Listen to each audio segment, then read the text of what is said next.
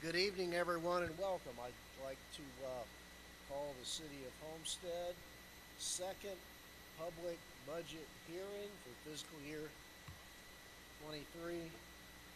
Today is Wednesday, September 20th, 2023. It is now 5:01 p.m. Roll call, Madam Clerk. Councilman Long, Councilman Fletcher, Here. Councilwoman Angela, Councilwoman Bailey, Vice Mayor Guzman, Mayor Lawson.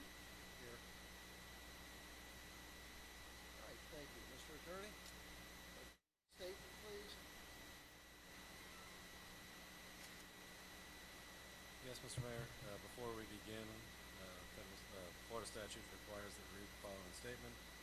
The City of Homestead's proposed operating millage rate is 6.0206 mils, which is 2% less than the previous year's millage rate of 6.1434 mils, and the proposed voted debt millage rate is 0.3075 mils. The rolled back millage rate is 5.4566 mils. The final operating millage rate of 6.0206 mils is 10.34% above the rolled back rate of 5.4566 mils. Thank you, sir. Before we go further, are there any deletions, additions, or deferrals, Mr. Manager? No, Mayor. All right. Please give us the staff report. Thank you, Mayor. Abbreviated stuff. I'll try. Staff recommends the mayor and council adopt the attached resolution providing that, one, a final operating millage rate of 6.0206 per $1,000 of assessed value of ad valorem taxation for real and personal property within the city of Homestead.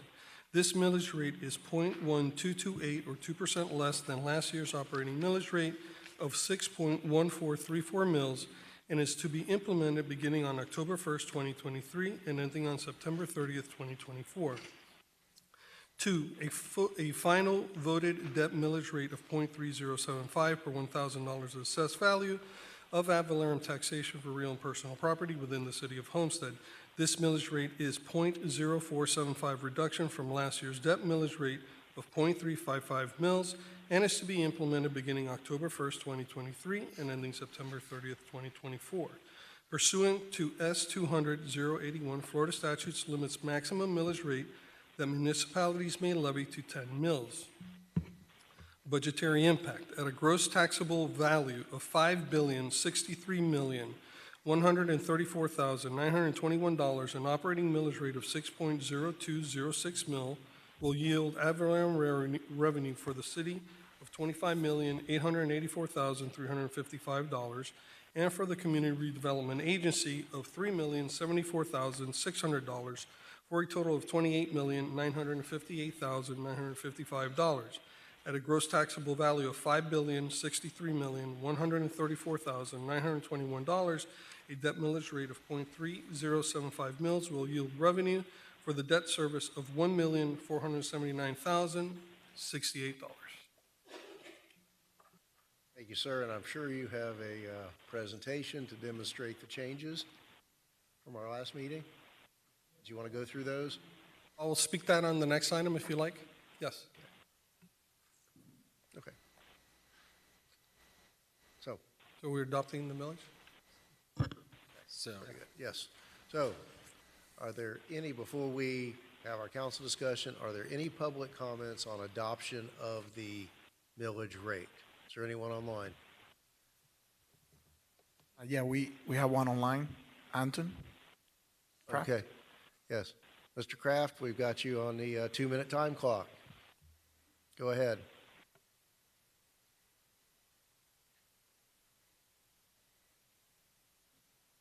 Two minutes. Can you guys hear me? We can, yes. Please proceed. Good. In regard to the reduction of the millage rate, I thought about it, and I would think something that I think be better, and it will send a stronger signal to the community. Instead of lowering the millage rates in order to score some cheap points in this coming election, I would suggest that the 7 council members offer to decrease their salaries with $1,000 because that would be $7,000 a month, and that would equal $84,000 a year, and that would roughly speaking be 2 city employees we could have for that amount of money. I will also suggest that we look into the lucrative health insurance that the council members have. Why can council members not pay for their own health insurance?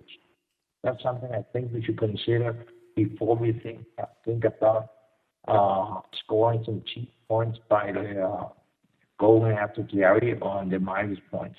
I don't think it's fair. I think it's fair that the council show that they are willing to do something on their end, not just always going after staff. Thank you. Thank you, Mr. Kraft. I didn't understand most of what he said. I couldn't either, and I know we've got some better audio equipment, and He thinks people should reduce their salaries and put that towards the budget. that was my takeaway. Yeah. All right, thank you, Mr. Kraft. Is there anyone else online? All right, Ms. Sorrentino, come on down.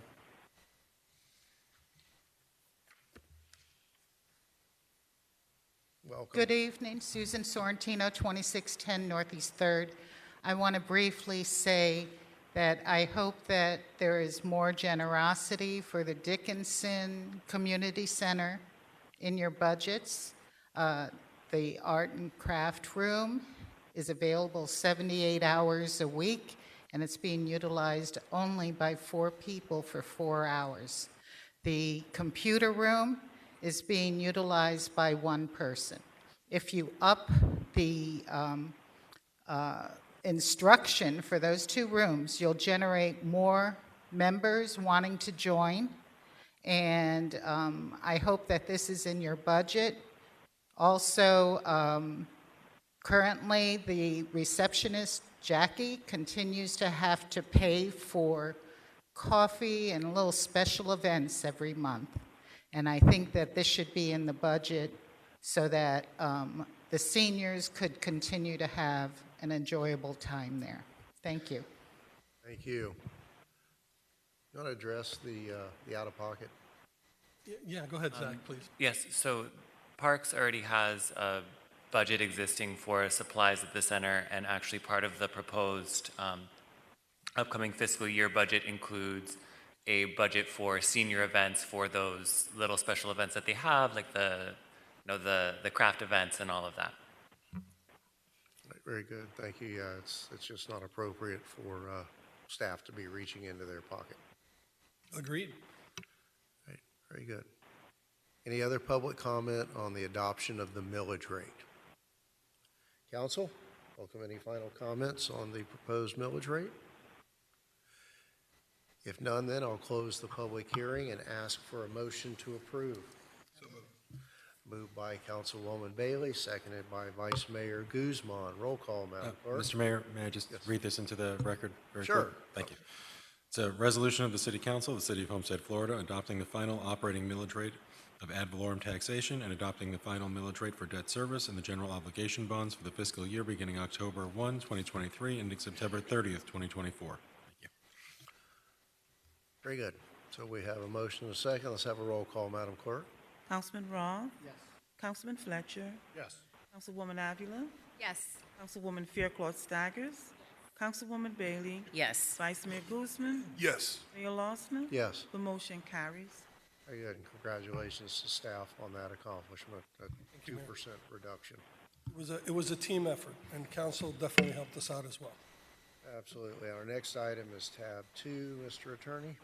Yes, Mr. Mayor, tab 2 is second reading of an ordinance of the City of Homestead, Florida, adopting the budget for each of the several funds and departments of the city for the fiscal year beginning October 1, 2023, and ending September 30th, 2024, approving the capital improvement plan, providing for a repealer, severability, and an effective date. Thank you, Mr. Manager. Thank you, Mayor. Staff recommends that mayor and council adopt the proposed budget for several funds and departments of the city of Homestead for fiscal year beginning October 1st, 2023, and ending on September 30th, 2024. The total fiscal year 2024 proposed budget is $265,598,682 in revenues and expenses. This item was approved on first reading at the special call on Tuesday, September 5th, 2023. For the second reading, this item has been updated to incorporate the 2% millage reduction as well as various other recommended changes as directed by mayor and council at the first reading. And now for the presentation. Do you really want the Well, no, presentation? what the high points as to what the changed items were. I think you had some slides on that. Danielle, could you put up the 3 slides, please?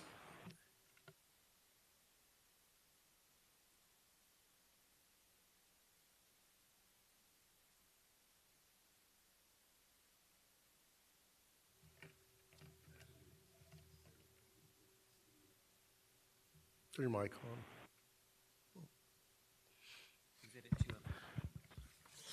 Just go to page 5. Go to page 5.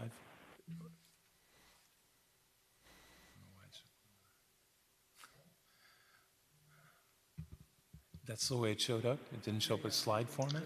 These next 2 slides are intended to reflect the changes to the general fund budget as a result of council requested changes discussed at the first budget hearing. These include further reduction to the millage rate, reduction to expenditures to balance the budget for the reduced revenues, consideration of adding the crime analyst position requested by the police department, and amending the Easter concert event to include a one-time donation for non-for-profit organizations. As a result of the additional 1% reduction to the millage rate, the general fund's revenues are reduced by $263,627. So the city reduced the following expenditures to match the loss in revenues. $150,000 reduction for the demolition of the old City Hall site. $75,000 reduction to the Eats and Beats events from 9 to 4 events. $38,627 reduction to the contingency to cover the difference. On a smaller note, the CRA's cost allocation to the general fund was reduced by $1,902 as a result of the reduced TIF funds.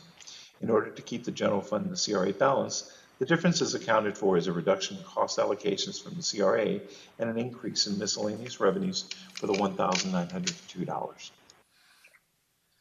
For the funding of the crime analyst, council requested decreases to the Veterans Day and Easter concert events. Additionally, the police department advised that they would defer the start date of the training coordinator position as well as the 3 patrol officers. Except for approximately $41,600, the cost savings in total compensation for these deferred starts all but covers the funding for the crime analyst. So the Veterans Day concert was reduced by $50,000 and the Easter concert was reduced by $15,000, allowing us to cover the approximate $41,600 for the crime analyst and allowing us to return approximately $23,400 to the general fund contingency. Finally, a request was made to amend the Easter concert event so that $10,000 could be set aside as part of the event, but specifically earmarked as a one-time donation to non-for-profit organizations. The net result is that the general fund's total budget was reduced from $69,381,607 to $69,117,980, with revisions to the general administration and the police departments as shown in the slide and reflected in the exhibit to the budget ordinance. Thank you. All right, let's move to public comments, and then we'll move to council and staff. Is there anyone online? Okay, is there anyone in the audience wishing to further speak as to any specific item found in the budget? Okay, so I'll close the public hearing on the issue of the adoption of the actual budget and the various funds and turn it over to council for final comments and questions. We're good? Yes, Councilwoman? Thank you, Mayor. I want to thank staff for being able to incorporate the various requests that we had. I'm very happy to see that crime investigation analyst in the budget for our police department. I think it will serve the department and the city very well. I wanted to also ask that a presentation on this position and its overall capacities and abilities to help the department be held in the foreseeable future. I think it'll be very interesting for us to all see how it impacts us. And I want to thank just my colleagues for being able to support a budget that prioritizes not only our police, but our parks, and as well as our development services department in promoting economic development. Thank you very much for that. And I look forward to our Veterans Day concert in the park, as well as our Easter concert in the park, and our Juneteenth event, as well as our continuing MLK breakfast and our art walk and the various other cultural events that we have. I think that it is part of what makes Homestead great and brings a lot of positive attention to our community. So thank you for that. Thank you, Councilwoman. Any further? No further comments? Well, I will ask for a motion to approve the budget. All right. In deference to our senior member, I'll have her as the maker of the motion, was seconded by Councilwoman Avila. Roll call, Madam Clerk. Councilman Fletcher, Yes. Councilman Roth, Yes. Councilwoman Fairclough Staggers, Councilwoman Bailey, Yes. Councilwoman Avila, Vice Mayor Guzman, Yes. Mayor Losner. Yes. The motion carries. Thank you. Pretty significant and sends a good message to our community that we maintain and enhance the items that make a community great and continue to reduce the millage rate. That we didn't have to go digging for coins in the couch cushions this year. I agree, Mayor, and I just want to personally thank Council. We couldn't have gotten here without your help. All right. Thank you all. So is there anything further, Mr. Manager? No, Mayor. Anything further, Mr. Attorney?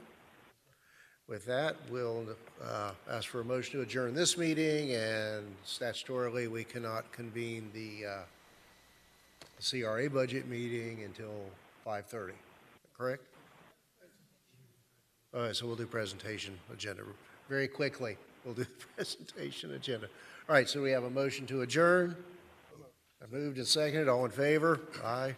All right, so let's roll right into the to the presentation agenda.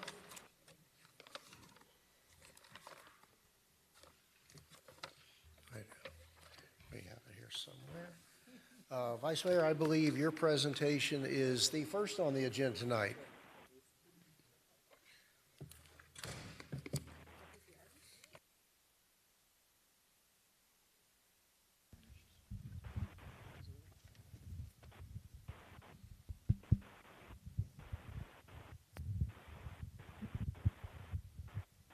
Thank you. Thank you, and good evening, everyone, residents of Homestead. It's great to be here with you tonight. Tonight, we get to recognize and celebrate a significant milestone the city of Homestead has embraced. This woman I'm about to talk about and recognize, she is going to be a beacon of light, not only for young women throughout the city of Homestead, but for all residents throughout the city of Homestead. And it's wonderful when you get to highlight and recognize women in particular doing extraordinary things in the city of Homestead. What we are recognizing tonight is the very first female chaplain for the Homestead Police Department.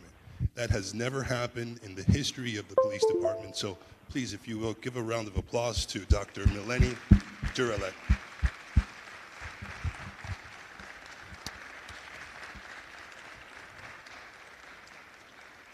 Melanie, thank you for your dedication to the city of Homestead. And I would like to just read a little bit of your bio so people can get a little bit more of an understanding of what you mean to this city. So, Dr. Melanie Duralek has dedicated over 20 years to the field of education. Currently an educator in Palmetto Bay, her journey spans over 21 years, transitioning through various roles from classroom teacher to a department chair, and eventually serving as school principal for 13 years. In tandem with her educational roles, Dr. Durlick has spiritually nurtured her community as pastor at the Homestead Church for the past 18 years. Her academic background is both rich and diverse. She holds a doctorate in education, a master's in public administration and in public affairs, and a bachelor's degree in sociology with a minor in criminal justice. Wow, did you ever have a chance to take a break while you were in school? Residing in the city of Homestead for nearly 2 decades, Dr. Durlick's roots run deep. She shares her life with her husband of 26 years, Jose Santiago, who's sitting proudly back there in the back, who is our chaplain, and their 2 adult daughters. Driven by a profound passion for teaching and unwavering commitment to serving the needs of others, she continues to inspire and uplift all of those around her. It is truly inspiring reading this, and it just goes to show that anyone that looks at you is going to say, wow, one day I might be able to achieve what you have achieved. And those are the type of role models that Homestead wants, and we are so proud to have you as part of our city.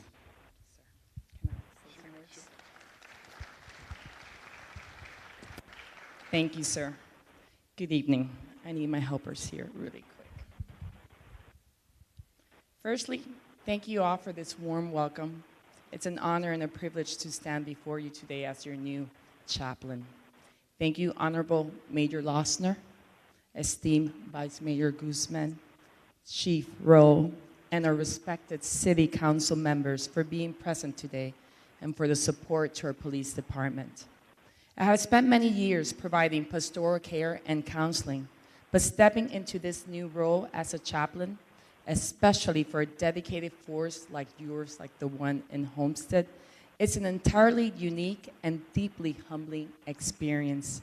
I'm honored to serve under the outstanding leadership of Chief Rowe and his team. Chief Rowe's dedication, integrity, and commitment to fostering a community-driven approach has been instrumental in shaping the Homestead Police Department's success. Every day, each member of the department puts on their uniform and sets out to serve and protect our community, often encountering situations that challenge not just their physical safety, but their emotional and spiritual well-being. In my role as a chaplain, I aim to be a supportive pillar for each of them, whether they're navigating through emotional toils of challenging cases, facing personal struggles, or simply just need someone to talk to. I am here. I'm just a phone call away. No issue is too big. No issue is too small. I seek to offer a safe space where we could find solace, guidance, and understanding for all. Moreover, while my principal duty is to save these brave men and women of this department, I'm also here to support a wider Homestead community. The journey ahead is one that we all share. Together, we will face challenges, celebrate victories, and navigate the complexities of life. Together, we can assure that the Homestead Police Department remains not just a force of law and order, but also a community of resilience, compassion, and unity. Thank you all for entrusting me with this role. I look forward to serving each and every one of you. Thank you. Thank you. If your family would please come up and take a picture with you as well, that would be great.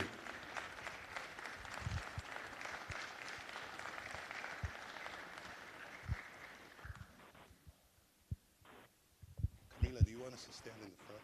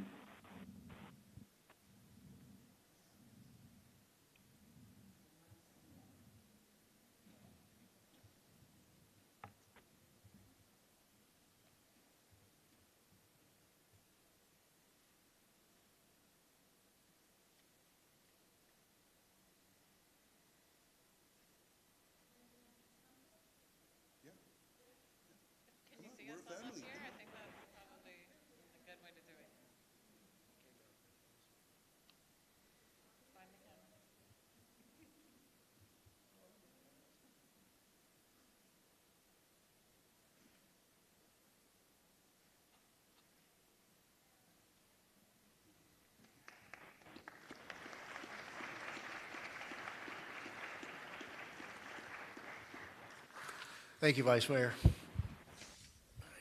Councilman Roth, are you next? No, I'm sorry, Councilwoman Bailey.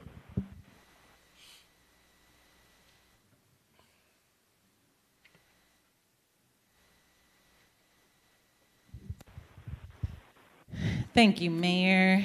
Good evening again, everyone. So, October is National Adopt a Shelter Dog Month. So this Artist in the Spotlight called for artists who enjoy painting or drawing animals. We have a big issue here with abandoned animals and pet overpopulation. Failure to spay and neuter our pets is resulting in litters with no homes that are often left for dead or abused. So the goal of this Artist in the Spotlight is to not only highlight the amazing artists that you are about to meet, but to also help shed light and raise some funds for the local organizations that are helping to take care of our furry little friends. So, amazing artists, if you will please come join me with your work.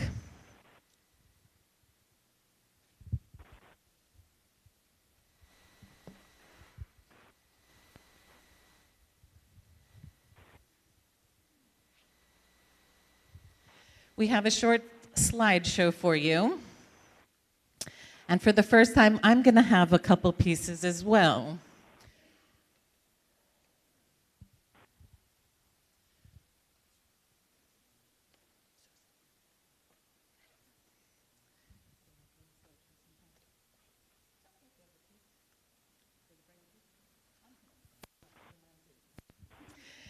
So, let's hear, oh. If you don't mind, you can.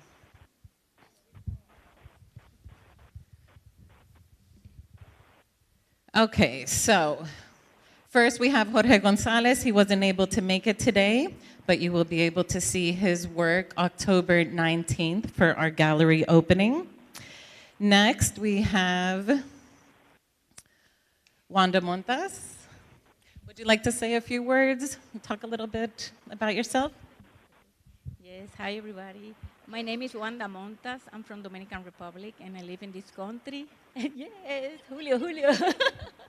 And I live in this country 33 years ago, which is more my country. And I just been painting since childhood. And I still remember the smell of the crayon. And I think I feel since a little girl. And then I continued my teen years to study in art school in Dominican Republic with Candido Vidal, Guillo Perez, the famous artist. And then I continued with the pandemic, which wake up again my art. And I almost died for COVID. I'm survival. And I say it's now or never. So it's what pushed me more to do art. And my quote, artist quote is, the innate artist is the one who appreciates beauty where others do not see. So please, let's help the animals because I'm one of the rescue animals everywhere when I found, and I feed 3 cats outside my door. Thank you so much. Thank you for inviting me. Thank you. Next, we have Claudia Marcela.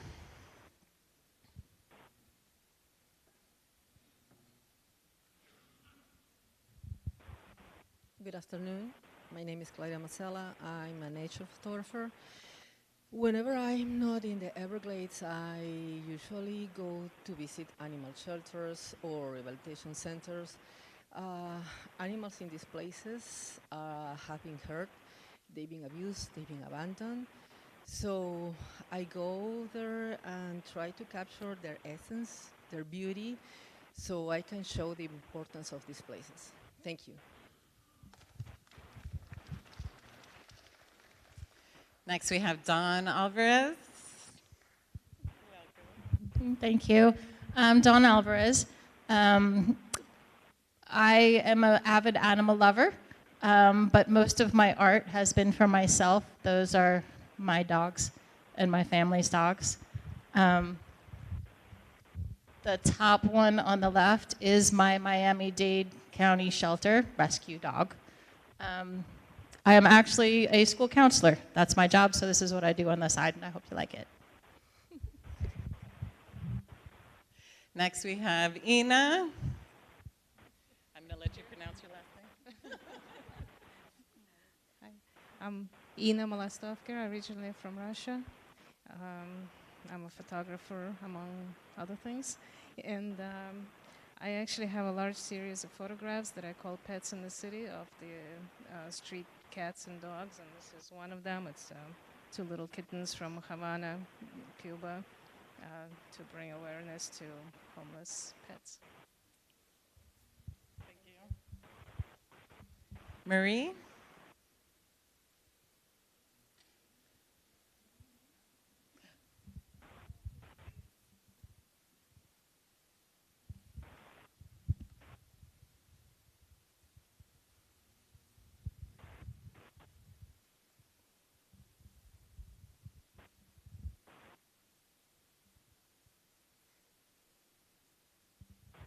Welcome, Marie.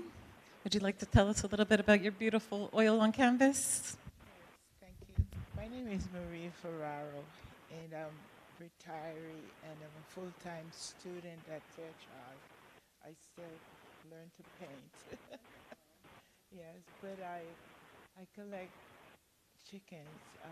That's why you see my chicken there. But I happen to find some dogs because I paint all the time. I have a dog and a cat painting.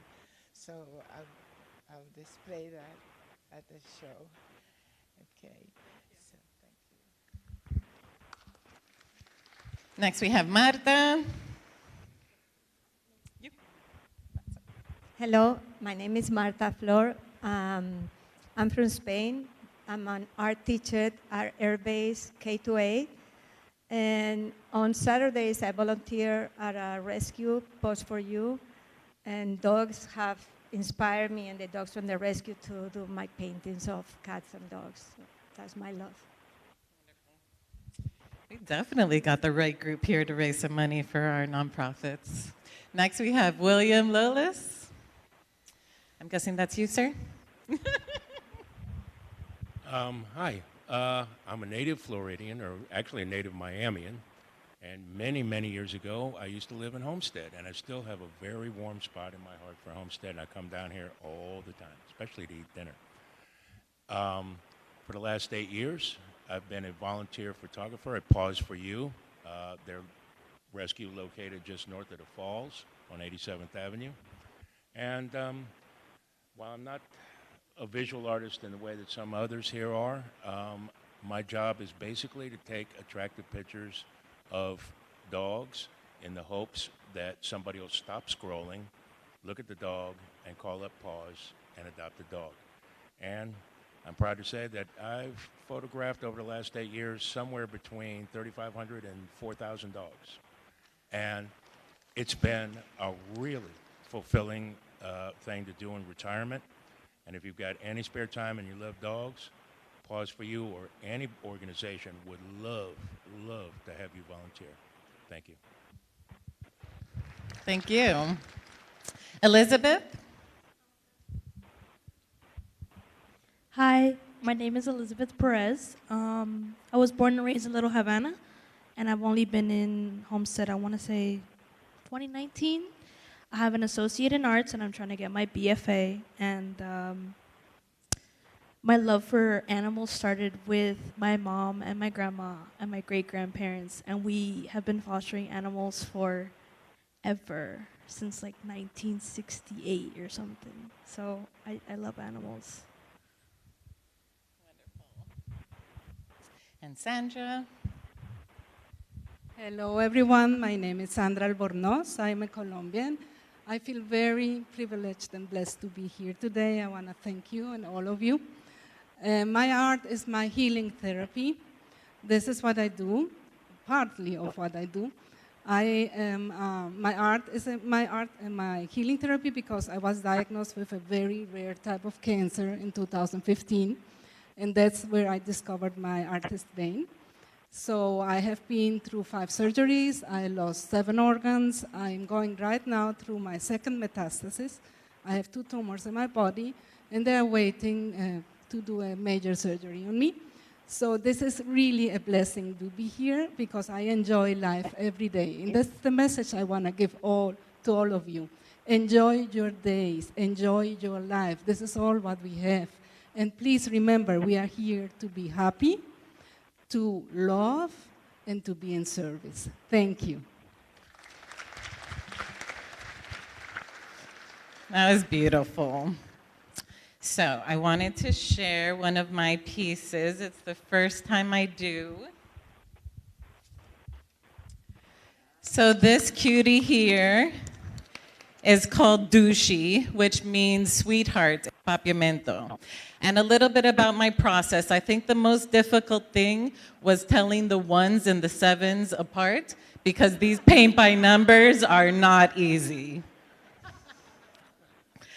But all joking aside, we hope that you join us October 19th at the Seminole Theater, 6 p.m., and please have your pets spayed or neutered. Thank you all so very much.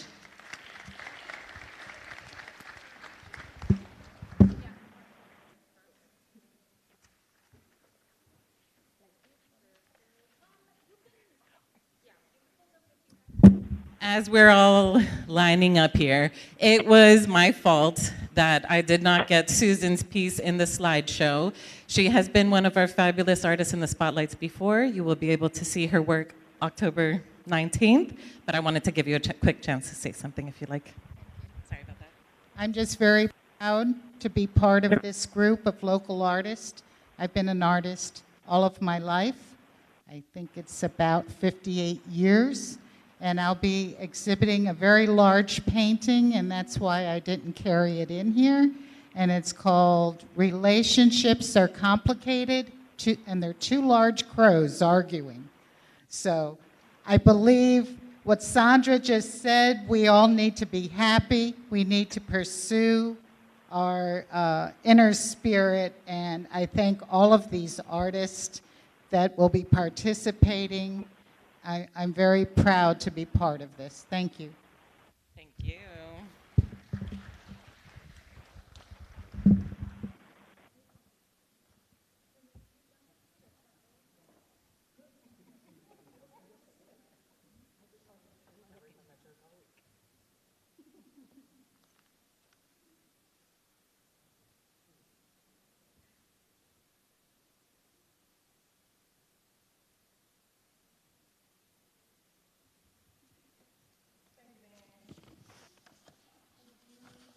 Thank you all.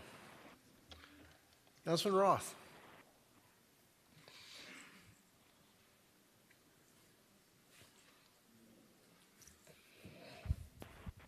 Thank you, Mayor. Beautiful pieces of art, right? It's amazing how much talent we have here in the city of Homestead. And the next group is also very talented. Nelson, come on up for a minute. And we'll bring the rest of your group up here in a minute. But Nelson runs the AYSO Soccer League, Region 805, for the city of Homestead and South Dade. And he came to us last year with a goal in mind, and all of us up here also contributed to this goal. They did fundraisers, they did car washes, they came here and pleaded for funds and support.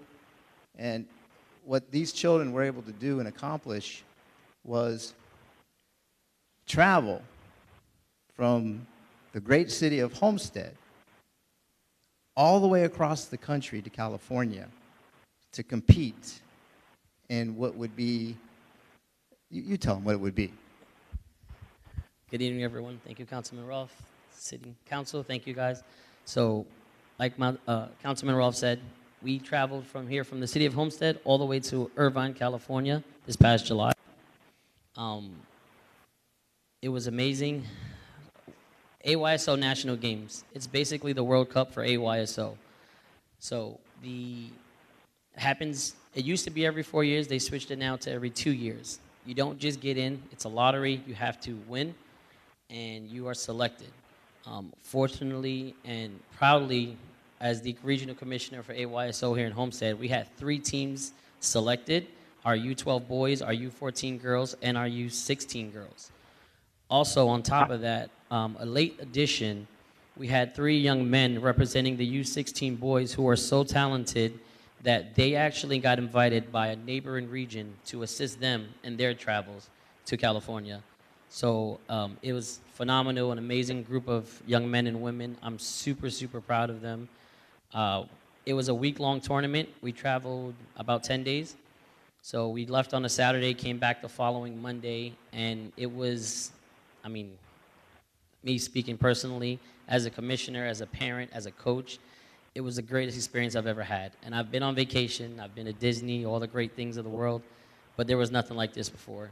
So, you know, on behalf of myself, the region, and our entire AYSO family, I want to start by thanking City Council because they have been nothing but supportive of the entire mission.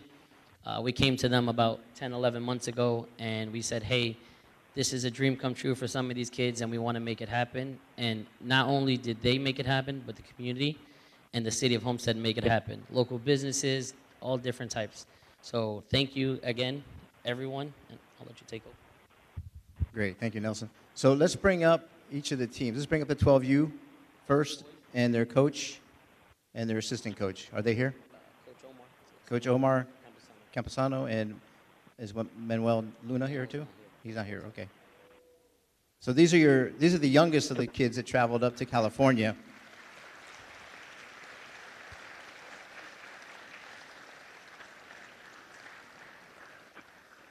And we have certificates of recognition for each of them. We're not going to take the time to do all that right this second. The coaches will distribute those later. But these kids here, how did they finish? How did we place out there in California? We placed second in our group. We didn't make it to the final, but we placed second in our group. Listen, your first time out, that's congratulations. You know, you went out there, you represented Homestead. I know these are the uniforms you guys wore out there, right? So you represented Homestead very well, and we appreciate that. And these kids have a lot to look forward to in the future as far as their skills developing and maybe competing out there in two years again from now. And if you need help, you come see us again, obviously for that. And then I think we have a plaque for each of the coaches, right? You got yours? Okay, good. All right, so let's get some pictures. You guys want to come down and get pictures with these? Mayor? Let's go out in front of the podium here. Come out in front here.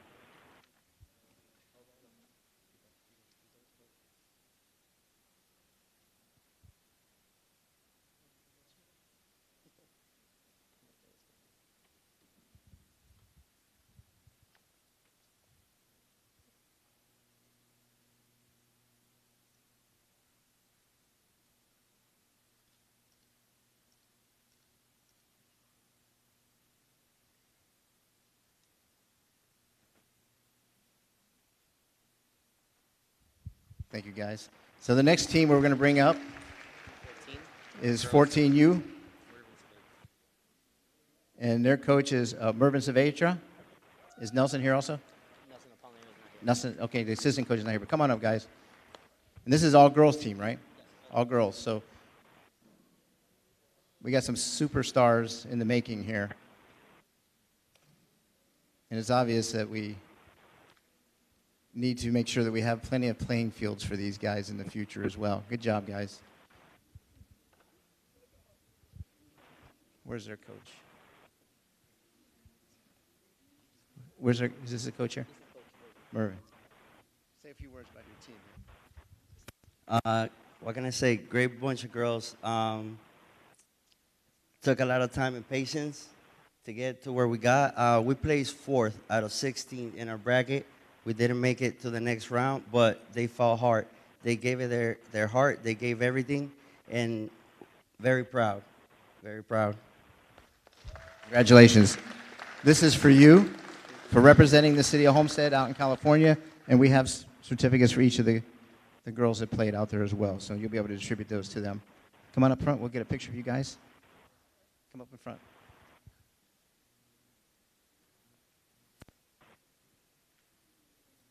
Can I sit on your shoulders? I'm all right. I'm good. Let me pull from that here.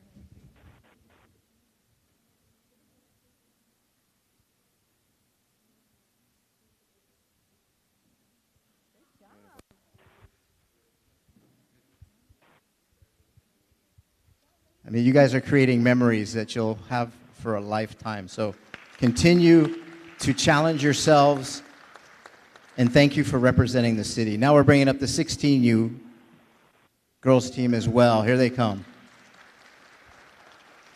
And their coach is Nelson Dukas.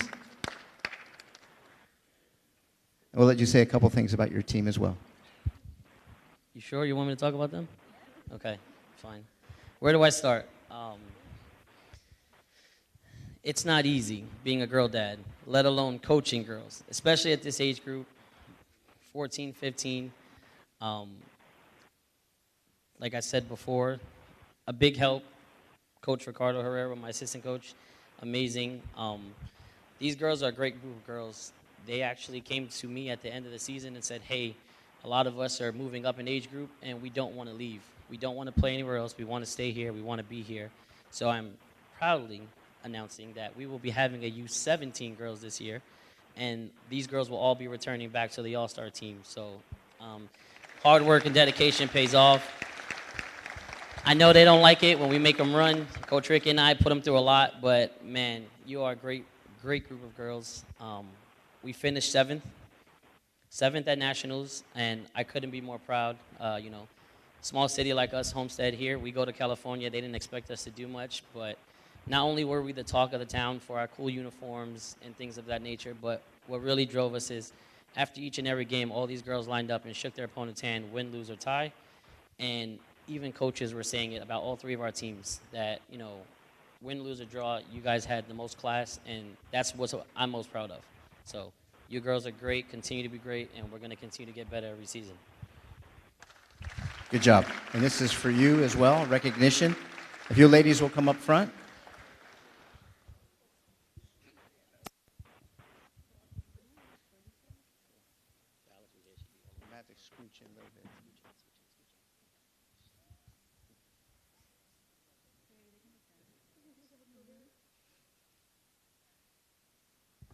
All right, thank you guys. Nelson, you got a little, are they showing it already, right? Hold on one second. Really quick, before we start the presentation, I just wanted to bring up, I spoke with two of the three young men who were able to go to California and help out one of our neighboring regions. So Anthony Hill and Sergio Entrana, if you can join us, please, really quick.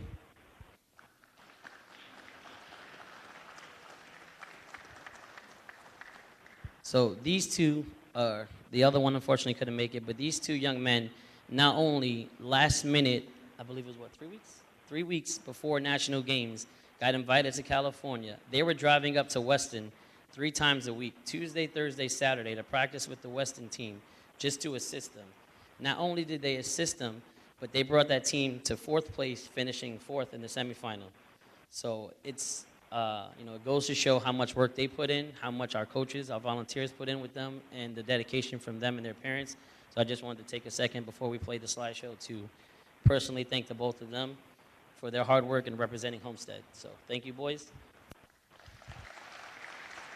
Do you have a narration for this, or does it have audio to it? Is there a narration to this, or is there audio? Okay.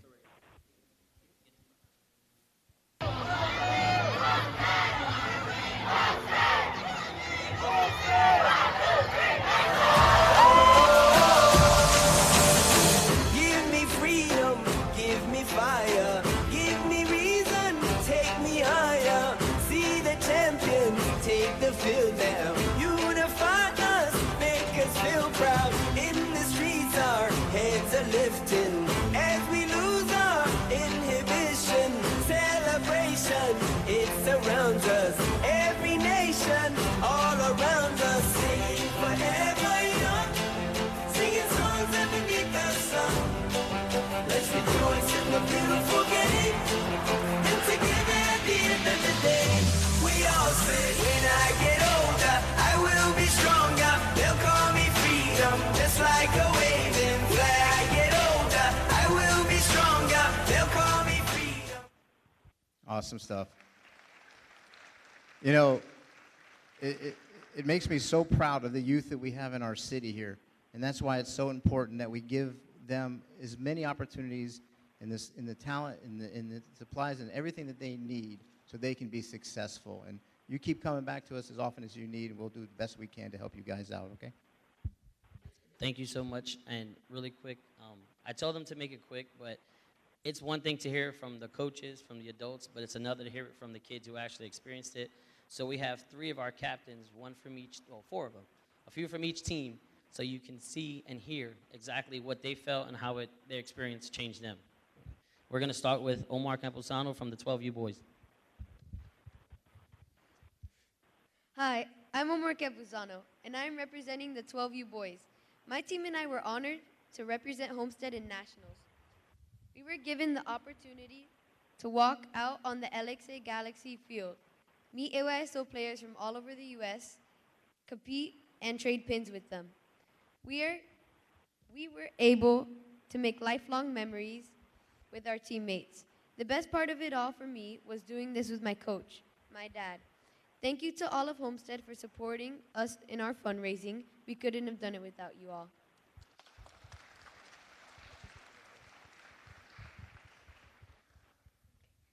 Good evening. My name is Deliza.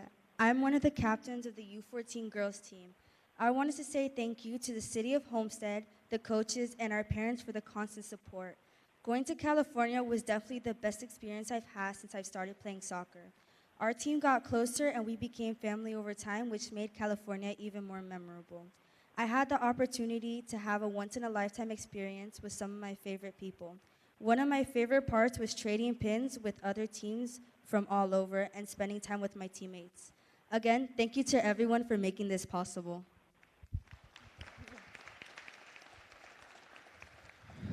I'm Catherine, and I'm one of the captains of the U14 girls. Going to California was the best moment any soccer player can experience. It was like a dream come true. We spent a lot of time team bonding and went to a huge stadium to represent Homestead. We had so much fun. We got to meet new people from all over, like Hawaii and Las Vegas. And I loved being able to play with this team, and we had a real connection and learned a lot while being in Cali. We gave it our all and did our best. Thank you to everyone and the parents who believed in us, and thank you for the opportunity.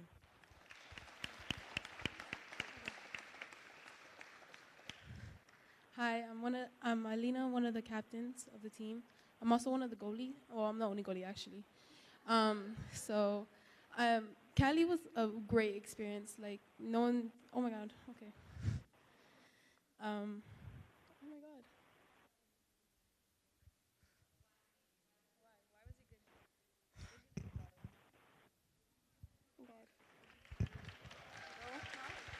Why was it good? Oh God. Wait, okay. Wait, okay, I actually got it. Okay. So, Cali was I already said that, but, oh my God, I feel like I'm talking to myself. Oh, I got you, okay. Oh my God, I messed up already. Cali was oh my God. I don't know what to say, but it was a great experience, like I just said, but everything that we went through at like 10 months of practice and going to games, scrimmages, all that was a great experience. Like, I feel like we're never gonna do that ever again. Really hope I do though, because oh my God, that was so fun having a whole team to call friends, family, sisters.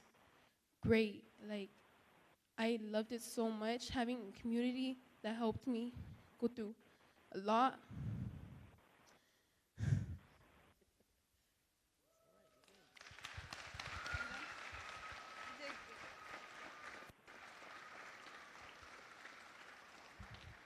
I just want to say she's the captain of my U16 girls, and she is the most trouble here.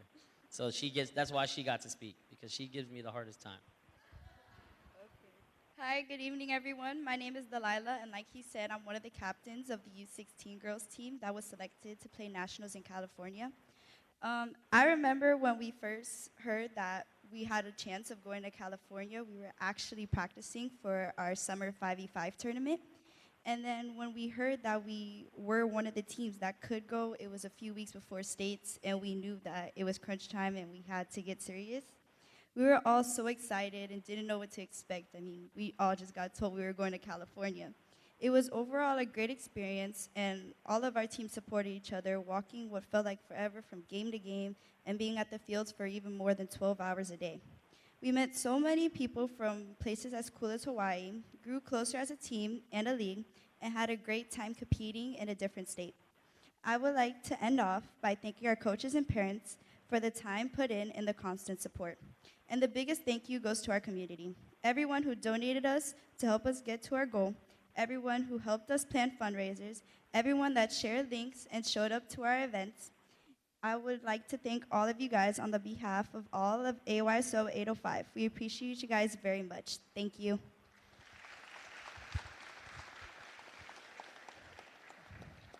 As you can see, we had such a great time.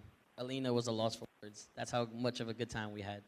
But no, seriously, thank you so much. Like I said, from the bottom of my heart, I wasn't born here. I moved here after high school, but this is home.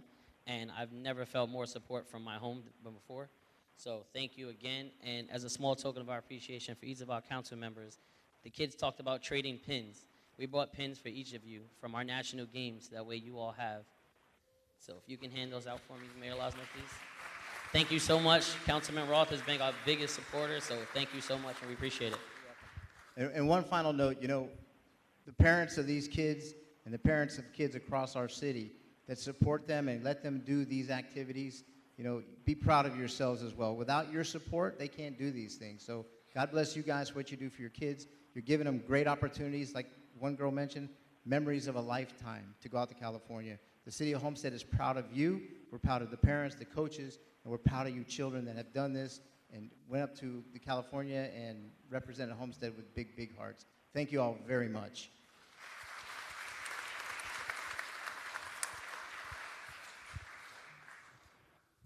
And next we have Captain Randy Owens from the Homestead Police Department to do our Officer of the Month presentation. Thank you, Councilman Roth. Good evening, everyone. Once again, as always, thank you for the platform to publicly recognize one of our officers of the month, as we do every month. Come on up, Chief, Command Staff, if you wouldn't mind, please. The Officer of the Month for August 2023 is going to be Officer Christopher Cosio. Come on down, please.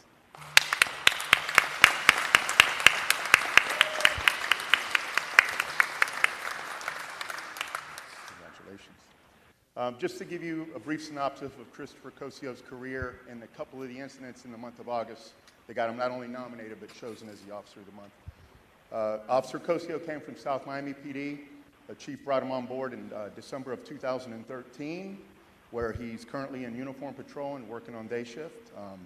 In the month of August, he had a great month, but a couple of the incidents that stood out were on August 15th, he actually responded to a stolen FedEx truck, believe it or not. I guess the guy was fed up. But he stole the truck out of the Waterstone Pollo Tropical parking lot, and immediately the units converged on the area. Ebola was given. Officer Cosio, was heads up, located the vehicle on 157th Avenue and 296th Street. Rather than jump the gun and try to pull the car over, based on his experience, he waited for additional units to get into the area. They conducted a felony stop and were able to arrest the driver. Great job on that. Six days later, one of the hardest calls any law enforcement officer can have is calls involving children. Officer Cosio had to respond to a 10-month-old child, I'm getting a little 10-month-old child not breathing. Yeah, that's tough. Upon arrival, being a father to him himself, he arrived to a frantic mother, crying uncontrollably. He immediately, without hesitation, took the child, cleared the airway, flipped the child over, slapped her back, cleared the airway, and got the child breathing again. So, great job. Miami-Dade Fire responded and checked the child out. I believe they transported for preliminary, just to check the child up. The child ended up being fine health-wise, and if it wasn't for his quick actions, the child probably wouldn't be here today. So, with that being said, congratulations.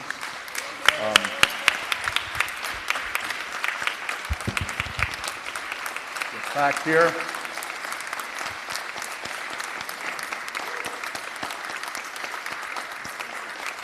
Thank you.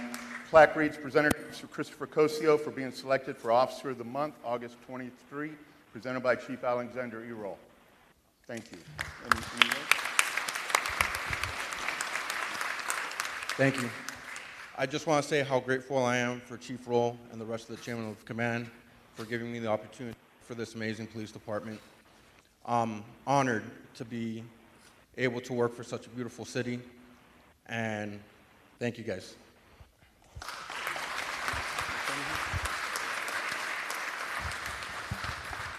You know, every time I have to talk about these officers, you know, I just think about the way they got here. And he's going to have to thank his wife, because she was the reason why you're here today. Many times I walked around and I would see her with him, and she would always tell me that her husband wanted to come to Homestead.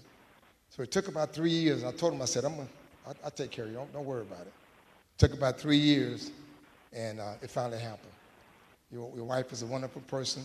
She, at the time, she was assistant principal, and today she's the principal of Somerset. So again, you know, don't forget it. Without her, you wouldn't be here. But congratulations, thank you. You know, we always try to get the best of the best. And for him leaving South Miami Police Department and coming to Homestead, you know, this guy really wanted to be here. And, you know, we made it happen. So congratulations, and thank you for everything you do for us. All right?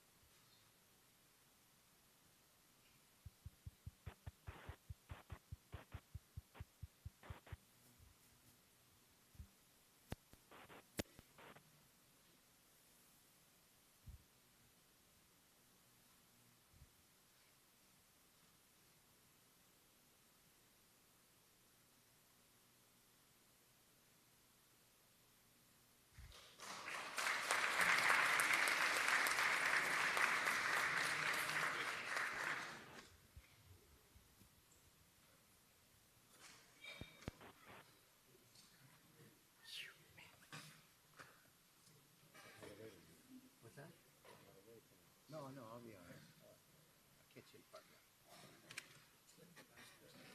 Yes. That'll be great. It's CRA, right? Saving lives. Following the presentation.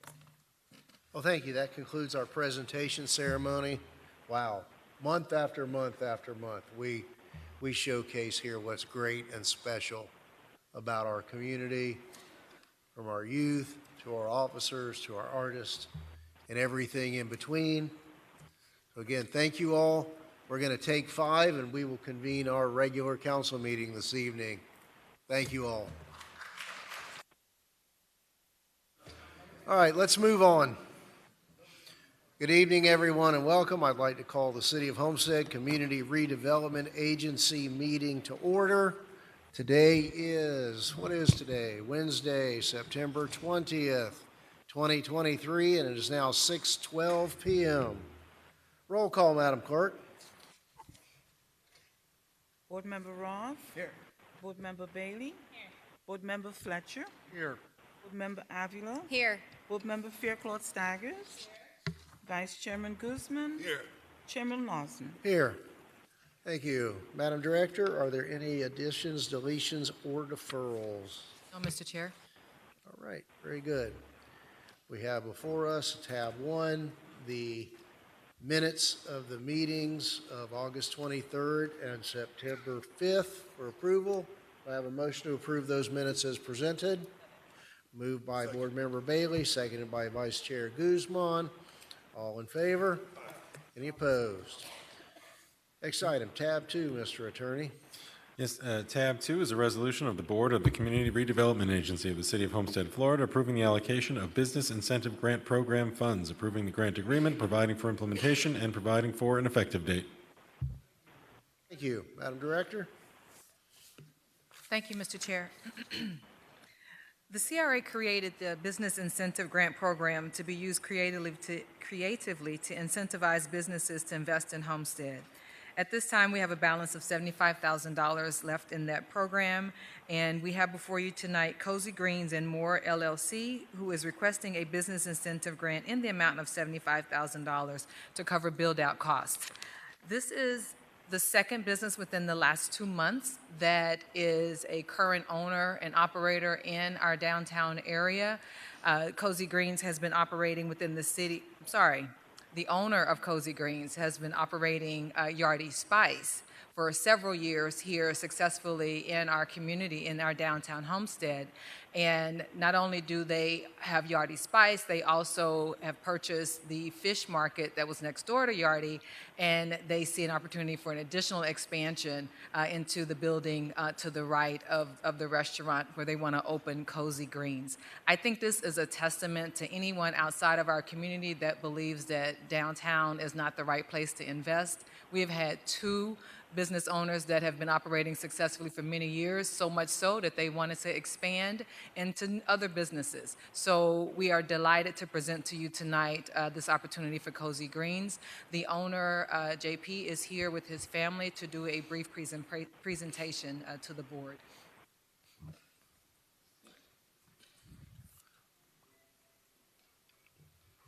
Welcome.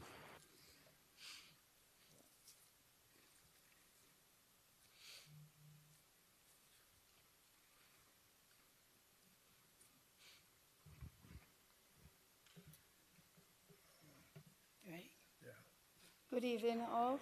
Good evening. I'm Rochelle, and this is JP, my husband. We have been in Homestead for a total of 47 years between the 2 of us. We have 2 beautiful daughters, Catherine and Chelsea. They're in the audience. Background. And Chelsea is, Catherine is member of Police Explorer, Homestead Police Explorer as well. We both earned a bachelor and master's degrees in hospitality management, and we have been in this type of business for over 4 decades, and so we kind of know what we are doing. My wife and I opened Yardie Spice about 10 years ago. We have offered home-style cooked food for 10 years, including 13 vegan options. These days, a lot of people are switching their diet into healthy type of eating. And over 10 years, we have developed in Yardie Spice about 13 different type of vegan options, which a lot of people are coming into for just that. And they're asking us for more. They are asking us for more options. And when we bought the business next door, which used to be Felix Cafe, and we decided to serve our community a lot better in regards to healthier options. And my wife and I decided to do Cozy Greens. And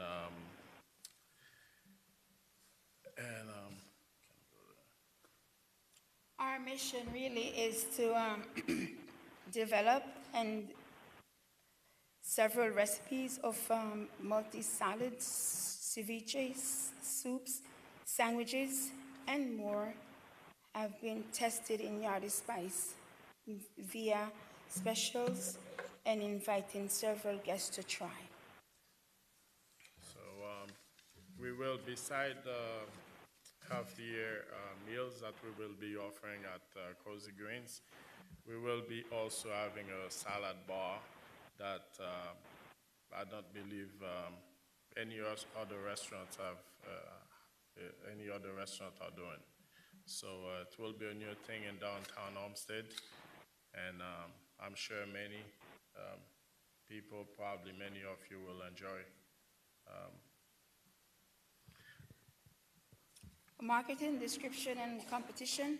According to statistics, customer insights on February 24th, 2023 by Catherine, around half of Americans are healthy eaters. Below is percentage of different generations. So we'll show you. Generation X is 44%, millenniums is 51%, Generation X is 51%, and baby boomers 58%.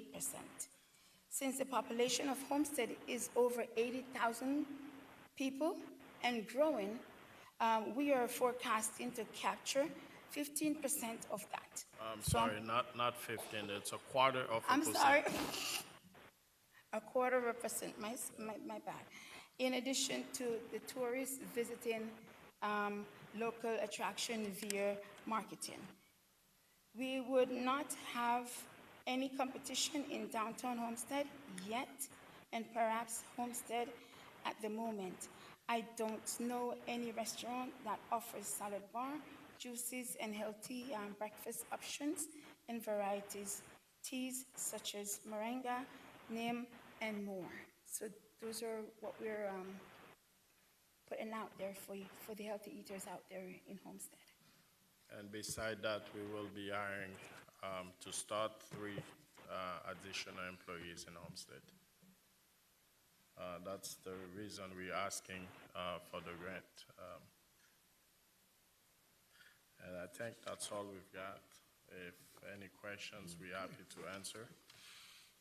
Well, let me start by saying your current operations and this proposed expansion, I believe, embodies what I believe is the shared vision of this council for downtown, a place where mom and pops can thrive and expand with unique, non-chain offerings. And it's encouraging to me that without a lot of other activity downtown, you are ready to take that plunge, and we're going to do everything we can in the coming years to ensure that there's something going downtown all the time in terms of entertainment and events and everything under the sun. So I'm excited about this. I want to thank you and applaud you, and I'm with you all the way on this one. Thank you. Thank you. Thank you, Mr. Mayor. Any questions, comments? Yes, Councilwoman. Yeah, Board Member Thank you, Bailey. Mayor. I just wanted to say thank you for bringing such deliciousness to Homestead. When you were going through your percentages, I thought you were going to say, and Jennifer Bailey is responsible for about 10%. Because for 10 years, I have loved your restaurant, and I just thank you for investing in the fish market next door and just thinking of the healthier versions too. So I hope that that takes, that starts off something, because a lot of us are struggling and wanting to do something quick and fast, and it's not always the healthiest option.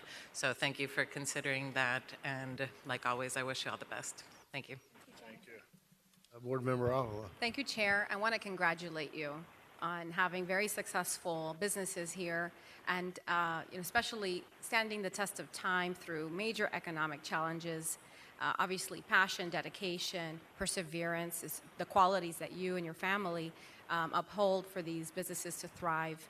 And you've been able to succeed and thrive through pandemics and presidents, right? So all these years that you have been able to showcase your business, I appreciate that. Thank you for continuing to do business in Homestead and to keep your focus in our downtown and not going elsewhere. So we appreciate it, and I'm happy to support this item tonight. Thank you very much, and thank you for City of Homestead as well. During the pandemic, you have helped us and other businesses in downtown. I'm assuming the entire Homestead, and it's not only me, it's you as well. Thank you. Thank you. Thank you. Mr. Vice Chair. Yes, thank you, JP. The food that you have over at Yardy Spice, it's authentic, it's fresh, it's always very, very tasty, and I enjoy eating at your restaurant all the times that I go there.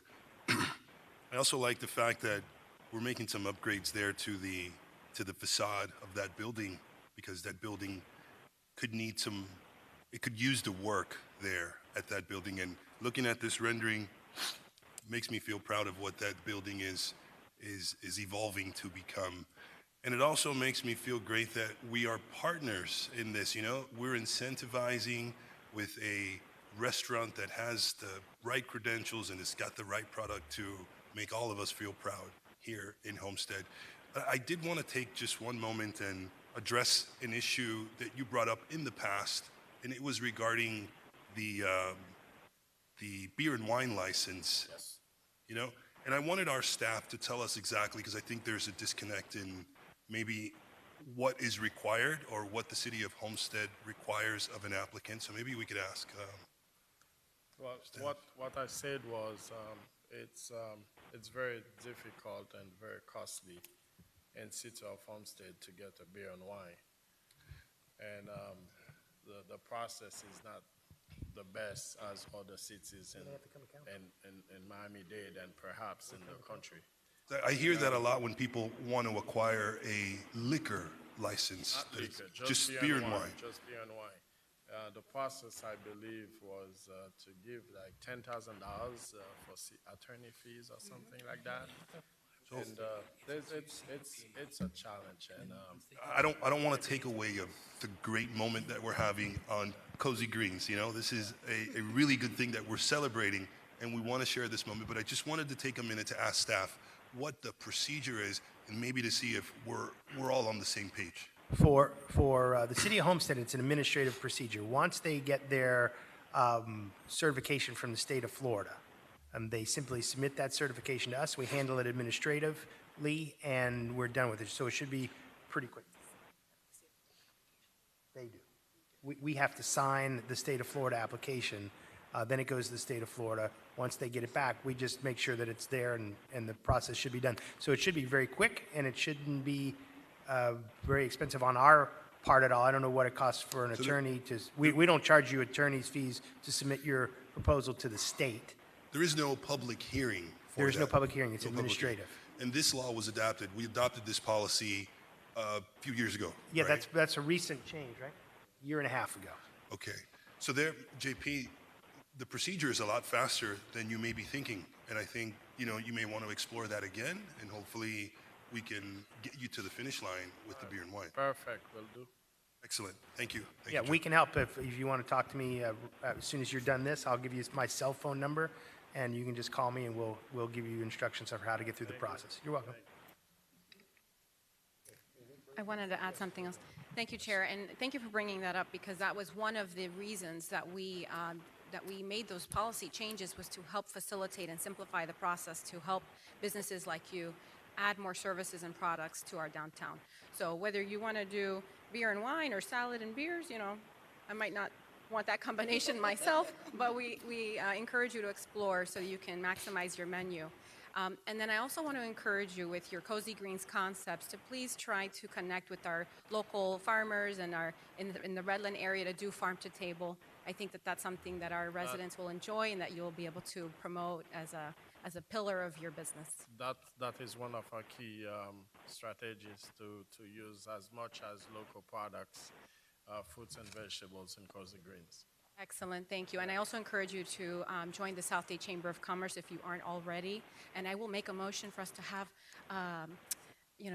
oxtail every council meeting, okay? So we'll have a second. Thank you. Thank you. I just want to add one thing real quick. As long as I'm glad to see you're preserving the arched windows, kind of a different facade there. I think that's probably 100 years old, maybe. That it's always been there. I remember as a kid that was something different that you didn't really see in South Florida, and I was always intrigued by that. And your little history factoid of the day, where you see the parking lot here in the rendering, that's the site where my great-grandparents opened their first store in Homestead in 1923, right there in those buildings. There were 2 storefronts there that went away in Hurricane Andrew, but this is right on point as to what we want to facilitate. So, yes, Council Board Member. Thank you. Thank you so much for investing in our community. Not only are you business owners, you're homeowners here in Homestead. So that takes that vestedness to another level.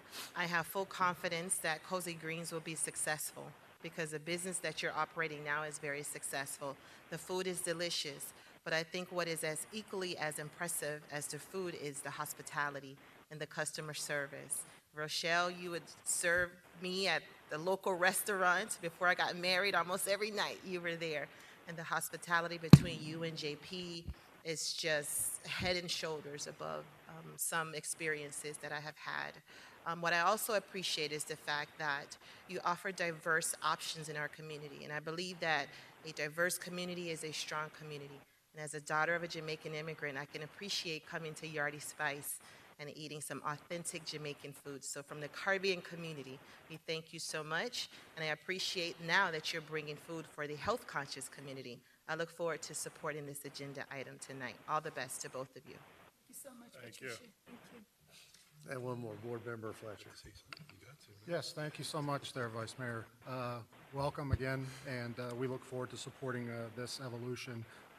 I see this as an additional start to the redevelopment of downtown.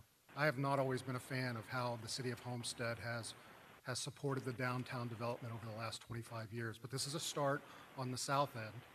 We've got a start on the north end with the old Mario's restaurant. I think this can all tie in, and we'll see a tremendous growth potential here in downtown Homestead.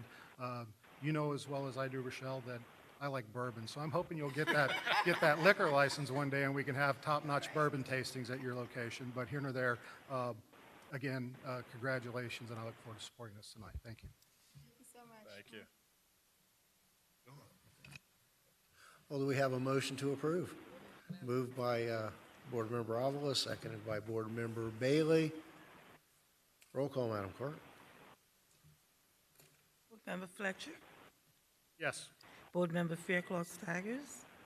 Board Member Roth. Yes. Board Member Avila. Board Member Bailey. Vice Chairman Guzman. Yes. Chairman Losner. Yes. The motion carries. Good. Looking forward to it. Thank you very much. Thank you. Can't wait. All right. Tab 3, Mr. Attorney. Yes, Mr. Chair. Tab 3 is a resolution of the Board of the Community Redevelopment Agency of the City of Homestead, Florida, approving the allocation of residential improvement grant program funds, approving a grant agreement, providing for implementation, and providing for an effective date.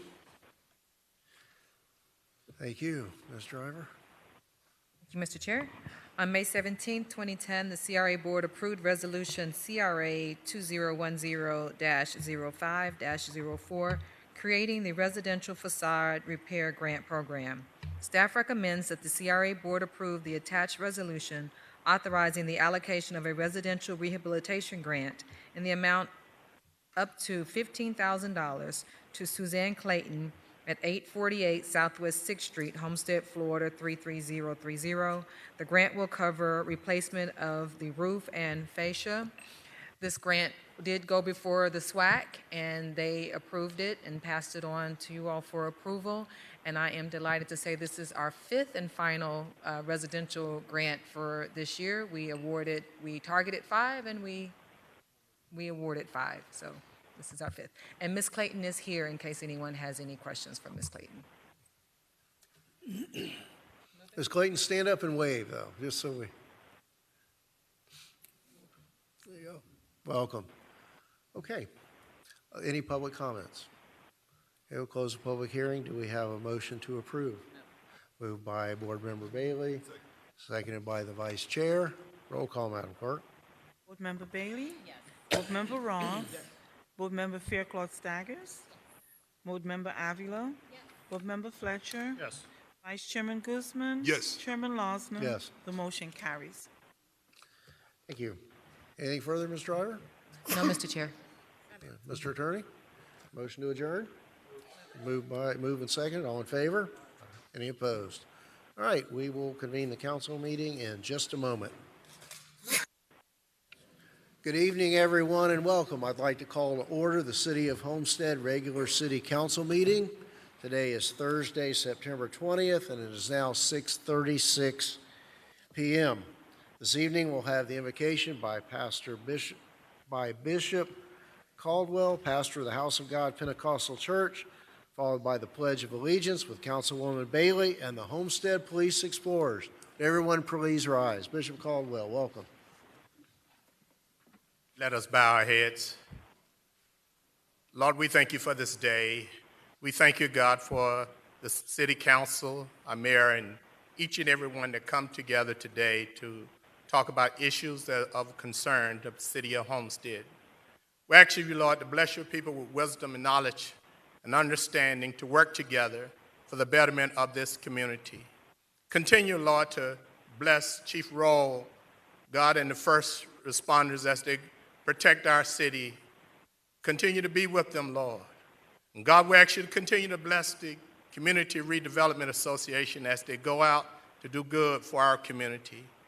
Bless your people, Lord. Have your way. Use them for your glory and for your honor. Amen.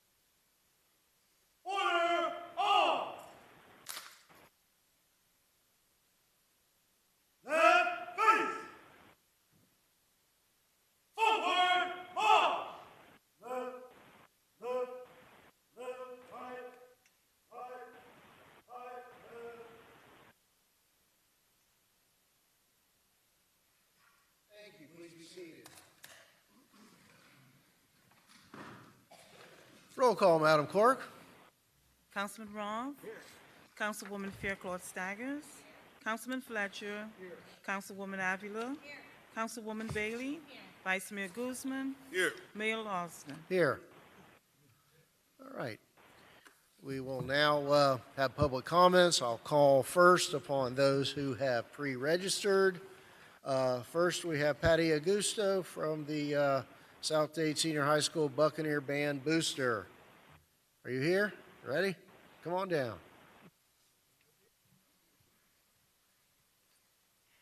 Good afternoon. My name is Patty Augusto. I represented to the Band Booster Buccaneers from South Dade Senior High, the band program. And today I coming with another amazing parent, Heather Molly, and I want to introduce her. She's part of the Band Booster too. Am I allowed to speak? Hi, I'm Heather Molling. I'm the treasurer of the South Dade Senior High Buccaneer Band Booster, and I thank you for letting us speak. Do you want to go ahead and start what we're asking for? No problem. Let's continue. Okay, so on October 14th from 11 a.m., sorry, not p.m., to 4 p.m., we are having a fundraiser at Harris Field. We've put in a sponsor, sorry. What did we put down? Fee. A fund, Fundraiser. you put down, a deposit. I'm so sorry. Yes, so we put down a deposit for that, and we were here to request that you guys waive that fee for us. We are a nonprofit organization. The Buccaneer Band, I know, has played for a lot of different functions in the city of Homestead. The jazz band has played at the Christmas festival. The band program is a wonderful program in our community. I know that South Dade Senior High is a little bit out of the city limits, but I assure you there are plenty of Homestead residents that attend there. There's about 3,200 students in the school. The marching band has about 65 students, and there's been a lot of support in the community for them. and for the different programs that are there as well. So we're doing that fundraiser. We're doing another fundraiser. Our big plan this year, we always take the kids somewhere fun to do a parade, and that's kind of part of what it is. Our big plan this year is to take them to Washington, D.C. for the 4th of July parade, which I think will be a great experience for these students that may not get to go to Washington, D.C., but also to be able to show them the process of government and how that works, and be able to support and make South Dade proud. So we respectfully ask that you guys would waive that fee for us, so that we could also add that towards the funds to our event. So. What is the amount of the fee? We're inquiring right now. Do you know how much the deposit was? I believe it was $500. All right, around $500. Yeah. It's up to council if you want to waive the fees. This is the first we're hearing about it right now. Mayor? So. Yes, I mean, Councilman. they came to me and asked, in reference to that, I don't think they're asking us to waive the deposit fee. I think they're asking us to waive the rental fee for Right, the the use fee. pavilion. Correct. You're correct, Right, Councilman. so, I'm sorry. I mean, they'll get their deposit back if they do everything right. So do we know how much the rental fee is? It's 340. $340? Okay, $340. We're inquiring right now. Pedro's looking up what the worries. reservation was for. No worries, okay. So we'll wait for that. Mr. Mayor, We'll wait for the number. Yes, Councilman. whatever that number is, I'd be happy to support that as a proud graduate of South Dade High School many, many moons ago. Not as long as the mayor, but many moons ago. I'm willing to support that. Thank you. I'm so old there was no Homestead High School. If that's a motion, I'll second it. No, he just said he's going to support, but I think as a city, we can go ahead and waive the fees as a body. Mayor, we'll email you all tomorrow. Yeah, we'll find those numbers and find some allocation for that, absolutely. Can you Any repeat objection? the date and the details of your event? Yeah, we need to know that. It's October 14th, Saturday, from 11 a.m. to 4 p.m. And we'll have vendors. One of the assistant principals is going to be in a dunk tank, so, send the kids out. But it'll be a fun holiday event for the community. You want to volunteer for the dunk tank? No, yes, and then we have the participation from the radio station. 107.5 is a Univision radio station. It's the #1 in Spanish media and the most popular in South Florida. And they are support the event for the 5 hours we stay over there. Good, all right, thank you. Good luck with it. Thank you all very much. Thank you. All right, our second registered speaker is David Goodwin. Mr. Goodwin, do you need a microphone? Let's give Mr. Goodwin a microphone rather than have him come to the podium, if we could do that.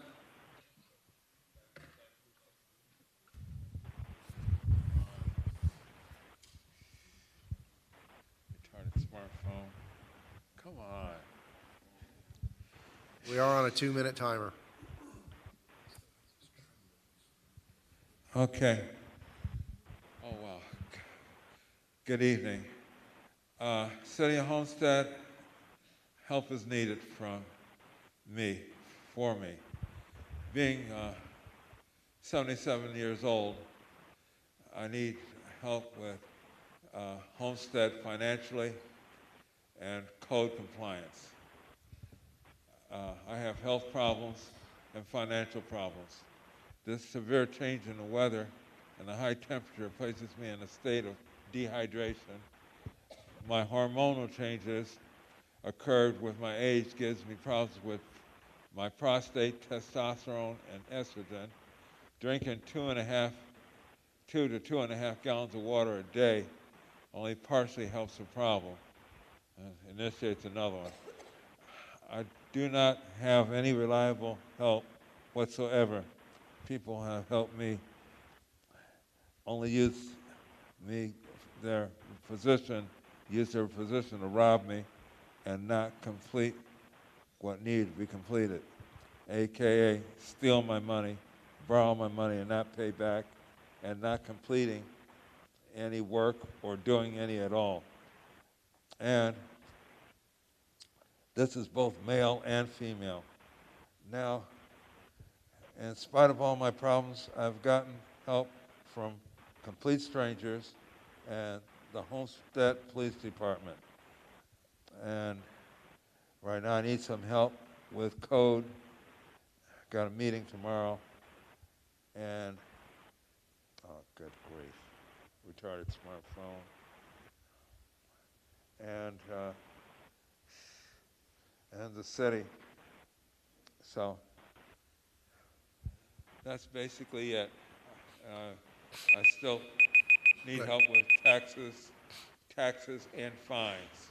So is the meeting tomorrow a formal hearing, or is it just an informal? I believe it's a special master, Mayor. Right, okay. And regarding, he's also asking for help with his property taxes, which is really nothing we can do there. We are trying to help him with his electric utility bills. Whenever it's possible, we use one of the agencies to help him offset the cost. And going further at this level, if it's ever appropriate, it's dependent upon whatever determination is made tomorrow through the special master process, correct? I'm sorry, Mayor, I didn't understand the question. Really, there's, dependent upon the outcome tomorrow, there's really nothing further for us to discuss in that regard, if it's ever appropriate for those matters to come here. You're correct. So, But like Mr. Gwynn mentioned, the police department is trying to help him. We are trying to help him as much as we can. very good, thank you. All right, so Mr. Goodwin, we'll see what happens tomorrow in your hearing. Yes, but I've made multiple messages. I don't know if you guys ever received them, but I wanted to have a discussion on specifically of what's going on, okay? And I mean, it's not a holistic public thing, you know, it just relates to me and dealing with what I'm trying to get done, okay? Very good. All right? Thank you. Right. Thank you, and you don't have to worry about this. All right, very good. Is there anyone else in the audience wishing to make a general public comment? Yes, sir. You want the microphone? Okay. Welcome back, Mr. Sullivan.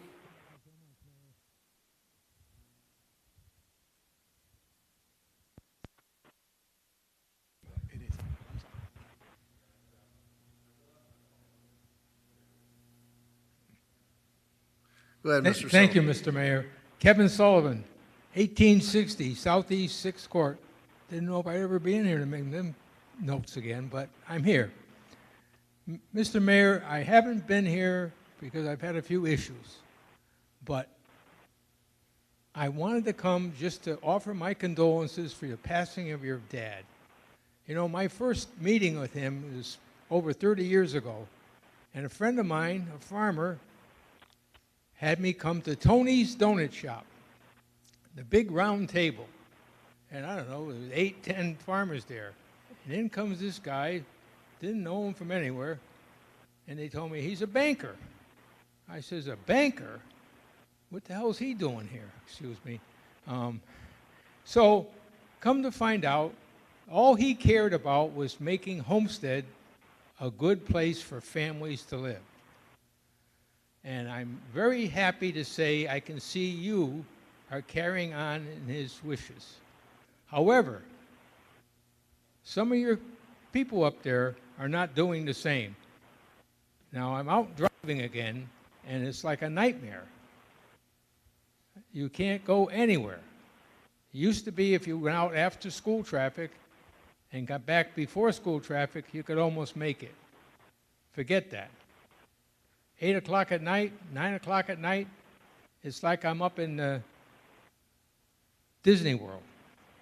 Anyway, going along at that thing, I'm very happy to be back here to see you all. I appreciate your greetings when you first spotted me, and I want to thank the chief who reached out and asked how I was doing. He's been a rock for this city for many, many years. And that's about all I got to say. So carry on the good work, Mayor. Thank you, Mr. Sullivan, and thank you for coming back and helping keeping us, the proverbially expression, keeping us honest.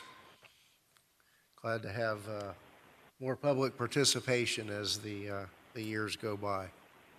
Anyone else? Is there anyone online? Yes, Susan, come on down. We're going to make you come forward. No special accommodations on the fine now, look. microphone. There. Thank you. Susan Sorrentino, 2610 Northeast 3rd. I just want to, I have a question. Last month, Mr. Good had said that there would be a presentation for Art in Public Places for the Chrome sculpture, I guess a short list, but I didn't see it on the agenda, so I was concerned. I know that the call to artists for the mega mural in the back of Seminole also went out, and for both of those major projects, the artists are still waiting to hear if they made a short list. So I know you have a lot of very important things to juggle to get everything done. I appreciate that, but I just don't want the Art in Public Places and Public Art Committee ball to be dropped. I think that we need to get it on the agenda so that all of you can make your decisions. Thank you. Nor do we want that ball to be dropped. So, in 2 minutes or less, Mr. Good, you Oh, update I us. get the clock too. That's exciting. So in order to accommodate artist schedules, the Chrome piece will be on the October cow. So that's coming up in just a couple weeks. Yay, thank you. Good, thank you, sir. All right. Any further public comment? Going once, going twice. Come on, one more.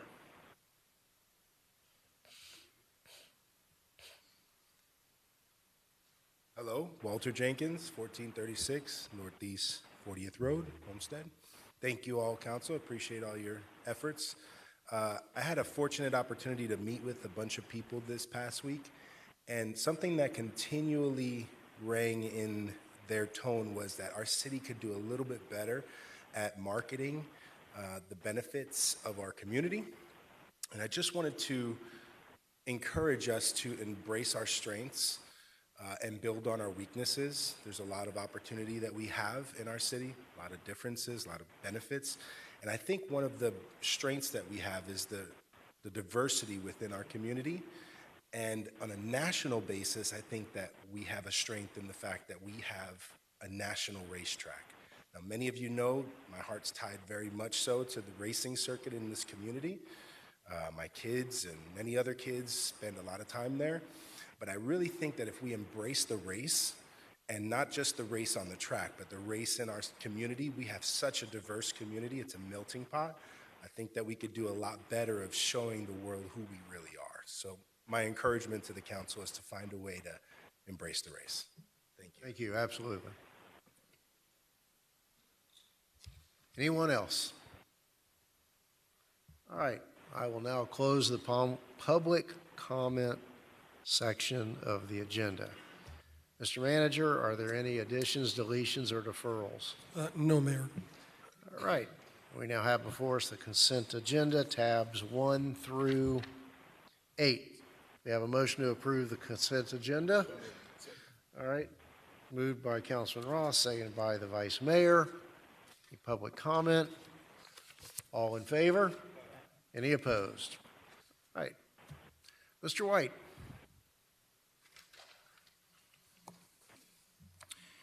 Yes, Mayor, this is the quasi-judicial section of your agenda. Please be advised the following items on the agenda are quasi-judicial in nature. If you wish to comment upon any of these items, please indicate the item number you would like to address when the announcement regarding the quasi-judicial item is made. An opportunity for persons to speak on each item will be made available after the applicant and staff have made their presentations on each item. Swearing in, all testimony, including public testimony and evidence, will be made under oath or affirmation. Additionally, each person who gives testimony may be subject to cross-examination. If you do not wish to either be cross-examined or sworn, your testimony will be given its due weight. The general public will not be permitted to cross-examine witnesses, but the public may request the council to ask questions of staff or witnesses on their behalf. The full agenda packet on each item is hereby entered into the record. Persons representing organizations must present evidence of their authority to speak for the organization. Further details of the quasi-judicial procedures may be obtained from the clerk. In accordance with Code Section 2-590, any lobbyist must register before addressing the council on any of the following items. At this time, council members must disclose any ex parte communications concerning any of the quasi-judicial items on this evening's agenda?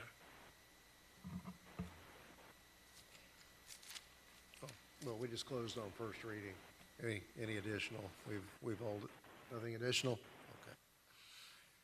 At this time, I'd ask the clerk to swear in any persons who wish to testify on any quasi-judicial items. So anyone in the audience who's wishing to speak this evening on any of the quasi-judicial items, please stand, raise your right hand to be sworn in by the clerk. Do you hereby swear or affirm to tell the truth and nothing but the truth, so help me God? Thank you. You may be seated.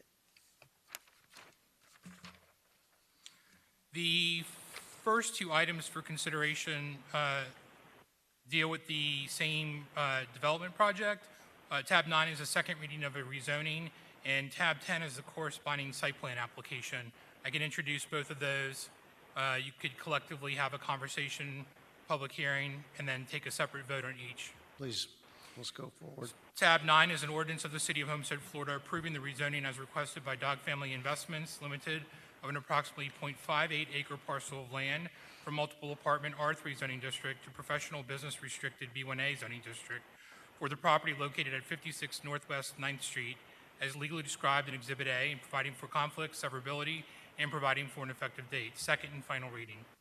Tab 10 is a resolution of the City of Homestead, Florida, granting site plan approval as requested by Dog Family Investments for the development of an approximately 4,200 square foot medical office building on an approximately 0.58 acre parcel of land located at 56 Northwest 9th Street as legally described in Exhibit A, and providing for an effective date.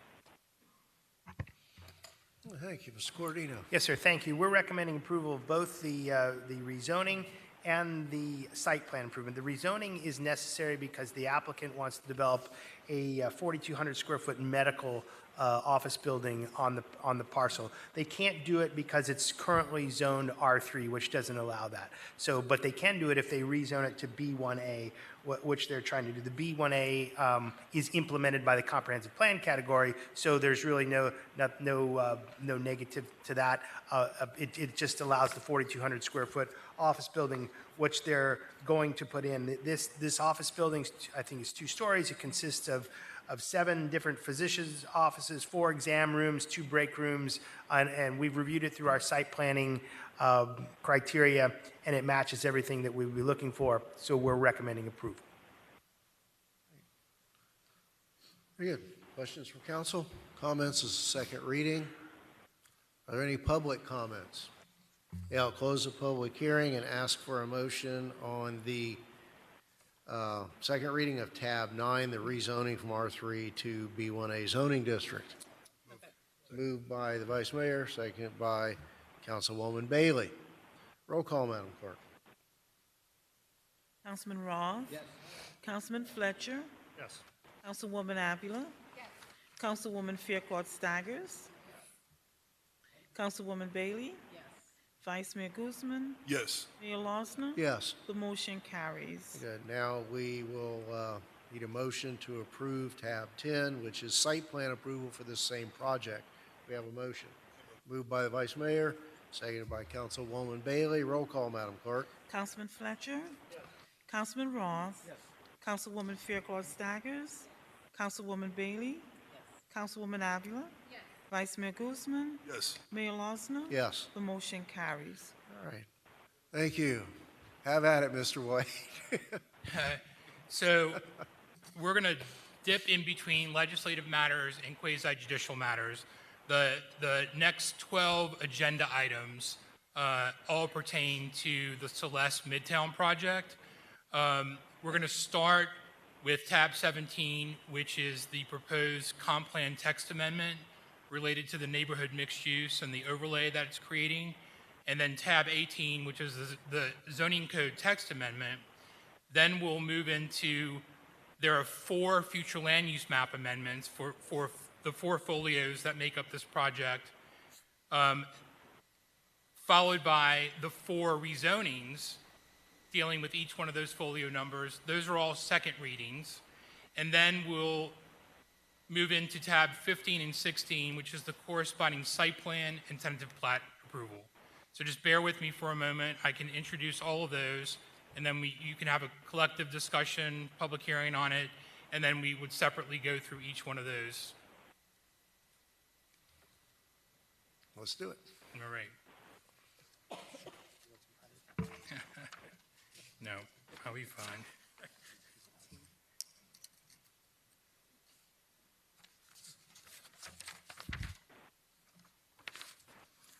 All right, so the first item is legislative item tab 17. This is the second reading of an ordinance of the City of Homestead, Florida, amending the City of Homestead Comprehensive Plan as requested by EIG-MG Homestead by amending the text of the Neighborhood Mixed Use Future Land Use category contained in Objective 2, Policy 2.1 to establish the Midtown Homestead Hospital corridor in the Neighborhood Mixed Use Zoning District, providing for adoption pursuant to Section 163-3184 Florida statutes, providing for inclusion in the city's comprehensive plan, providing for conflicts, severability, and providing for an effective date. Second and final reading.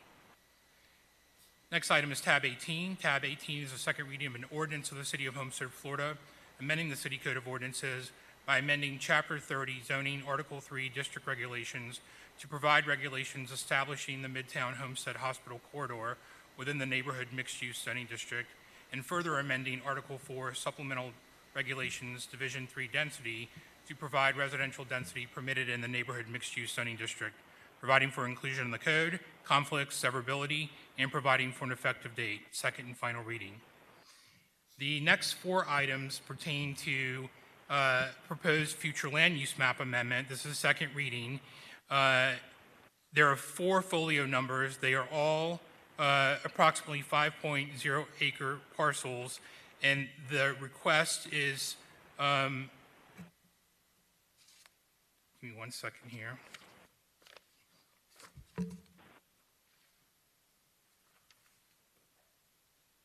And the request is from low-density residential to neighborhood mixed use. So instead of reading all four of those titles, I'm just going to read one title and include all four folio numbers in that. So with respect to tabs 18, tab 19, 20, 21, and 22, pertains to, it's an ordinance of the City of Homestead, Florida, amending the comprehensive plan future land use map designation as requested by EIG Homestead LLC of an approximately 5 acre parcel of land from low residential use to neighborhood mixed use for property generally located on Southwest 312th Street, Campbell Drive, between Southwest 157th Avenue and Southwest 147th Avenue, as identified by Miami-Dade County folio numbers 10 7916 001 0050,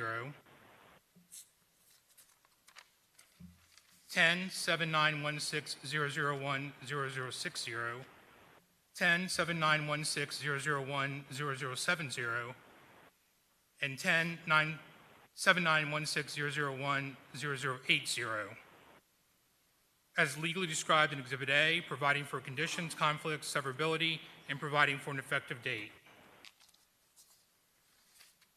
And moving on, tabs 11, 12, 13, and 14 are proposed rezonings, and similar to the Flume amendments, I will do the same thing as it relates to each one of the folio numbers, as they're all being changed to the same thing. So tabs 11, 12, 13, and 14 pertain to an ordinance of the City of Homestead, Florida, approving the rezoning as requested by EIG-MG Homestead LLC of an approximately 5 acre parcel of land from agricultural AU zoning district to neighborhood mixed use NMU zoning district for property generally located on Southwest 312th Street between 157th Avenue and Southwest 147th Avenue, as identified by Miami-Dade County folio numbers 10 7916 001 0060, 10 7916 001 0060, I'm sorry, 5060, 10 7916 001 0070, and finally 10 7916 001 0080. And moving on to tab 15 and 16. Tab 15 is the site plan application, and tab 15 is a resolution of the City of Homestead, Florida, granting site plan approval as requested by EIG-MG Homestead for the development of a horizontal mixed-use project consisting of commercial, retail, and neighborhood-serving uses, and a multifamily project encompassing 354 dwelling units on an approximately 20-acre parcel of land generally located along Southwest 312th Street, Campbell Drive, between 152nd Avenue and Southwest 147th Avenue, as legally described in Exhibit A, and providing for an effective date. And the last item is the corresponding tenants of plat application. This is tab 16. It's a resolution of the City of Homestead, Florida, granting tenants of plat approval as requested by EIG MG Homestead for the development of a horizontal mixed-use project consisting of commercial, retail, and neighborhood-serving uses, and a multifamily project consisting of 354 dwelling units on an approximately 20-acre parcel of land generally located along Southwest 312th Street, Campbell Drive, between Southwest 152nd Avenue and Southwest 147th Avenue, as legally described in Exhibit A, and providing for an effective date. Well done. Well done. Mr. Corodino. Yes, sir. Thank you. If we're all not confused enough, this should clarify everything. We've got 12 tabs.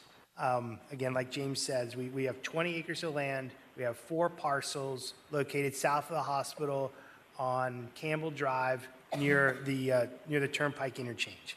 So we've got 4 future land use map amendments, 4 zoning map amendments, a comprehensive plan text amendment, a zoning code text amendment, a site plan, and a T-plat.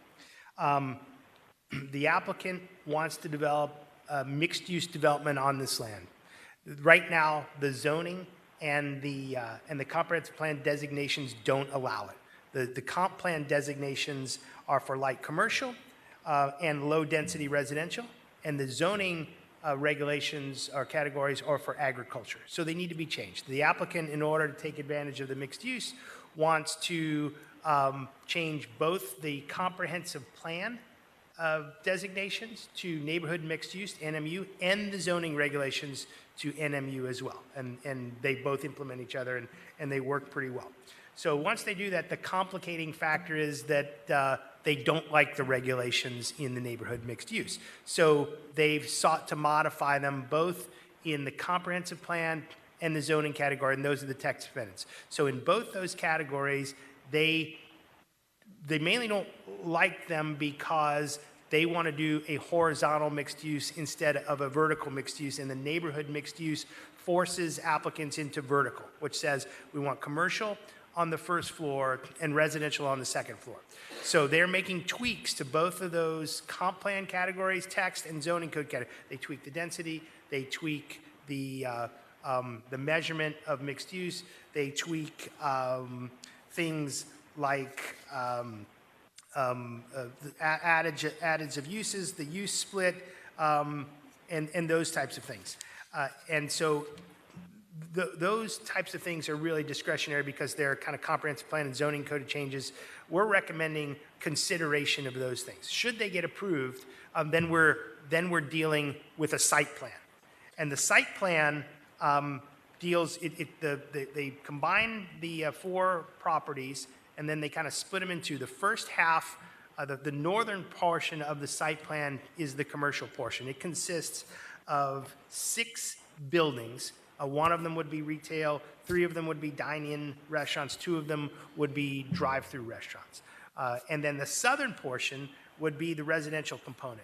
And it's generally, I think it's about 5 buildings, 5 stories tall, 5 buildings, about 24 dwelling units an acre, about 30,000 square feet, 354 units, and more than ample parking. And so we are recommending consideration of that with a handful of conditions. And so the applicant will get up and talk about that. We'll go there. And the T-plat's really pro forma. We're recommending consideration of that as well. So with that, if you have any questions specifically, I can help answer. I believe the applicant's got a thorough presentation which can go through the details of this and answer those questions. So with that, I'll rest and let you Let's proceed. hear from the applicant.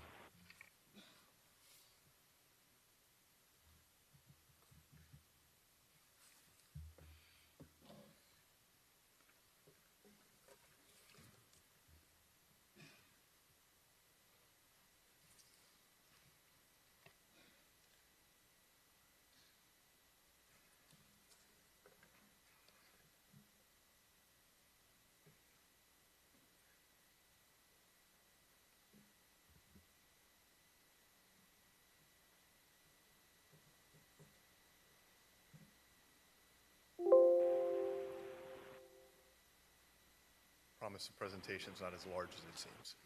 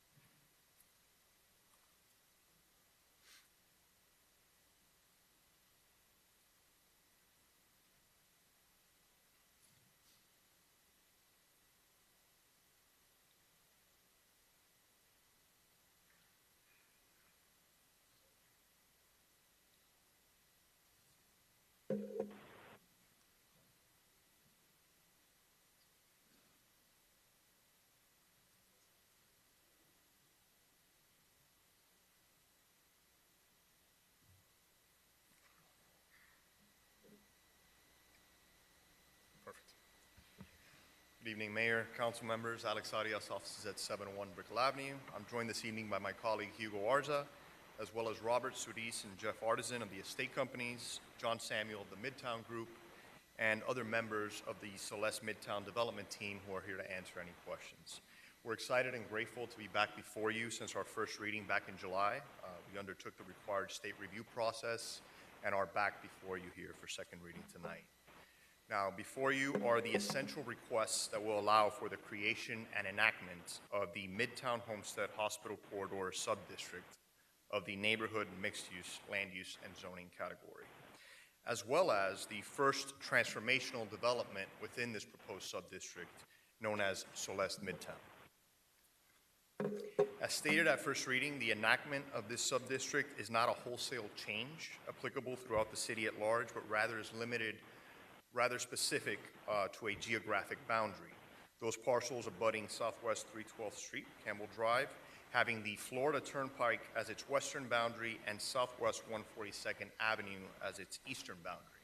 If you recall at first reading, the original boundary actually extended to 137th Avenue, but per the guidance and foresight of your city attorney, because it was actually flagged as part of the state review, we scaled that back to include 142nd, which is the geographic boundary of the urban development boundary. Now, in order to safeguard against widespread applicability, the proposed subdistrict requires a number of criteria. The first is the geographic boundary that I just mentioned, but it also entails that parcels must have a minimum of 5 acres in size. Additionally, the regulations shall only be implemented towards a vertical or horizontal mixed-use project. You cannot have a single-use development. A residential subdivision will not fit the bill here, nor will a standard commercial shopping center. It must be a mixed-use development, either horizontally or vertically integrated. And lastly, to prevent speculation, any rezoning request into this subdistrict must be provided with a concurrent site plan approval application so that this council sees exactly what will be developed on that parcel. Ultimately, this serves to promote proper development at an appropriate area of the city near a major employment center, which is Homestead Hospital. More than 1,400 employees.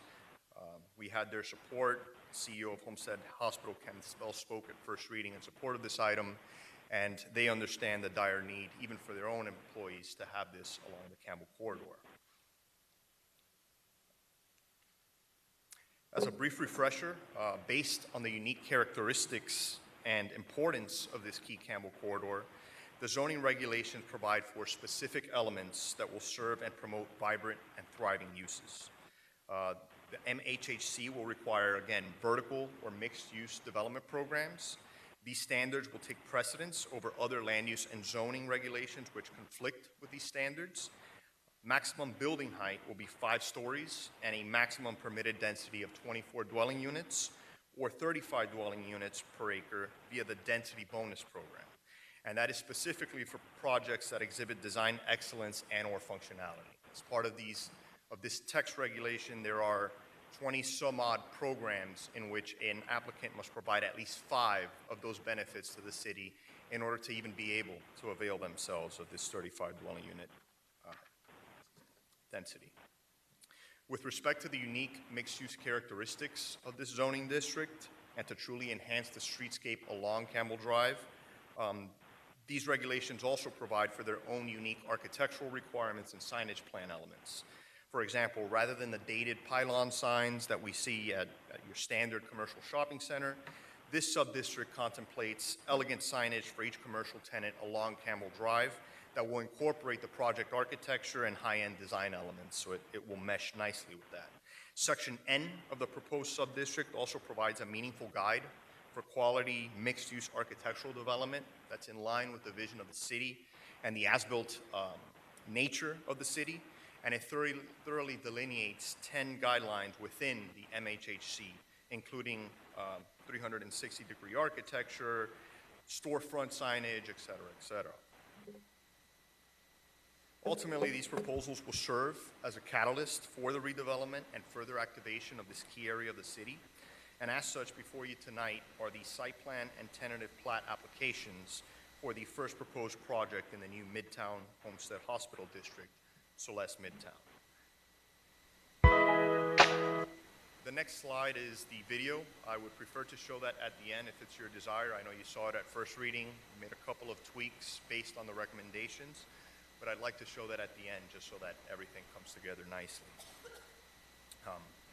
With respect to this site, it is the 20-acre vacant site located directly in front of Homestead Hospital and situated along Campbell Drive between 152nd Avenue and Southwest 147th Avenue.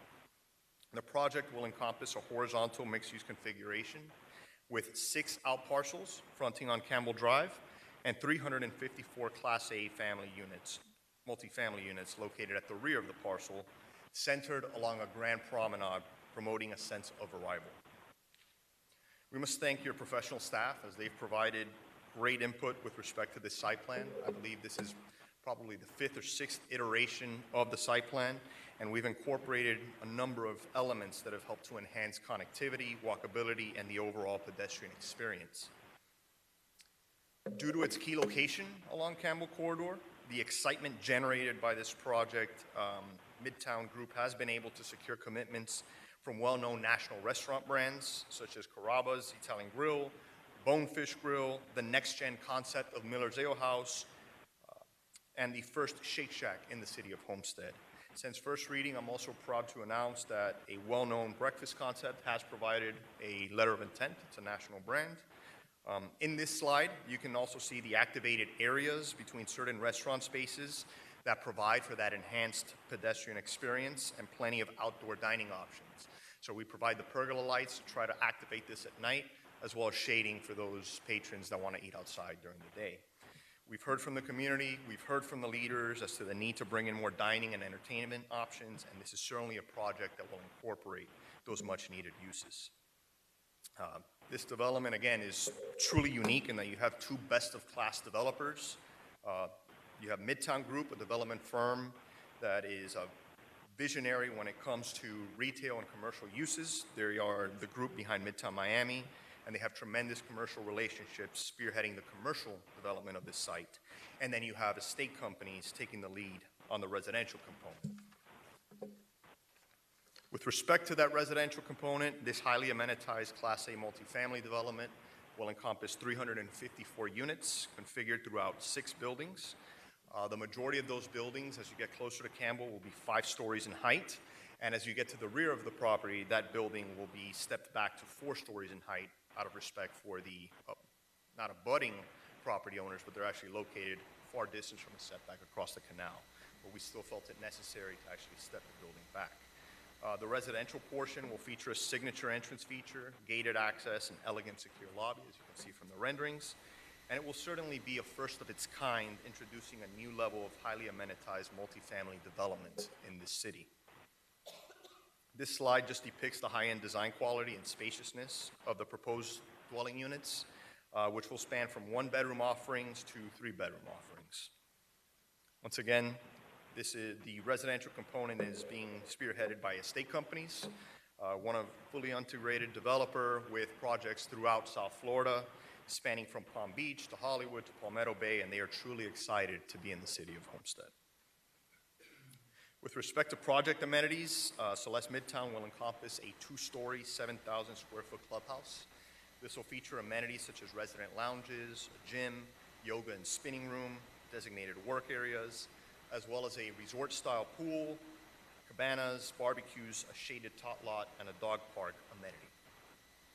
Residents will also have access to the Alfred application, which will allow them to order meals, schedule housekeeping, moving services, pet care, manicures, all from the leisure of their phone. So ultimately, the thought behind this development is luxury living at all times, and even with the amenities that are being provided in the technology, it's adhering to that mantra. Additionally, as servicemen and women of the Homestead Air Reserve Base form an integral part and foundational pillar of this city, as well as first responders, we will be offering discounts at all the commercial establishments. Designated premium spaces will be provided for them throughout the project, and beneficial programs with respect to the residential leasing programs and minimum security deposits will also be offered to them. Ultimately, the design of this mixed-use development program was intended to create a truly integrated project, promoting thriving commercial along Campbell Drive, first-class housing options, and then connectivity and walkability between the uses and the neighboring retail and employment centers and neighborhoods within the area. The project will also provide numerous benefits to the city and its residents and will further contribute to the city's economic prosperity, leading to $7.6 million in permit, impact fees, and ad valorem taxes, and will generate over $23 million in tax revenue over the next 10 years. As such, we respectfully request your approval of this application, as well as the conditions set forth by staff.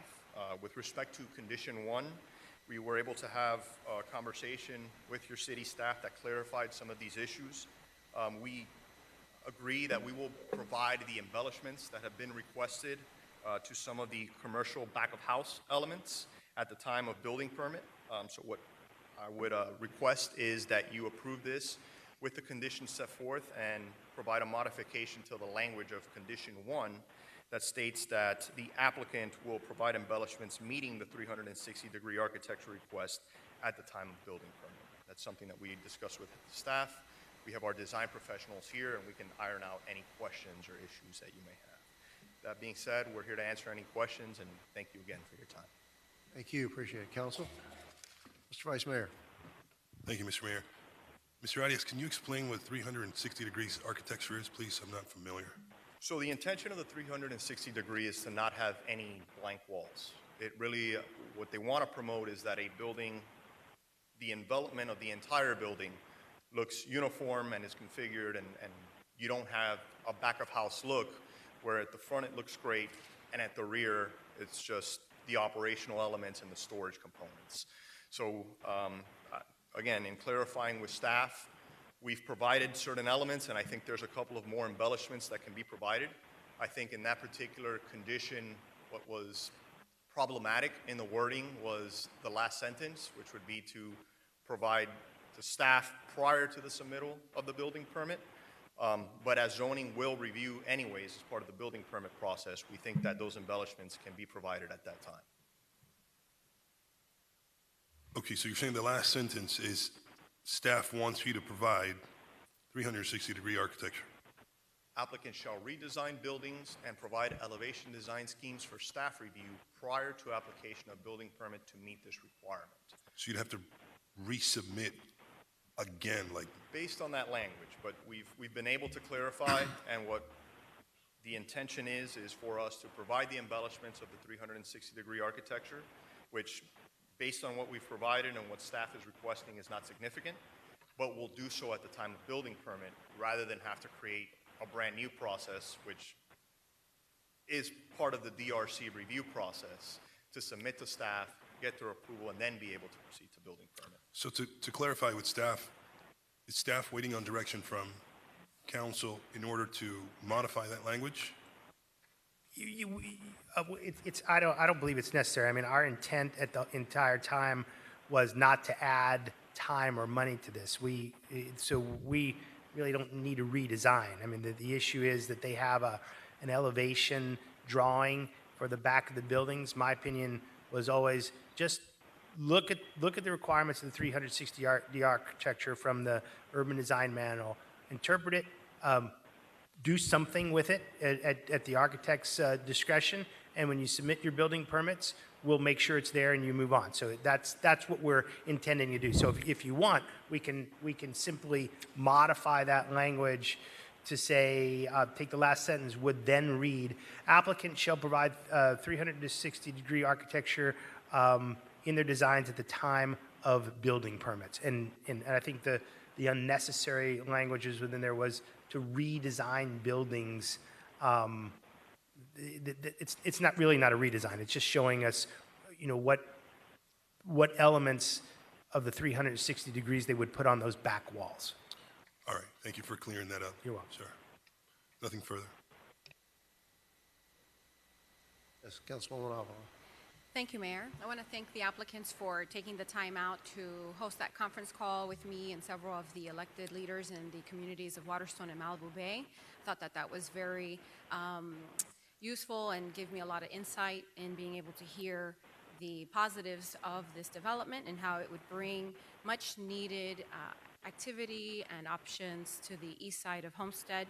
Some of the commentary that we were able to receive was things like, we needed this and that this is fantastic, the site plan, the overlay of the overall project, and they wanted more of these projects.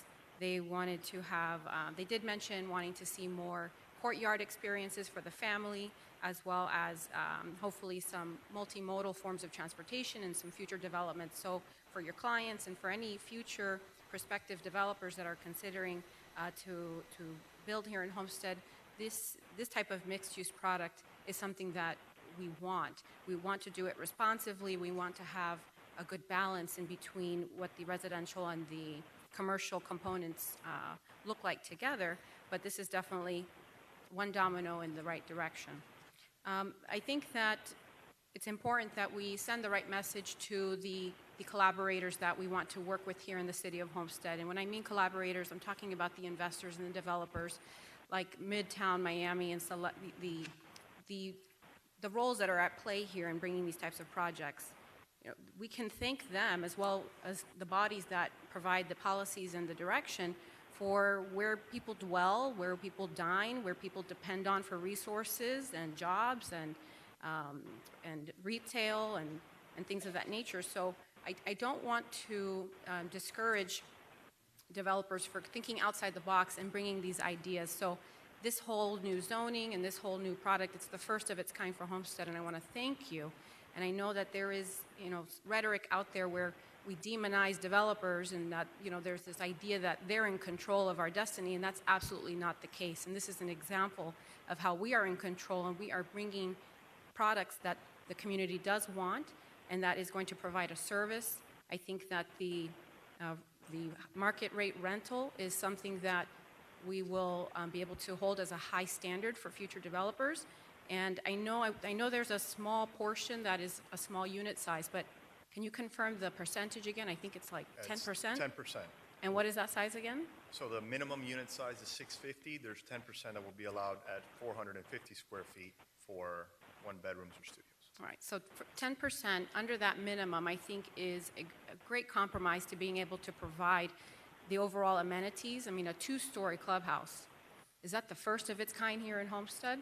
I think that's a fantastic amenity to showcase, especially on the east side, and I hope that this concept doesn't stop here and that we can see, great high-end development like this moving forward. Thank you very much. I'll rest there. Thank you, Councilwoman. Yes, Councilman Fletcher. Yes, thank you, and thank you for your presentation tonight.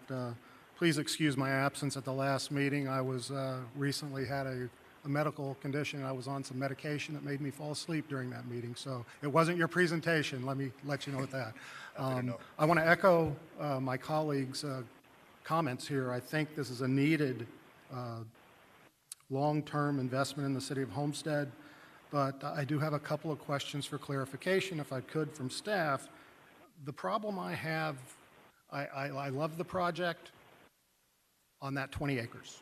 The problem I have is the word corridor and extending this use further outside of this 20 acres. Why did that come along? Was it part of the applicant's original request to extend this property further out along Campbell Drive and increase that unit number from 10 or so units per acre to 35? Because they really only need 18 units per acre for this particular project. Well, And I have a problem with the word, because of the density, and I think if you listen to the community, they have a problem with high-density uses on Campbell Drive. You heard one member from the community here tonight say he can't get around town at 8 or 9 o'clock at night. That's echoed by thousands of people in this community. And if you haven't seen it, you're turning a blind eye to it. So I just need some information as to, is this for the entire corridor, or could we have done this just specifically for this 20 acres? The applicant had, and I'll let the applicant explain further, but the applicant had proposed in the modification of the comp plan and the zoning to use the entire corridor. So the land use text amendment and the zoning will be applicable to all of the properties that abut Campbell Drive between the Turnpike and the urban development boundary. And they'll be able to use these regulations. It could have, I believe it could have just been for a more limited in scope, but that's not what was applied for. Okay, thank you for that. Again, I like the overall project. However, I can't support the additional acreage with that high-density use. All the other items and the overall project is great. The number of dwelling units is just not acceptable to my community. Thank you. Thank you, Councilman. Councilwoman Fairclough-Staggers. Thank you so much for the presentation. This has been a long time coming.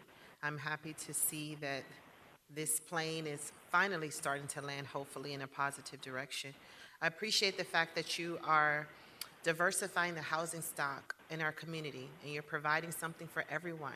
This is the first of its kind in our city, and I like when I hear luxury, high-end, and it's truly that in every sense of the word. You're very intentional about the amenities and what you're going to incorporate into this project, and I really, really appreciate that. Can you talk about the enhancements that you've made since we last spoke? I mentioned earlier that I didn't see the shade structures over the tot lots. So can you talk about those enhancements that you've incorporated since last reading? Yes. So a lot of the enhancements are shown in the renderings here. There we go. So right there on the bottom left, you'll see project amenities. One of the enhancements that we spoke about was adding shading to the playground, adding additional activities to that playground. It seemed kind of dull just from the rendering. Again, they're renderings. It's not the final product from what you originally saw. Right. But this is definitely more in line with what is going to be provided there. Since that time, I believe Councilwoman Avila also mentioned moving the American flag to the front. You see that there.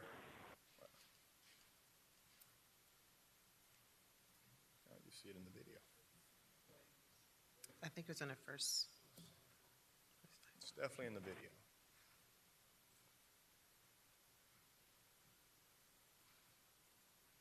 There we go. Right there. And we tried to incorporate as much connectivity and pedestrianism between the commercial shopping and commercial retail.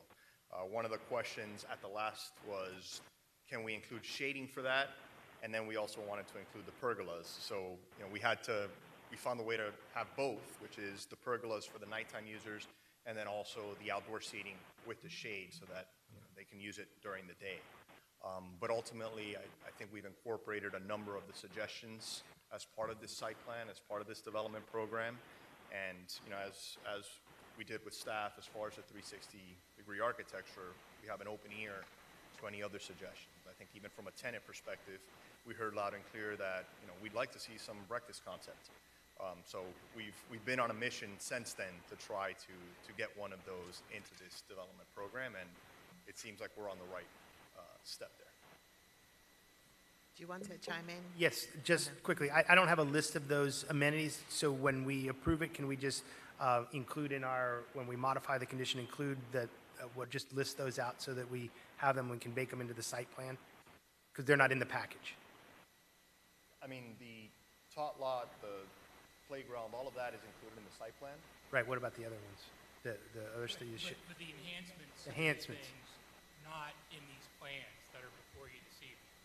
So if you want those, then we'll have to add a condition to the development order that stipulates that prior to issuance of a building permit, the applicant shall submit revised plans indicating those enhancements to those aspects. yeah, it's part of the building, like we did before, right? Yes, I recognize that they weren't in there, that's why I asked. And I wanted to provide them the opportunity to clarify so that we can cure that here. So when it's time to vote, if we can add those enhancements on the record as a condition for approval before they develop the project. Thank you for clarifying the 360 architecture. I spoke to Joe about that on yesterday because I had some concerns with the redesign with that language. Because if we would have approved that and they had to go back and redesign, that would not have come before us. That would have potentially, in my mind, been handled with staff administratively. So thank you so much for clarifying that. It's not a redesign. It's just to enhance or embellish so that there's a 360 architecture all around the building. Additionally, I wanted to add, oftentimes when developers come before us and they're proposing a project, I always ask, what is your vision? And which businesses or which restaurants would you be bringing to our community? And the answer historically has been, we can't get commitments because we don't even have an agreement or an approval. But with this project, I think that debunks that because you had these high-end approvals before you even had an approval from us. So when they say it can't be done, I think this project has really highlighted and amplified that it can be done. So thank you so much for landing those marquee partnerships with those restaurants before an approval, because most of them is built to suit. Okay, we have the approval, it's built, build it and they'll come. No, you brought them before it was even built. So thank you so much for that. And as the liaison to the Oasis community, I am honored to have been here on the dais to approve this project because it is indeed a legacy project, not only for this community, but as your founding resident who represents the Oasis community. So I look forward to supporting this tonight. Councilman Roth. Thank you, Mayor. I just have one question. Were you able to work out a cross easement agreement with the property to the west? We attempted, especially right after first reading, to reach out, but again, it's business terms, and there seems to be an impasse with what they're willing to offer for us to be able to access that cross access. Okay, so with that said, because I know in some conversations we had that we were kind of respecting the fact that there was a grocery store already on that property. What are the chances of getting a high-end grocery store on your last piece that's there? Because I think you have 6 buildings coming.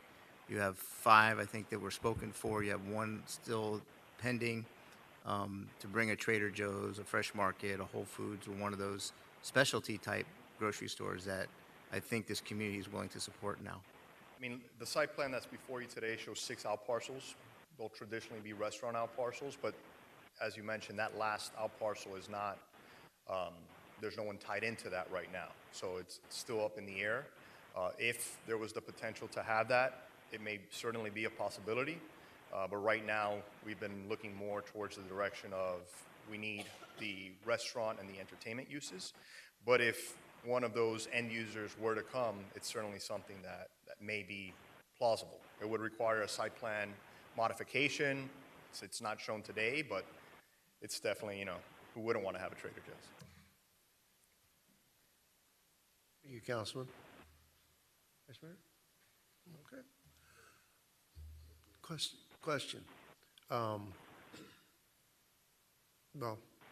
first, I think that, your project as presented is pretty much spot on, again, for what I think the residents want in terms of amenities, for what we have been reaching for and trying to grasp for a very long time, and you did it at 18 units per acre. And I know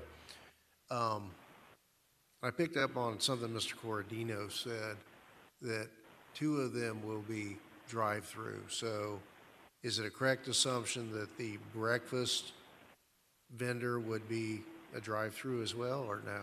I'm No, hearing- so, hearing- so Okay. right now, there's only one proposed drive-through. which Right, is the Shake Shack. Right. The rest will be sit-down restaurant concepts Okay, because right now. I just wanted to clarify, because I thought I heard Mr. Cordino say that 2 could be drive-through, so okay. So, very, very good. That's, that's encouraging. But and again, I want to make the point that, you're doing this at 18 units per acre, with the high end, the 360, it's all there. And I understand that, you and your team wrote the ordinance that's before us. And as does Councilman Fletcher, I have concerns about even the overlay density of 24 with the ability to go as high as 35, looking at the 20 or so vacant acres that would be available to avail themselves of this. So I have to ask myself, why, if you can do it at 18, why can't everyone else? And we amend the comp plan text amendment and the zoning code text amendment down to a cap of 18 units per acre. I mean, those other 2 parcels on the undeveloped parcels on the aerial are similar dimensions and sizes of this project. As for me to build in 24 with the kicker to 35 is a Trojan horse of very high density and potential for subsidized apartments, and you're looking at the potential of 700 units to the west of this project, not just 354. So that, I share Councilman Fletcher's concerns, and certainly I stand by my proposition that 450 square foot units are warehousing, not housing. And every day, several times a day, I get the digital the email updates of the South Florida Business Journal, and I look at projects at Coral Gables and downtown Miami and the Brickell area, and I haven't seen a lot that go as small as 450, and I have real concerns about that. So that's not so much a question to you, but to staff. We see what somebody can do with 18. Why would we want? For me, I guess, what would be the policy of going beyond that, or why not cap it at that? It's just a preference of the council. We could cap it at any number that you wanted. The applicant had asked for the 24 plus the density bonuses, and so, but we don't have to give them what they asked for. It's just a matter of what the council would approve. Well, and again, we know that they can come in and do it at 18, and others may want it once we create that right to go up to 35, that's nearly a doubling. So, at the terms that are built in there now, I mean, I'm going to support the project, but I can't support the comp plan amendment and the zoning code text amendment that allows 24 or even 35. I think that's just opening the door to gridlock on Campbell without some other major infrastructure enhancements being made. Yes, Councilman Roth. Just a question or a thought about the density on the property. Technically, they're at about 18 units per acre, but the amount of space that they're building on is only 10 acres, which brings it up to 35 units an acre on that piece of land. So a property that has less than 20 acres would still be able to put 35 units per acre. So we're basically allowing them to do it with this zoning because they're not occupying the entire 20 acres for housing. It's it's really a play on how much land do they have and how much can they develop. So you're cramming, which you are considering 18 units per acre, but you're not. You're cramming the 35 units on the 10 acres to the south. So I get the density issues, and if they were actually building 350 units on the 20 acres, then you would have your 18 units per acre in density. So it's just a way of thinking or calculating the number of units per acre on this parcel. So I get that part. So Joe, can you explain how that works so that you have 20 acres, and the mayor's right, it's 18 units per acre on the total package, but they're not building on the total land available. They're pushing it all the way to the back part of it and then bringing the commercial aspect to the front. Well, I guess that's the point of the horizontal mixed-use development. So they're consuming 20 acres for the entire development, and it's reviewed as one large development, and it's got X amount of units on it, and so I guess it's just like you said. I mean, they've got the entire 20 acres, and they're going to have 354 units on it, and that comes out to 18 units an acre or something like that when you look at it as a whole. And that's just what it is, because it is it doesn't have I guess the traditional retail on the ground floor and residential on the top. So when you look at the area that they're considering this in, are there any other 20-acre parcels that are available to do the same thing on? I mean, I think if you looked at and Alex, you may be able to answer that. You might know it better. Why don't you shoot at it? Yeah, so if you look at this aerial, the boxes that I've outlined in purple are really the applicable development sites that may be undertaken in the future. The one to the north is owned by Baptist. They are in the hospital business, not in the residential development business. So it's very unlikely that that one will be developed. And then the ones that abut on the western side of 142nd are really the only two tangible sites in which this mixed-use program can be incorporated.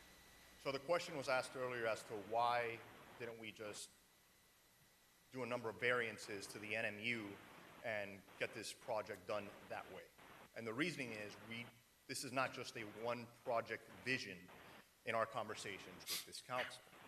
This was a vision for Campbell Corridor within this district to take advantage of Homestead Hospital, of the other retailers, of the surrounding communities, and the visibility along Campbell, to not just have a project like this at this location, which as you can see is a perfect square, but in other applicable locations. Those sites located to the west of 142nd aren't exactly the perfect square, the perfect scenario that we have here. So it's very unlikely that they'd be able to have the same kind of development program or breakdown in density that we would have. But again, in order to avail themselves of this program, they'd have to incorporate a mixed-use development program, and they'd have to undertake a number of specifics in order to have both commercial and residential. A purely residential subdivision cannot avail itself of those remaining parcels. So again, the vision would be to not just have this project having a vertical mixed use, but hopefully 2 or 3 of them in this district that would promote this area and the employment center in this area. So I would kind of be comfortable with the ask from your group to the 18 units per acre.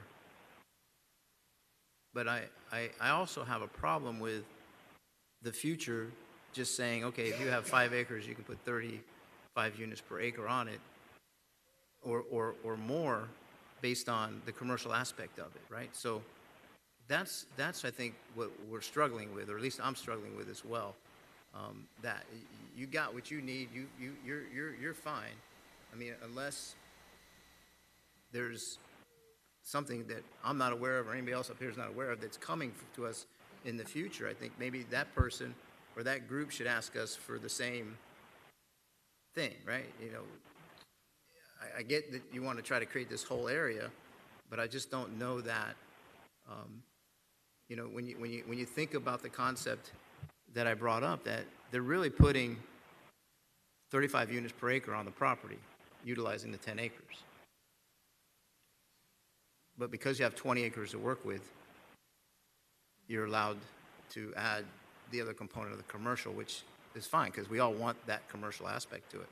So could somebody else come in under the same exact criteria that you are asking for, or are most likely going to get tonight, 18 units per acre, you know, spread out over their entire property, knowing that they're going to condense it down to, you know, whatever they have, 10 acres left or 5 acres left, whatever it is, which will create the same type of density without actually giving it to them. So I think that's kind of what I'm kind of arguing with myself in the head right now is you got what you need for your project. Why are we trying to change the whole entire area? That's what I don't understand right now. So for that, I'll rest. Let me jump in real quick. I think, you know, and again, I think to a point that Councilwoman Avila made earlier, you know, this kind of creates some certainty and implements a vision for that corridor. The question really becomes is, and let's look at, in general, the southwestern corner of this corridor, those two parcels roughly contain another 20 acres. So the question really becomes for me, is it going to be 20 times 18, 20 times 24, or 20 times 35? You know, we're not going to play this verbal gymnastics and sleight of hand that, oh, we're only using part of the parcel when it's really 35 here anyway. I mean, that line of thinking really upends the last 3 decades of residential approvals on the whole east side of this community. It's a hell of a time to like shift gears. But, you know, for me, it's the potential of the absolute number of units, not the density. And I'm not willing to do anything that sets in motion the potential for 700 units down there in that southwestern corner of the corridor.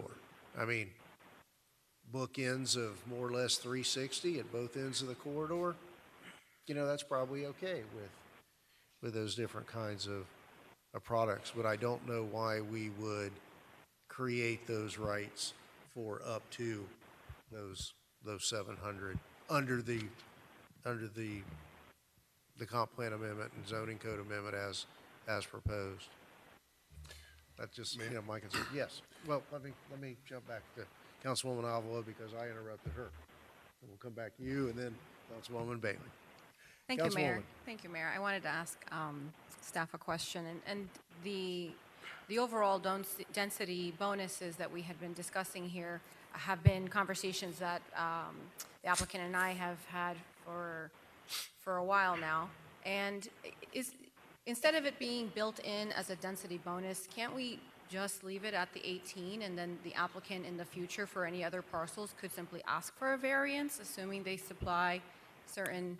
You Is that an option? You can't give a variance for density, right? You can give a variance for you know, setbacks and height and those types of things. But once you sense the density, you're there. I'll let the applicant speak to it. But I think in contemporary developments, they're trying to set meaningful bonuses so that if you are significantly improving the development in a way that say the city would want to see, to get those to receive those improvements, you would give the applicant something of value, and that's the additional density. That's the theory behind it, and I think in today's world, a lot of places use density bonuses instead of just giving away density. It's a way to get things that the applicant might not otherwise give you because it's a you know, they're getting a thing of value for the things that the city would. And I'll let Alex explain. He knows exactly why. So add on to what Mr. Cordino said. So if the concern, and I'm not sure you all are there, but if the concern is that you seem to be okay with allowing this 18 dwelling units per acre at the site. So there's a couple things that you could do, right, to address the situation. First is, do you want there to be written in that it's a 5-acre, right? In order to take advantage of this NMU overlay district and everything that goes along with it, you have to have a minimum of 5 acres. Maybe you want to increase that acreage to something higher, minimum of 20 acres. That's one way to approach it, which it limits the scope. The second thing is you eliminate the density bonus, which brings you down to 24, eliminate the density bonus and reduce the density to 18. So those are the options in which you can significantly reduce on either end if you're concerned about that.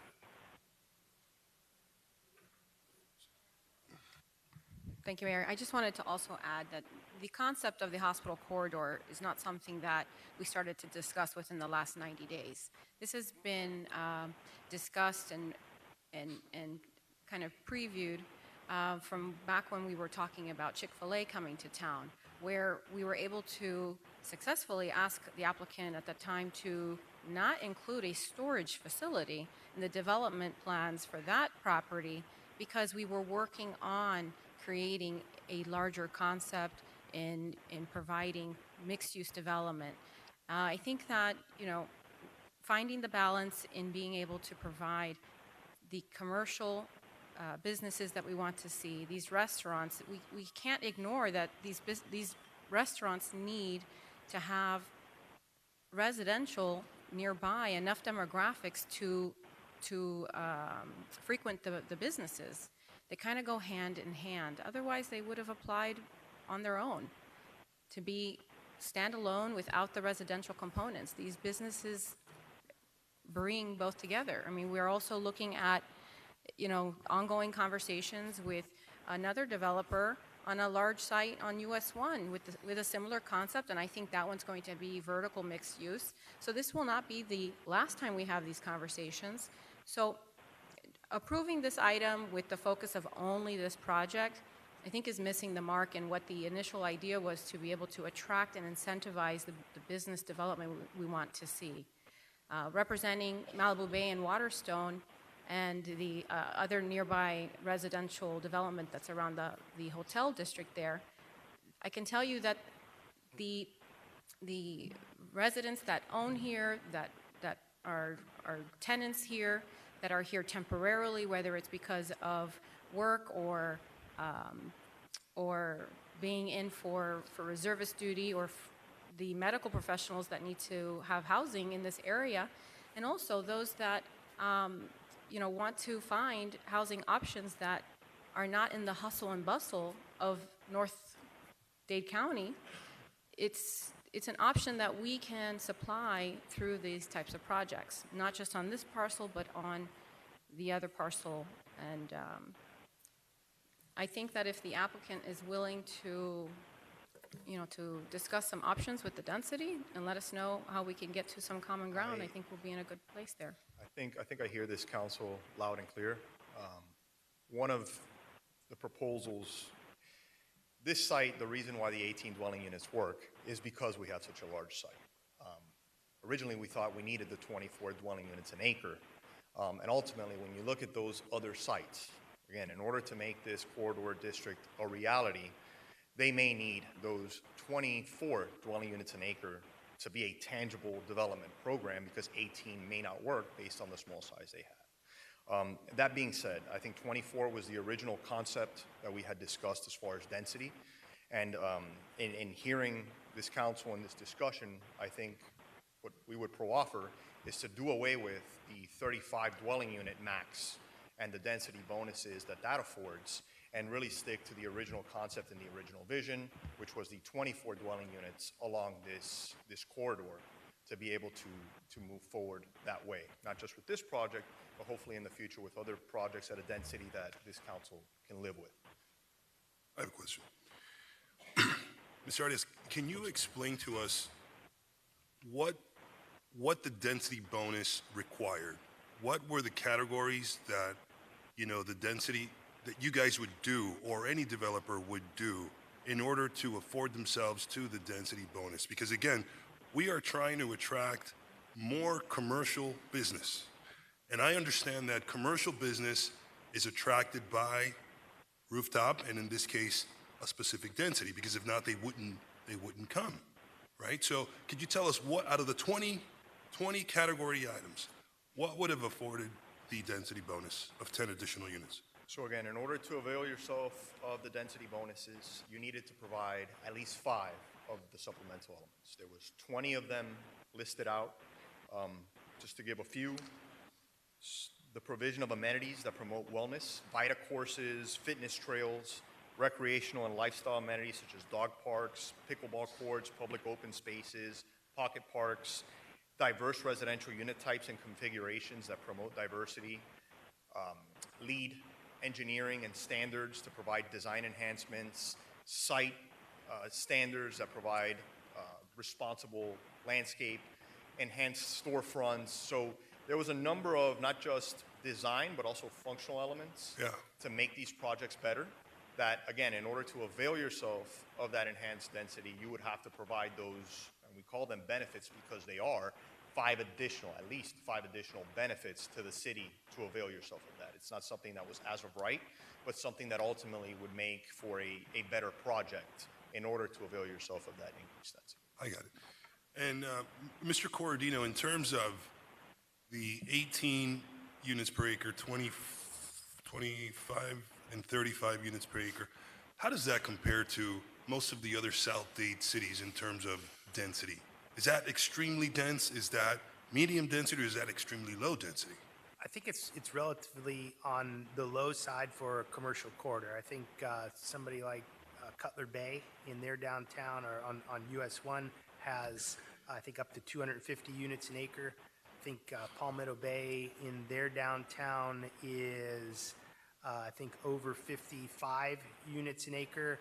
I think Pinecrest is between 36 and 50 units an acre on the US 1 corridor. South Miami is contemplating much higher densities than that. Miami-Dade County is anywhere between, in their corridors, 160 and 250 units an acre.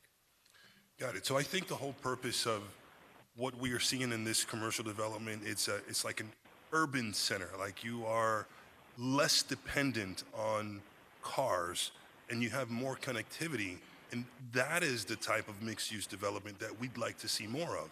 So the issue that we see at hand is a transportation problem. Everybody says they can't get from one spot to the other. So that leads us into addressing the infrastructure or lack of addressing infrastructure. So I think if we start to address, the transportation, the TPO, and have them give us dollars and create a master plan, a transportation master plan, that's going to solve a lot of the problems that we have, but we have failed to do that. So I think when it comes to trying to attract more commercial business and availing themselves of more of those categories for whatever additional bonus, that is something that we could talk about and look at. But I think that's the way that you continue to attract greatness to the city of Homestead. So I think we have some real issues to deal with when it comes to transportation and just getting on the turnpike there. And I know that, I think Julio's here. I think you mentioned something in the past about the turnpike expansion. Is that something that has been proffered to the Turnpike Authority to make it, because it's only 2 lanes getting on the turnpike and there's been some problems there in the morning?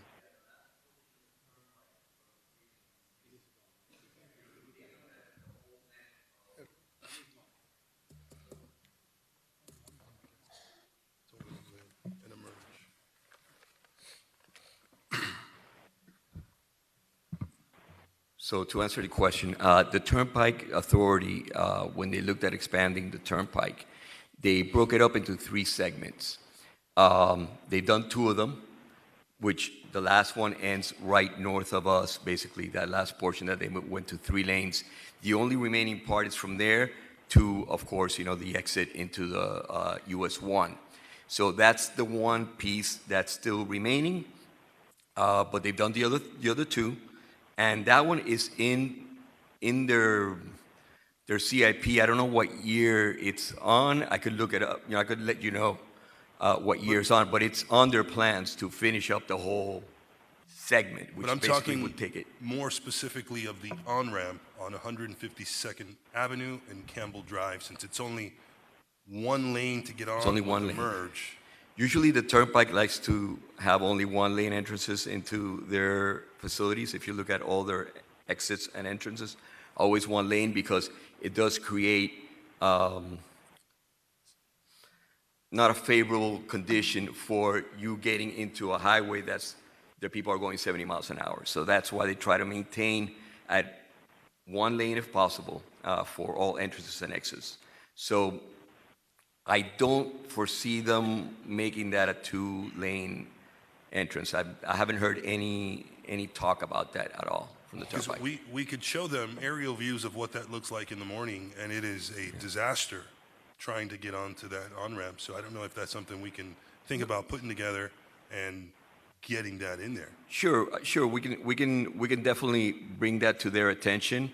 I'm just going by past experience and past practices that the Turnpike has done throughout their whole length, throughout the state of Florida, and they like to maintain it at 1 lane per entrance because of that issue. Because just when you have, eventually what you're going to have to do, unless you expand the Turnpike to 4 lanes, because you have 2 new ones coming in, you're going to have 2 sets of mergings going on, right? You're going to have 2 lanes going in, the outside lane is going to have to merge into the inside lane, and then that lane is going to have to merge into the through traffic of the Turnpike. So that creates a condition that is not something that they really promote or would like to move forward with. So, Okay.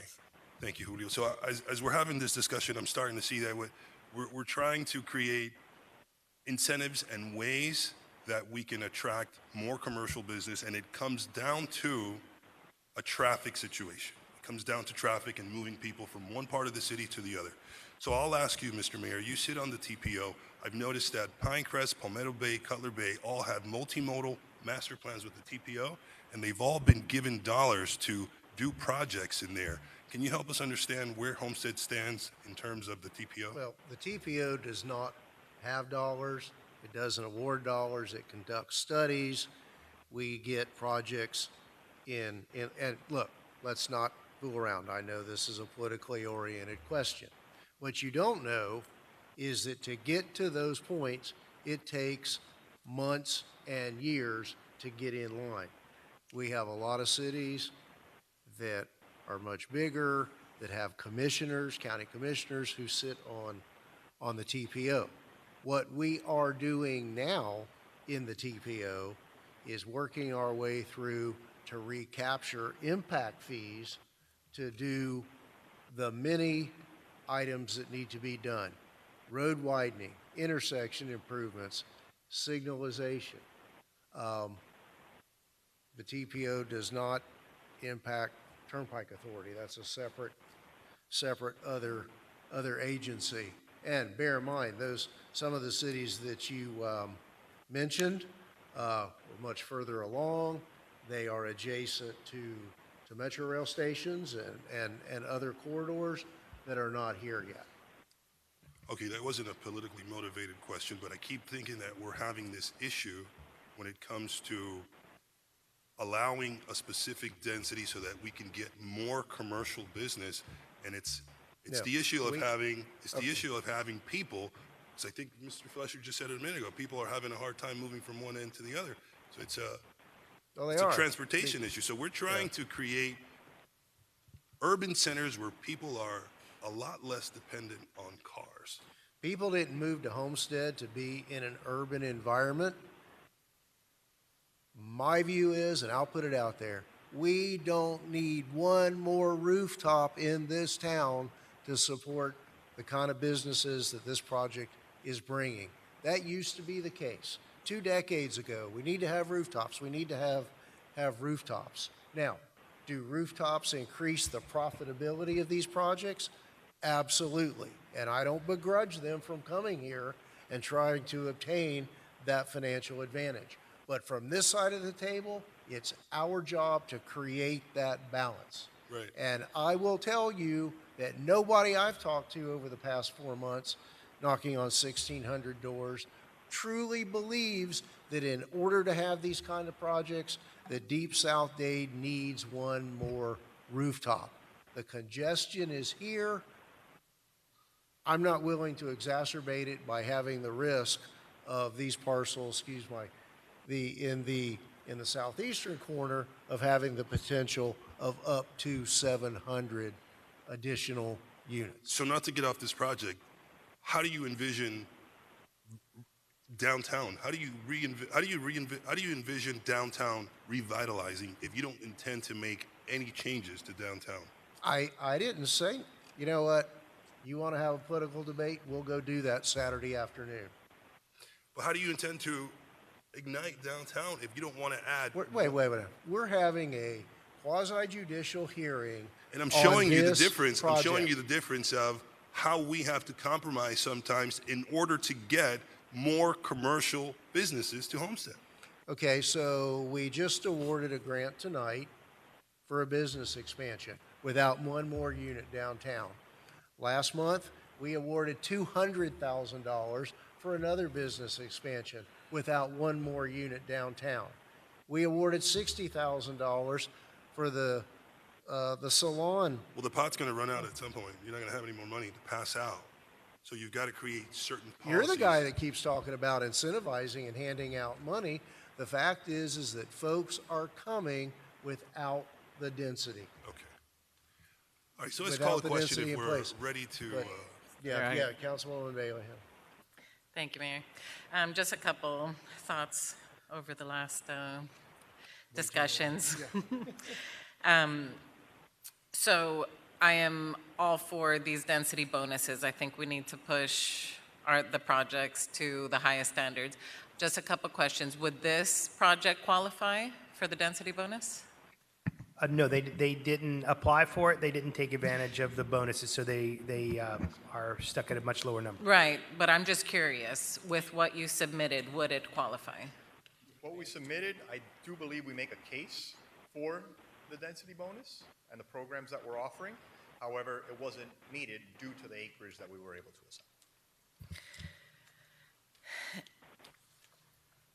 You know, you've set the bar high here, so we have been thinking of what this vision for this corridor is. And with setting that bar, I think that's why we're thinking now, why would we need that additional bonus? I understand that different size lots have different requirements, but would a percentage base of commercial to residential be more fitting for us to have that vision of making sure that one of these parcels doesn't end up having one small shop? We have that, so that's included as So what is the percentage then? 70-30 minimum. Okay, I missed that part. And what is the breakup for this project specifically? This one meets that 70. It's exactly 70-30? Okay. So what would one of these parcels, what would be the most, what would be the highest density for one of these existing parcels at the 70-30? Is that something you can? Well, We're talking about combination of four parcels which equal 20 acres, or a 5-acre parcel, which is the minimum that you can do to take advantage of this overlay district and the regulations that. I don't think we're worried about the smaller parcels. What would the largest parcel, what would we be looking at? Well, they would be allowed the 35 units an acre with the density bonuses so they could achieve them, and then they would have to have some commercial component. The calculation through this amendment to the plan has changed from square footage to almost a land area type of thing. So if you have a parcel,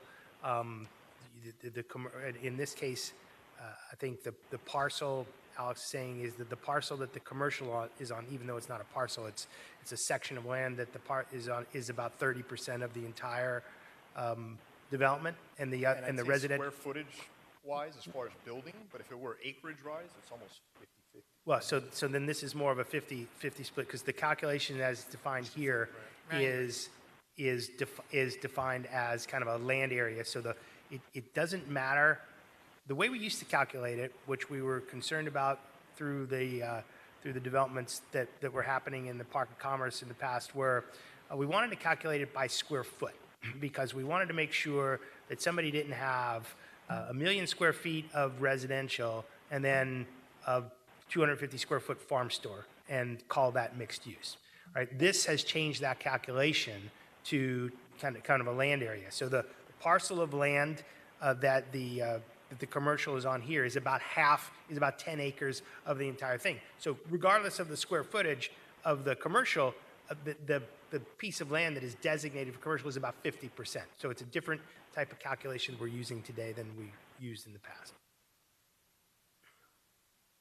And just one more thought for the additional parcel that you're still looking for space. I think that's some type of indoor gym or something for children, these bounce type places. I know that is something that a lot of our residents would really appreciate, and I think it might be a great spot for that.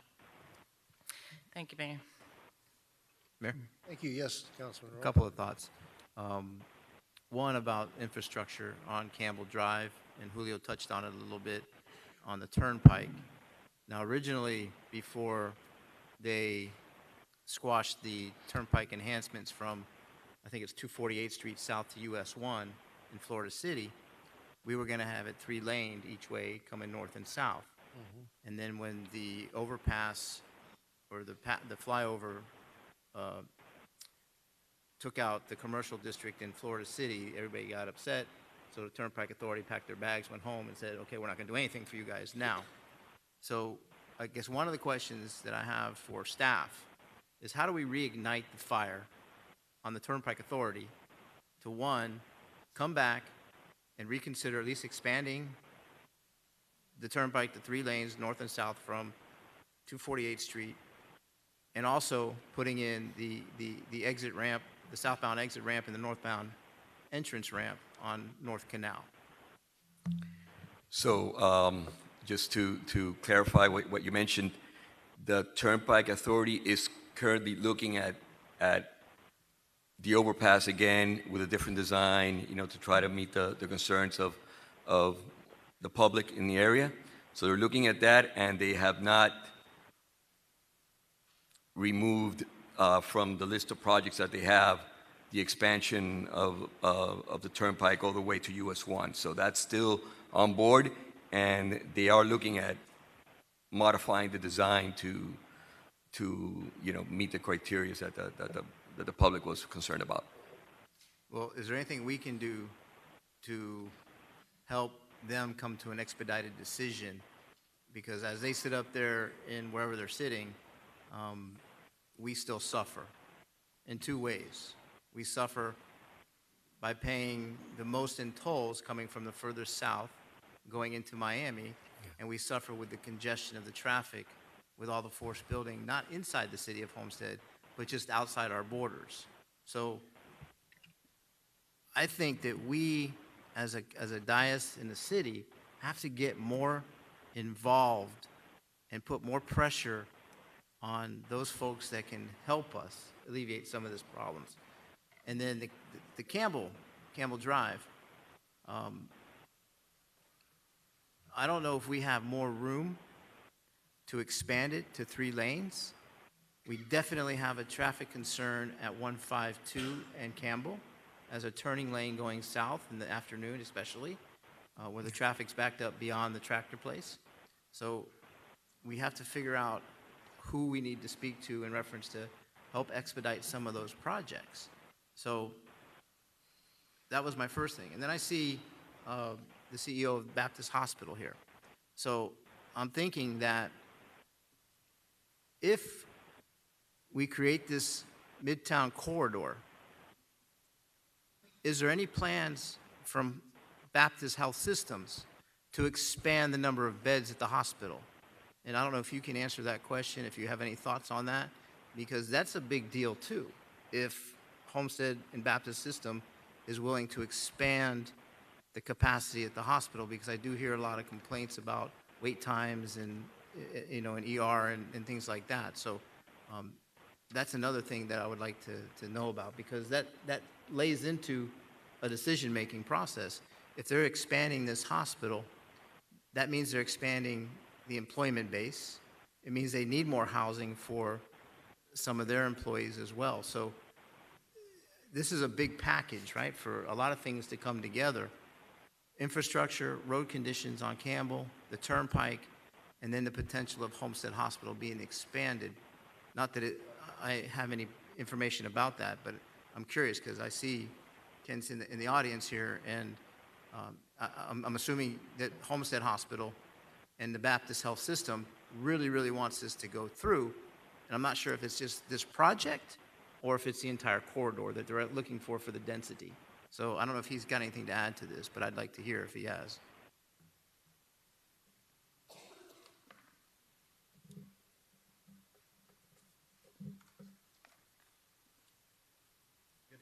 Good evening, Ken Spell, CEO of Homestead Hospital. As regards to the future of Homestead Hospital and the potential bed expansion, we are evaluating that now with our strategic planning partners, evaluating population growth and that type of thing. So I don't have any specific plans in place, but it's in a process of being evaluated.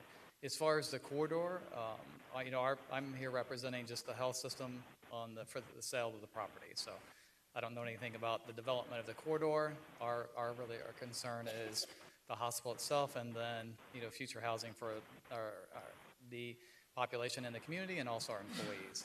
So I can get back at a later time and share in a committee format or whatever what we think our plans would be for the facility, but nothing concrete at this point. But that's a good sign that you guys are thinking about that now, because as this city expands, the next nearest hospital to the city of Homestead is where? Jackson South. Okay, so 152 and US 1.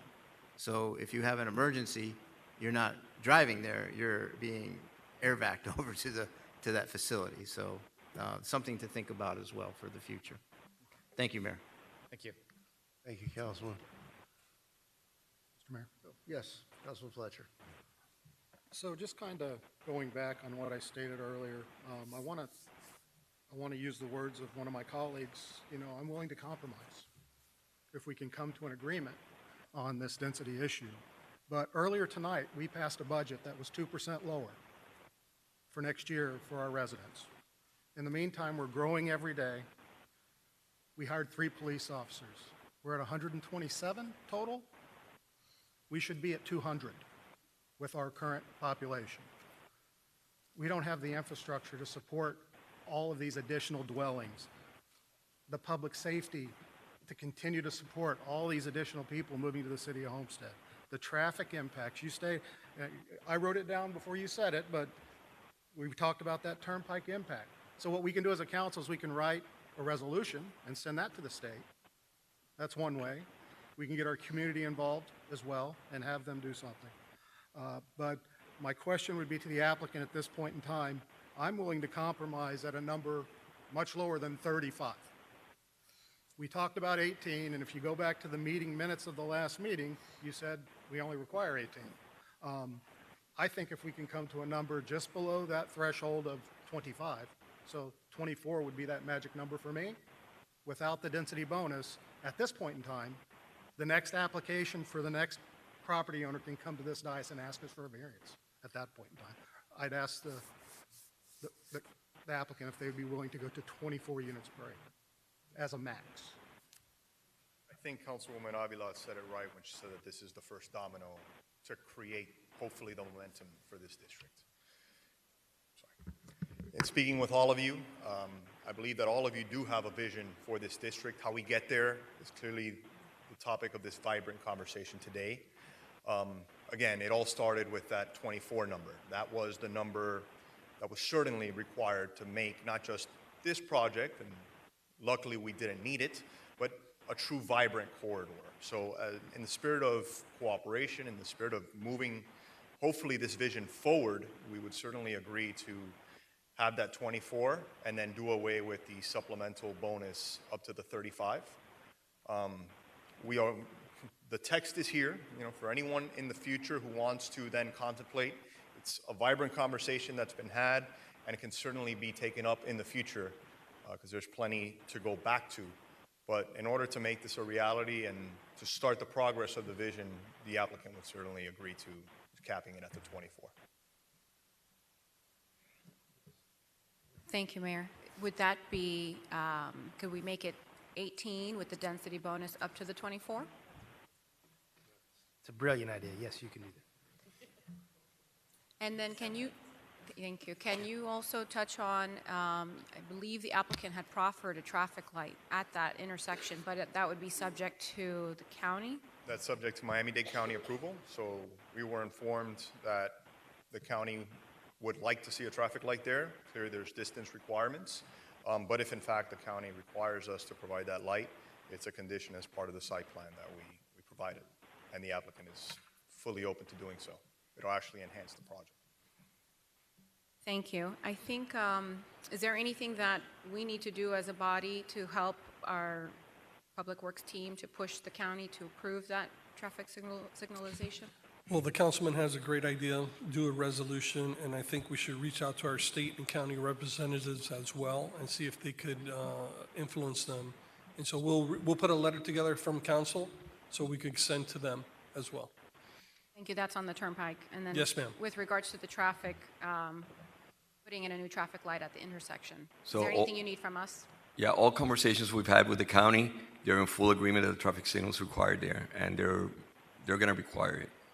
Perfect, thank you. And then with the, with adding policy to allow multi-modes of transportation, whether it's, scooters or allowing for different options, is that a conversation that we can start having soon to apply that? If you in different- recall, we're bringing Freebie online. We've expanded the trolley route as well. New application, so the resident standing in line can tell where the trolley is when it's going to arrive. So we're using technology as much as we can to go ahead and improve the transit situation for our residents as well. But yes, we're talking about that. And we yeah. can continue having those conversations? Absolutely. Thank you. All right. So the motion would have to be made with those conditions. Do you want to help us state the motion for the record, please? I think what we need to go is into the comprehensive plan text amendment where we do that and just make sure that the density listed there is maximum of 18 units an acre with the same density bonus provisions up to, that give them up to 24. And that would be tab 18. That is the 17 and 18 zoning are the- district. They both have the same. So I'll have to go in and massage the language, take out language because it's throughout, but the concept is, if you all are amenable to it, it would be, instead of 24 units per acre, it would be a max of 18 units per dwelling acre, and an applicant may avail themselves of a bonus density utilizing those same bonus criteria that are listed, but instead of it being 35, it would be 24 dwelling units per acre.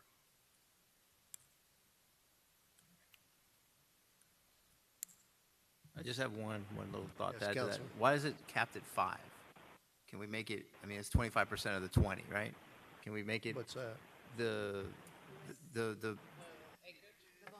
bonus items, right? So it's 5 of 20. I mean, I don't know exactly what all 20 of those are, It's in the but package. There's 20 items there, but no. But what I'm saying is, could we increase the number of bonuses for the density? In other words, can we get more? If they want more units, we get more bonuses, right? It increased the punch list. Yeah, increase the amenities to that property or whatever it brings to it. Yeah, where's the list in here, or do you If have it there's on your 20, slides? why not 11? It's in tab 18. in the text of tab 18, it lays out the various laundry list, if you will, of a number of items that if you meet a minimum of 5 of those, you can then avail yourself of the density bonus. Yeah, it starts at page 6. It's a pretty broad list. Where's it at? I don't see it. Starts on page 6. He said 18, right? So if you were to go to page 7 of the staff report, which starts after the car and after the car, which is 2 pages, you'll see our staff report. On page 7 of that, you'll see a table, and there's a column that says maximum density. If you follow that to page 8, it describes the text for density bonuses.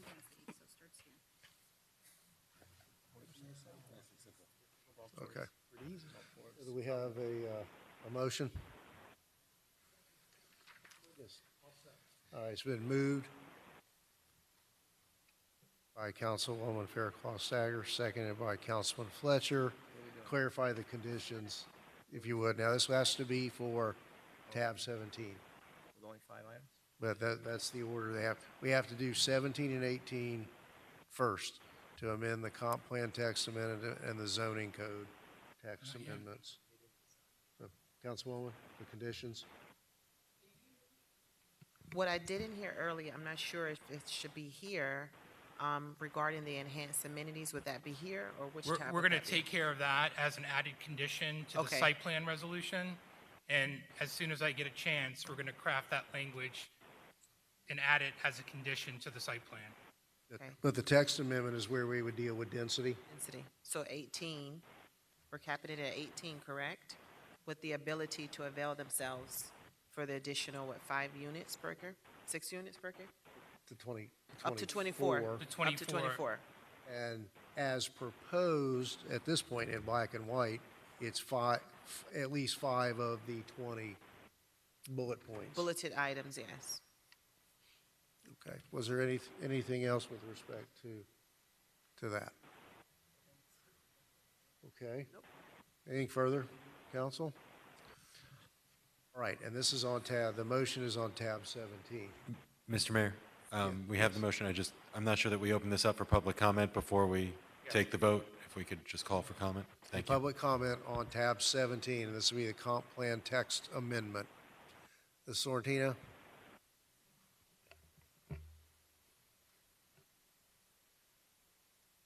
Hi, just briefly, I saw on the diagram that there's a turnabout within the complex. I would appeal to the developer, if he's going to retain his in lieu of funds to put public art on this facility, that they don't plant anything in that turnabout, because what has happened at the Outback Restaurant, where they had received approval for a sculpture, this is almost a year ago, they couldn't put it up because there are big palm trees in the location. So that turnabout is a wonderful location if you're going to retain your in lieu of funds for art in public places, to please consider that as a location. Thank you. Thank you. Any further public comments? And Ms. Mayor, I just want to make clear, the public comment is for the collective discussion and the public hearings. You mentioned tab by tab, but I think it'd be appropriate to. For the entire 12 or 13 tab product. That will be- 12 agenda items. Yes. All right. So we have a motion and a second with the conditions on tab 17. And I just want to be clear, we've come a long way and made some good progress. I cannot support a 450 square foot dwelling unit at any percentage of the project. Roll call, Madam Clerk. Councilwoman Fairclough Staggers, Yes. Councilwoman Bailey, Councilman Roth, Councilman Fletcher, Yes. Councilwoman Avila, Yes. Vice Mayor Guzman, Yes. Mayor Losner, No. The motion carries. Yeah. Tab 18 is essentially the same motion, but as to our zoning code amendment. Same, Correct. Same issues. Motion, Councilwoman. Second, Councilman Fletcher. Anything further? Roll call, Madam Clerk. Councilwoman Avila? Yes. Councilwoman Fairclough Staggers? Yes. Councilman Fletcher? Yes. Councilman Roth? Yes. Councilwoman Bailey? Vice Mayor Guzman? Yes. Mayor Losner? No. The motion carries.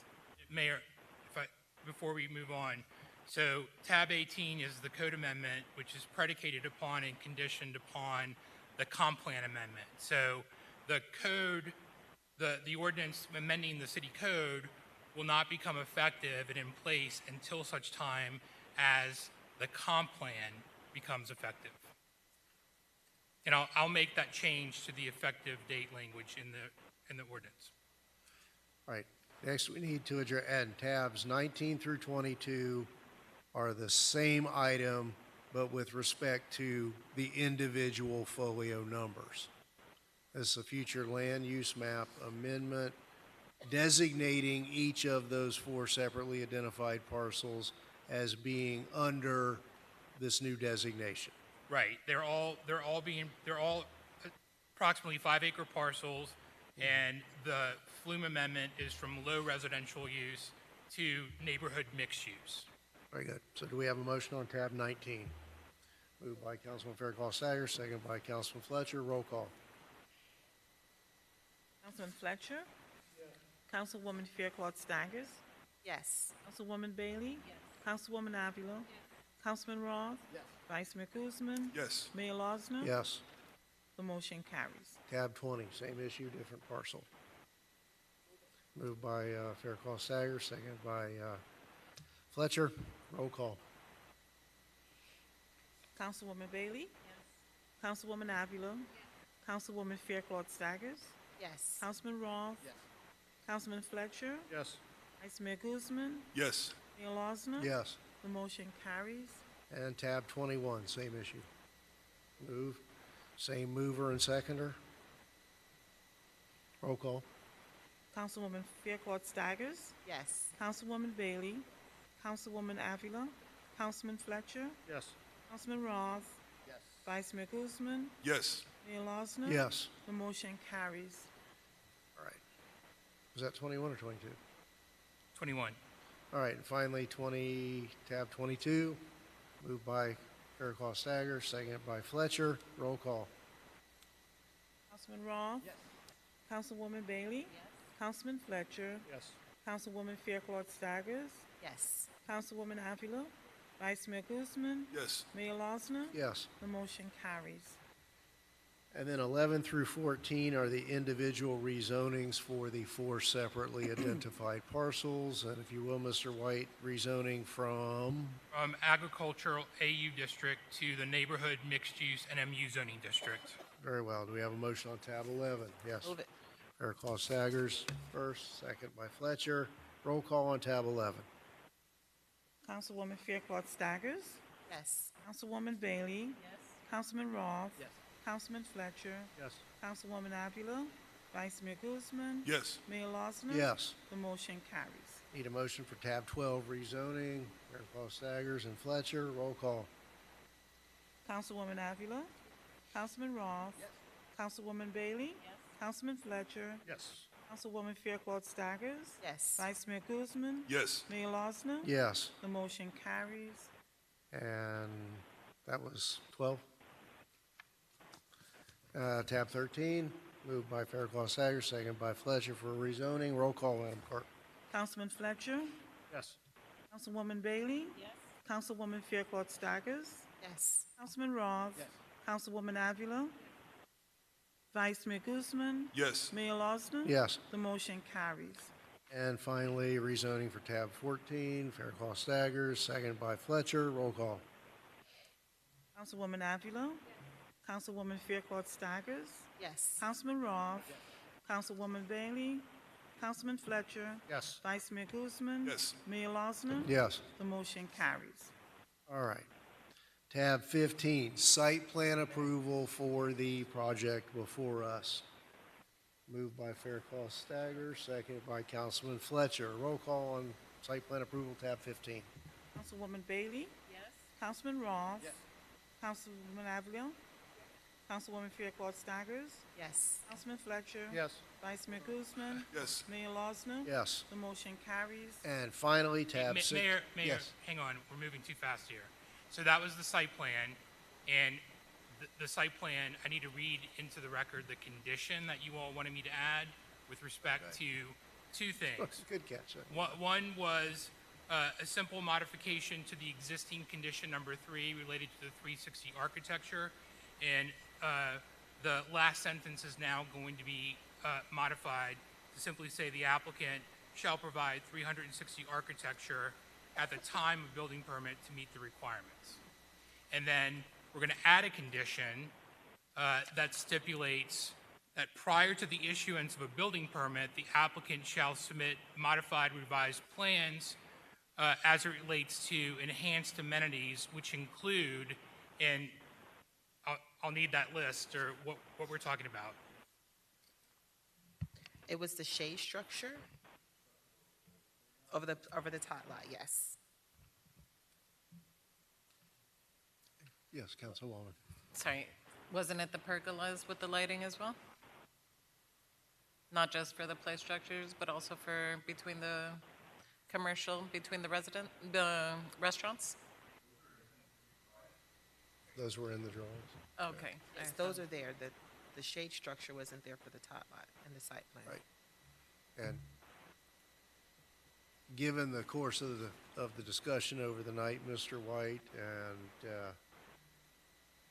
do we need to revote, or is that implicit? Those were implicit in your motion based on a prior discussion? Absolutely. Does anyone wish to change their vote? Okay. So condition you got a clean record on that? You got what you need? Hang on. Condition on the 360 architecture, is that condition 1?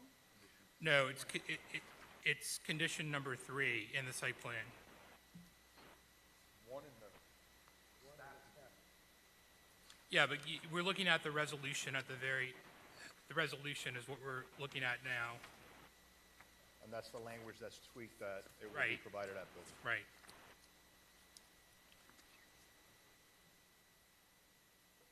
So then I'll finalize that language, but I got the essence of what we're talking about to include that enhancement in the site plan approval.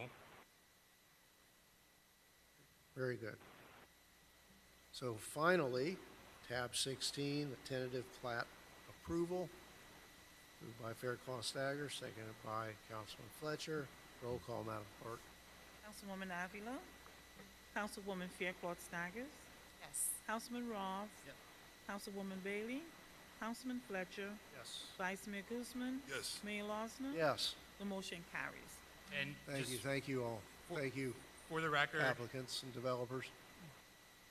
both the site plan and the tentative plat Contain won't those become conditions. effective until such time as the code and the future land use comp plan becomes effective.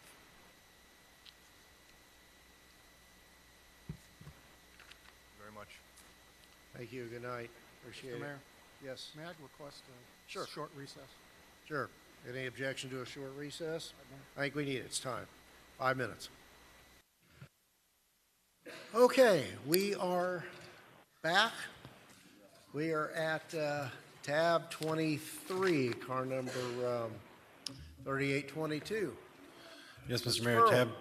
tab 23 is the first reading of an ordinance of the City of Homestead, Florida, amending the City of Homestead Code of Ordinances by creating Section 2-411.4, Utility Inventory Purchasing Limitations of Division 2 Competitive Bids of Article 8 Contracts and Purchasing of Chapter 2 Administration, authorizing the city manager to purchase parts, supplies, and materials needed as inventory for the city's water, sewer, storm drainage, and electric utilities without the need for competitive bidding processes, providing for inclusion in the code, providing for severability, and providing for an effective date.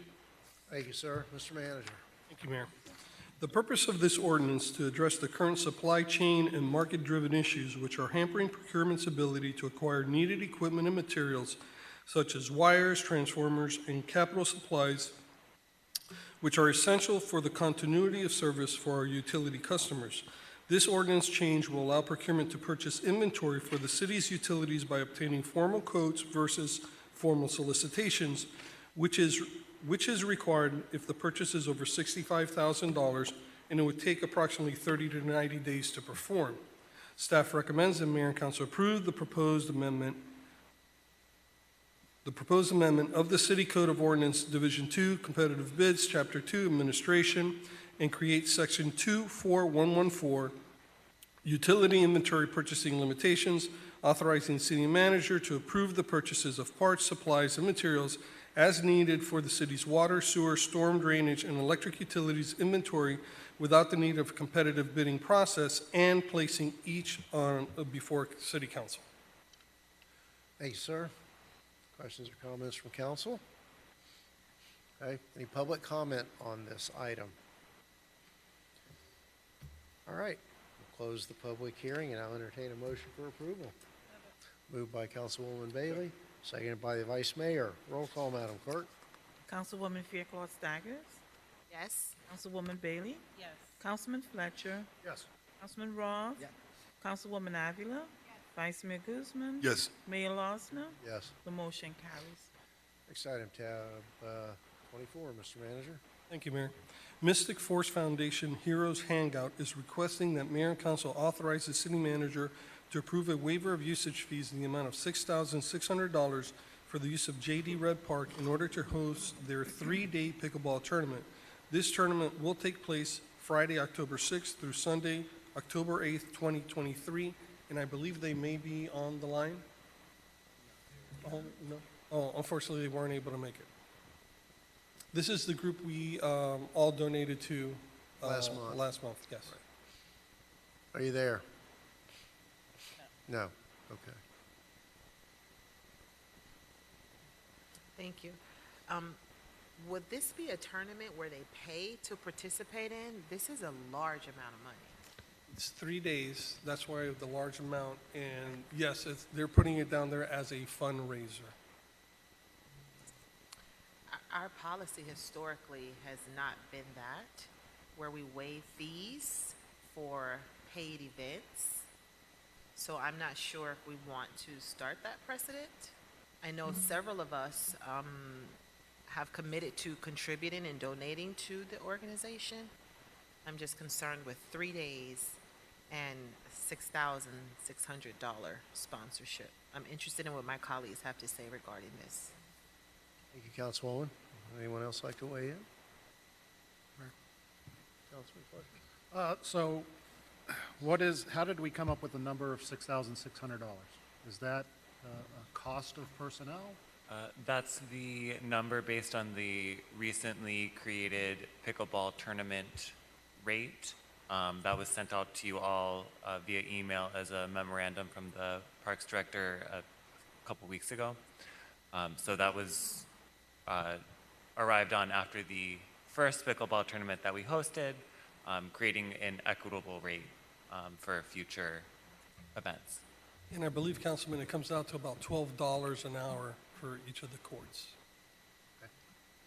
Thank you. Thank you. To piggyback on Councilwoman Fairclough Stagger's concerns, typically we don't. And when and not at all to diminish what they do, I'm not aware that they really provide those services in Homestead. And when we have some of our legacy events that are no longer having parades because of insurance and police coverage, and if we were going to allocate this kind of money, I would certainly like it to be for an organization that has some history of local involvement and work that we see directly here in town. It's a lot of money. For the municipal side, it's a lot. Yeah, and I hear you, Council, loud and clear. I know in the past we were very stringent. You had to be a 501c3. The event had to be open and free to the public. But over time, that kind of morphed a little bit. And so if you want us to go back to that really stringent criteria, we'll be more than happy to do that. So if they're not a 501c3, it's not open and free to the public, you know, we can't prevent them from coming and asking, you know, under public comments, but it won't be showing up as an agenda item in the future. I mean, they are a 501c3. I looked Well, up I their, mean, I right, looked but at it's their not free to IRS the public. returns to see, you know, what kind of activity they had. Councilwoman? Thank you, Mayor. I agree completely. As much as, of course, we want to help everybody, but I think one thing that we could easily offer is advertising of the event on our social media, because I think that these tournaments are obviously very popular, and I think that they can still make a decent amount of money, especially if we can help with that advertising, if that's... If that's the council's wish, we could definitely reach out to them and help them out with that. Yes, Councilwoman Avila? Thank you, Mayor. I see on the memo that was distributed that it says $90 per hour for the general public, and then for the resident or nonprofit, $75 per hour. So I'm not sure the 12. It's just a 75, 12. So if you can get some clarification on how So- that's calculated, like how Yes, many hours a day times 3 days? It's 75 per double court, which breaks down to between 6 and 8 pickleball courts, which is how we arrive at the 12. It's subdividing that. And they requested all 4 sets, so that's up to 300 once you add all those together. All right, thank you for that clarification. And I think, you know, as we've discussed many times in the past, setting a precedence, it's not necessarily the particular organization that's making the request, it's about the precedence that we set for other organizations to come in and ask for the same. And with this, you know, newly renovated area, these fees are meant to help maintain, help, you know, cover the costs of, you know, repair if necessary, and to be able to put back into the pot what we've used to create it and to help fund the parks in general. I mean, I wouldn't be against discounting it, but we already have a built-in discount in the fee structure. So I think that if we can help with maximizing the exposure of the event, especially as it's within one of our city parks, and really help make sure that this is a successful event, or participate or help in any other capacity, whether it's more garbage cans or you know, I don't know. Just you guys think about it, see how we can support in a better way. I would appreciate it. And I don't play pickleball, but I would say let's set up a team, guys, and we could be a pickleball team. But sorry, Mr. Vice Tommy. Mayor. We can have the applicant just reach out to each one of us, and I think we can guide them on sponsorships that can help them offset some of these. We'll notify them to reach out. Thank you. Great thought, thank you. So that's just it, we took no action. Thank you, Mayor. All right. Tab 25, car number 4039. Mr. Pearl?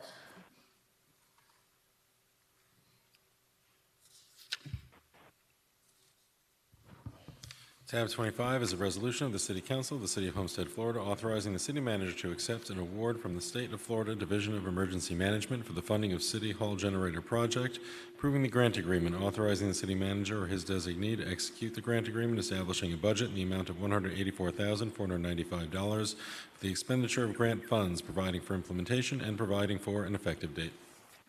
Thank you. Thank you, Mayor. Thank you, Mayor. City of Homestead applied for and received a hazard mitigation grant program from the Federal Emergency Management Agency, passed through the State of Florida Division of Emergency Management, in the amount of $184,495 to fund the City Hall Generator Project. The purpose of this project is to provide protection to the City Hall by improving the existing backup power installation.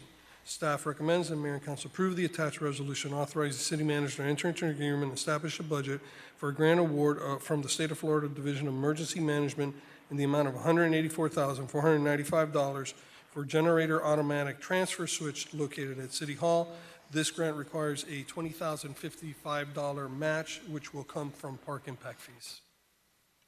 Thank you. Council, questions, comments? Well, let's open a public hearing, or public comment really quick. Close public comment. Moved by Councilman Fletcher. Second. Second by the Vice Mayor. Roll call, Madam Clerk. Councilwoman Bailey? Yes. Councilman Fletcher. Councilman Roth. Councilwoman Fairclough Staggers. Yes. Councilwoman Avila. Thank you for applying, and yes. Vice Mayor Guzman. Yes. Mayor Losner. Yes. The motion carries. All right. Next item, tab 26. Tab 26 is a resolution of the City Council of the City of Homestead, Florida, approving and authorizing agreements for budgeting and planning software products and related professional services between the city and OpenGov, Inc., as authorized by City Code Section 2-411.1A2 and 2-411.1B, exemptions from competitive bidding, providing for implementation, and providing for an effective date. Thank you. Mr. Manager. Thank you, Mayor. Prior to fiscal year 2023, the City of Homestead budgeting process relied on manual, labor-intensive, time-consuming, and non-automated systems that involved using Excel spreadsheets, manually transferring budget data to city's financial system. Although this manual system allowed staff to prepare an accurate budget, it was prone to human error at various stages. As a result, staff spent extra time verifying and confirming budget data multiple times, even after hand-coding it into the city's financial system. For these reasons, the Finance Department sought alternative solutions after conducting physical trials with ClearGov. It's been a long night, so I'm sorry. Hold on with me here. ClearGov lower-cost alternative software and attending demonstrations by various other software companies. City staff has determined that OpenGov is the preferred vendor for a more modern budget and planning solution. OpenGov has an excellent reputation and has already been used by the procurement department for their e-bidding and contract management procurement software solution. Staff recommends that Mayor and Council approve the attached resolution for the purchase and budgeting and planning software solution subscription with OpenGov, Inc., and authorize the city manager to execute a 3-year agreement with the optional renewal terms and possible price adjustments. The total software cost for the initial 3-year term is $251,572, and a one-time fee of $65,500 will be assessed for professional services associated with the implementation of this project. Thank you. Let's change it up a little bit. Any public comment? Okay, we'll close the public comment. Any questions or comments from council? Item's been moved by Councilman Roth, seconded by Councilwoman Bailey. Roll call, Madam Clerk. Councilman Roth. Councilwoman Avila. Councilwoman Bailey. Councilwoman Fairclough Staggers. Yes. Vice Mayor Guzman. Mayor Losner. Yes. The motion carries. Tab 27, Mr. Pearl. Tab 27 is a resolution of the City Council of the City of Homestead, Florida, authorizing the city manager to approve all budgeted new and replacement vehicle equipment purchases for fiscal year '24, providing for implementation and providing for an effective date. Thank you. Any objection to waiving the reading of the staff report? Any public comment? We have a motion. Moved by Councilwoman Bailey, seconded by the Vice Mayor. Roll call, Madam Clerk. Councilwoman Bailey. Yes. Councilwoman Avila. Councilman Roth. Yes. Councilwoman Fairclough Staggers. Vice Mayor Guzman. Yes. Mayor Losner. Yes. The motion carries. Tab 28. Yes, Mr. Mayor. Tab 20 is a resolution of the City Council of the City of Homestead, Florida, approving and authorizing the execution and renewal of professional services agreement between the city and RMPK Funding, Inc. for grant application services pursuant to City Code Section 2-411.1A2, exemptions from competitive bidding, providing for implementation, providing for an effective date. Waive the reading of the staff report. Is there any public comment? We have a motion to approve. Moved by Councilwoman Bailey, seconded by the Vice Mayor. Roll call, Madam Clerk. Councilwoman Avila. Councilwoman Fairclough Staggers. Yes. Councilman Roth. Yes. Councilwoman Bailey. Vice Mayor Guzman. Yes. Mayor Losner. Yes. The motion carries. And next item, tab 29, Mr. Pearl. Tab 29 is a resolution of the City Council of the City of Homestead, Florida, authorizing acceptance of donations to be distributed for Hurricane Idalia relief and donations by the city, establishing a budget in the amount of donations received, providing for implementation, and providing for an effective date. Thank you. Quickly. Mayor, looking for direction here. I'm sure most of you saw, if not all of you saw my email that I sent out earlier this week. We've reached out to multiple counties. They're not looking for goods or supplies right now. One of them, Dixie County, if I'm not mistaken, recommended maybe donating the monies to the Red Cross or something, but earmarking it for them, so later on, as they go through the recovery process, those funds can help them out. So just looking for guidance here. Right now, like we did the last time with the truckload, none of those counties are looking for any supplies like that right now. Yes. I think that if there's no real need for us to send any money up there, then we keep it local. Well, Okay. They don't want supplies. Yeah, they'll take the money, but they don't Well, yeah, want the but you're, supplies. but you're saying that they want to donate to the Red Cross, No, right? no, no, they want us to like let the Red Cross handle it for them. In other words, instead of donating it directly to them, have one of these agencies handle the money for them, but earmark it. In other words, when we send them the check, we would say, this is for Dixie County, right? And so then that organization would funnel the monies to them as they need them. Making sense, or? Makes sense, but I don't know that If we want, you know what we could do, we have the resolution, you approve the resolution, we'll keep calling and see if there's any interest on the supplies, and then I'll give you all an update. Okay, Councilwoman Avila. Thank you, Mayor. I think that, we have shown in the past, we're very hands-on with our relief efforts, and that I think maybe it's time that we let it rest. You've made the effort, you've made the communication, the intent is there. Let them come to us with the request when the time is needed. Let them maybe use the relief that they have on hand, and if we can fill a need, it'll be more specific and more strategic, and we can step in at that time. The intent continues to remain there, but I don't see a reason why we have to rush to write a check. Let the Red Cross or any other entity that's assisting them bring their needs to us at this point. That's what I would suggest. If that's, I agree. I mean, it's really nice to know where those goods went that we did last year. Money gets lost in the bureaucracy of many of these, and it just doesn't have, I don't feel that same impact on the receiver or the giver. I agree. So we'll reach out, we'll stay in contact with them and give you guys an update at the next committee of the whole meeting or something like that. Okay, very Okay. good. We'll just hold this in abeyance. Yes. All right, very good. Moving on to tab 30, Mr. Pearl. Tab 30 is a resolution of the City Council of the City of Homestead, Florida, approving the purchase of 2 roll-off vehicles from RDK Truck Sales for the City of Homestead Solid Waste Division pursuant to the best interest of the city. Bid waiver exemption from competitive bidding under City Code Section 2-411B, providing for implementation, providing for an effective date. Let me help you out here, Mr. Manager. We've all been briefed, and in a word, 2 new solid waste trucks. Correct. We got very lucky. It's our understanding this order of trucks was going to Hollandale, and they don't need them anymore, so we have the opportunity to purchase them at a discounted price. Our order for these trucks are still a year out from delivery, so we're very excited to get these trucks now. Very good. Any public comment? None? Moved by Councilwoman Bailey, seconded by the Vice Mayor. Roll call, Madam Clerk. Councilman Ross? Yes. Councilwoman Avila? Yes. Councilman Fletcher? Okay. Councilwoman Fairclough Staggers? Yes. Councilwoman Bailey? Vice Mayor Guzman? Yes. Mayor Losner? Yes. The motion carries. And moving on along, tab 31, Mr. Pearl. Tab 31 is a resolution of the City Council of the City of Homestead, Florida, accepting proposal and approving work authorization for engineering services required for the planning and design of transit-related improvements between the city and Kimley Horn and Associates pursuant to award under RFQ 2022-28, providing for an effective date. This is for the architectural and engineering for the Chrome Avenue corridor, specifically the downtown.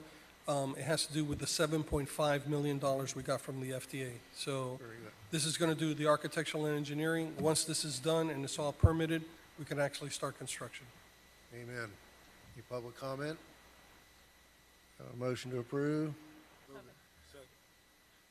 Moved by Councilwoman Bailey, seconded by the Vice Mayor. Roll call, Madam Clerk. Councilman Fletcher? No, not yet. Councilwoman Fairclough Staggers? Yes. Councilwoman Bailey? Yes. Councilman Ross? Yes. Councilwoman Avila? Vice Mayor Guzman? Yes. Mayor Losner? Yes. The motion carries. Very good. Okay. Reports of Mayor and Council. Councilwoman Bailey? Thank you, Mayor. Quickly, so we heard earlier some really neat stories about children traveling out to, outside of their community. And I recently heard about a new mentoring program. They're called Raza Mentors. One of the founders is Fire Chief Centeno, who we all know here. And their goal is to have different men, specifically in the Hispanic community, help mentor youth. And they are planning a outing to the Marlins games. I know that we are all very low on our PRs, but I did have 300 left that I wanted to donate so that they were able to do this amazing night out for their group. And they are $625 short. So if anybody has anything left in their accounts and they want to do something great, there is your opportunity.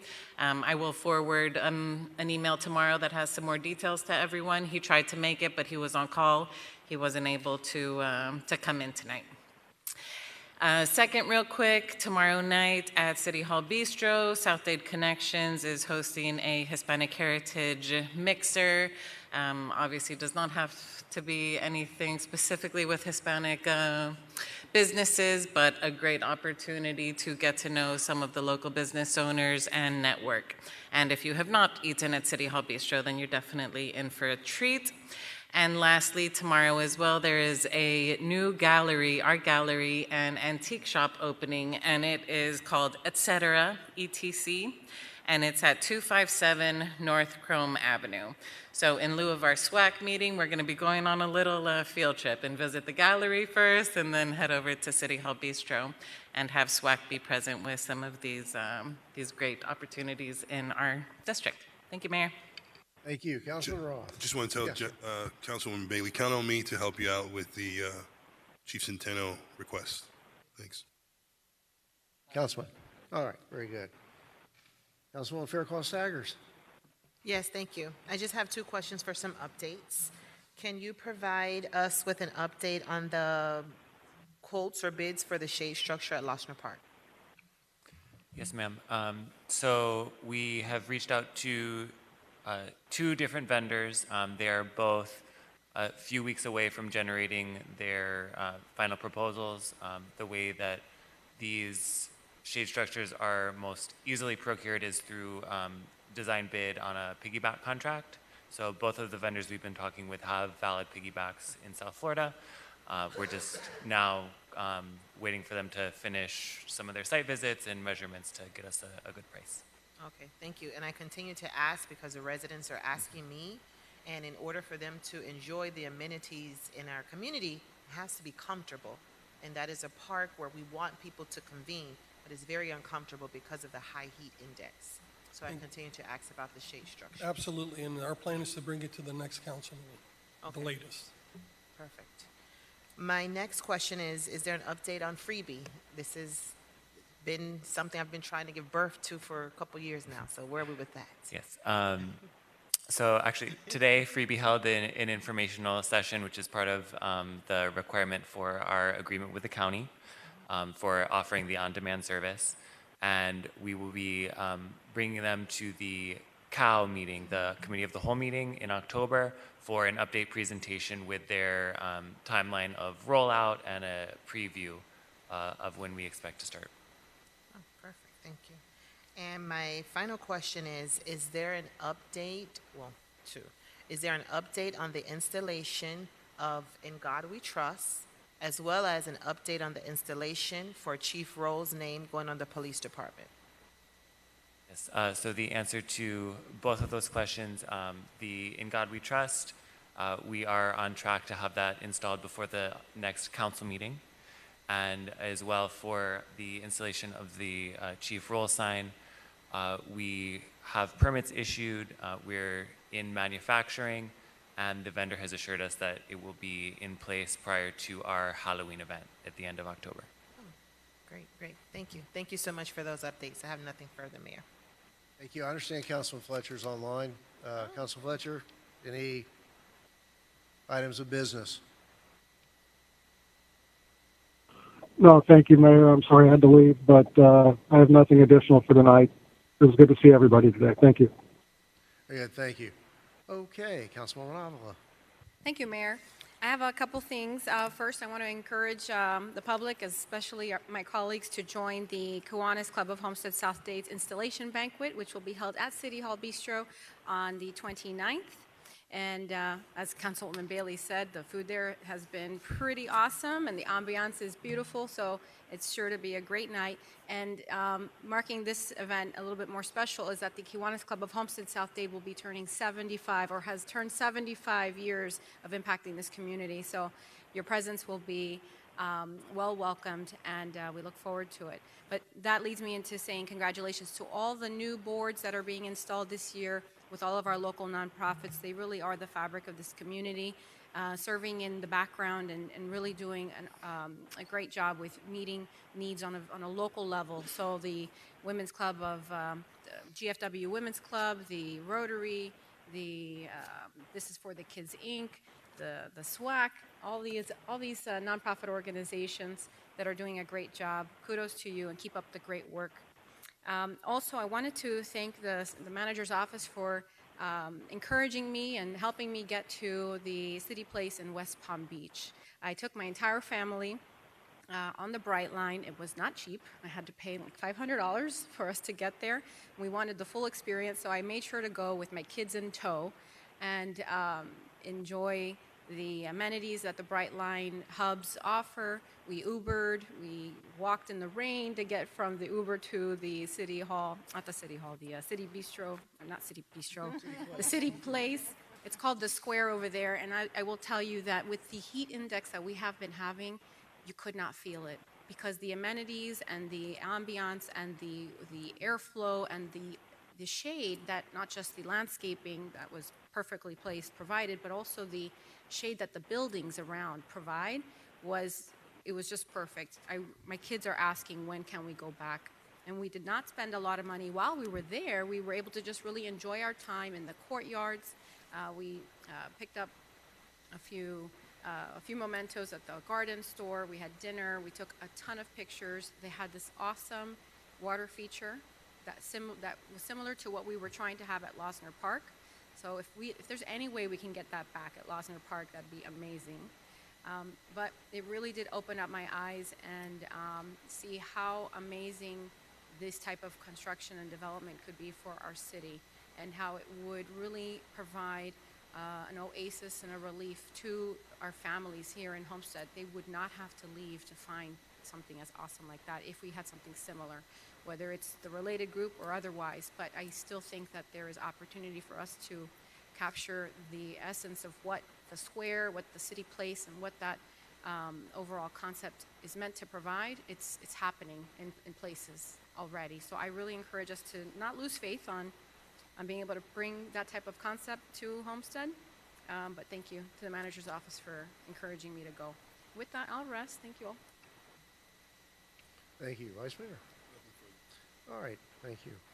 All right, my first formal item tonight is, you'll recall some time ago we allocated up to $400,000 to help folks whose properties had inconsistent zoning with the master plan overlay,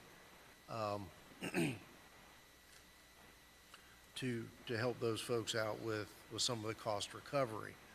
To date, I think there's only been a couple of applicants. I know they got mail, certified mail, all kinds of notices, and despite that, there's quite a bit of money left. And many times in casual encounters with folks, conversations with business owners, they ask what's available for my business, and hear about what's going on within the CRA boundaries. And unfortunately, many times we don't have monies to help folks outside the CRA, but in this Chrome corridor. So my item tonight is some discussion, direction, or not, to the manager about determining how much of that money that we allocated for the zoning assistance remains, and reallocate that and create a CRA-like program for businesses in the Chrome corridor to the north of the CRA, for building, facade, business expansion, attraction, just kind of some seed money there to continue our expansion northward. We have, a lot of folks who have been in business a long time, have made the investments in brick and mortar as we've helped some of these businesses in the CRA recently. I just wanted to get a feel for where we were about creating that fund to replicate some of these CRA success stories northward in the Chrome Corridor. Mr. Vice Mayor. I think that's a great idea. But I thought the funds that were allocated for the Chrome Corridor were just in case they all wanted to come at the same time and avail themselves of those funds. So I think we may have to consider waiting for that term to expire and see if there's the pot of money still there. So, Is Vice that the way Mayor, it was worked out? oh, I'm sorry, didn't mean to interrupt. Right now, I would say we probably have about $380,000 left of the initial $400,000, probably even a little bit more than that. There's only been one applicant that's truly been going through the process. We did have another inquiry like 2 weeks ago, but nothing formal at this point. So, but to your point, I know we put a 1-year timeline from when that was approved. It was about March of last year. March of last year? March of this year. You mean March of this year? Yes. Yeah, last year, like, you blew my mind away when you said that. March isn't that far away in the big Right, scheme no, of things. that's true. So, I mean, we could take a portion of it, since we're not seeing that much activity. Remember, this is ARPA funds, so it's good for economic development. And if we see if it starts going one way more than the other, then we could probably replenish those funds. I mean, if we took, 250 of the remaining and created that fund? Whatever the council desires. Love to hear your thoughts on that. Okay. I'm hearing okay with that. and So 250. The 250 Okay, for the business enhancement okay. within that. We'll bring something formal, because remember, it's ARPA funds, we have to reallocate it.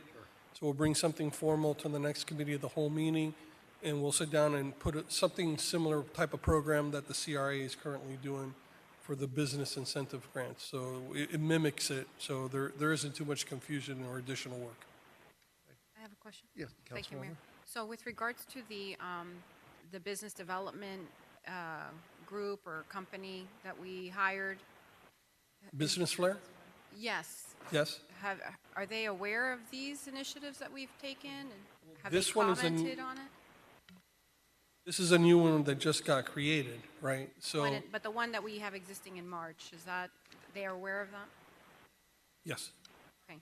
And then between now and the time that you bring the item back for consideration, can you also confirm our efforts in advertising and pushing the existing program?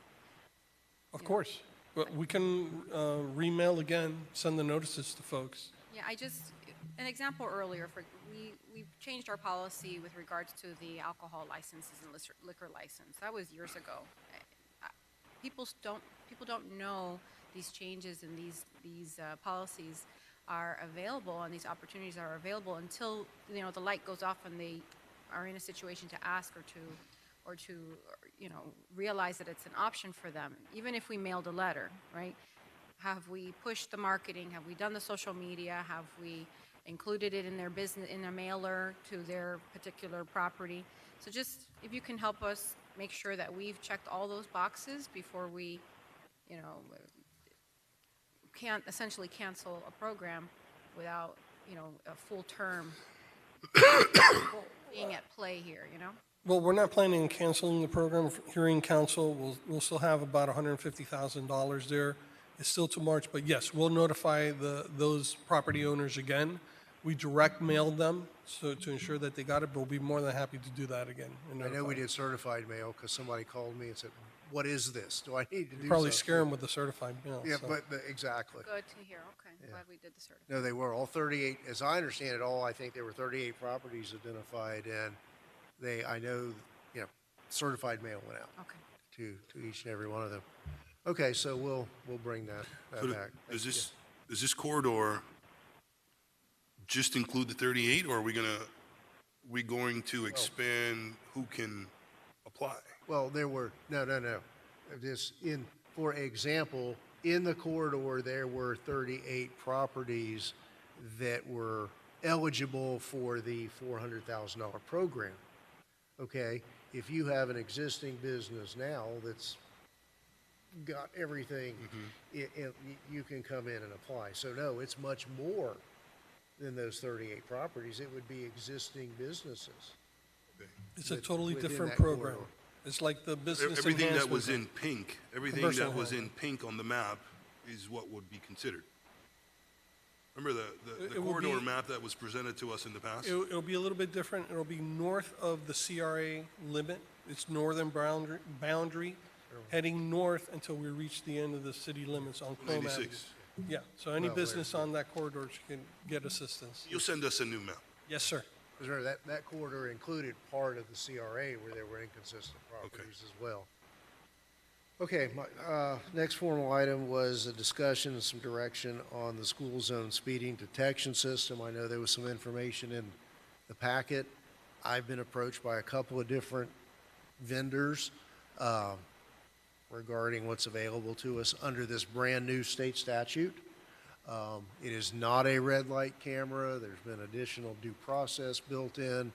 Are we interested in having presentations or having the manager advertise this to see what's out there?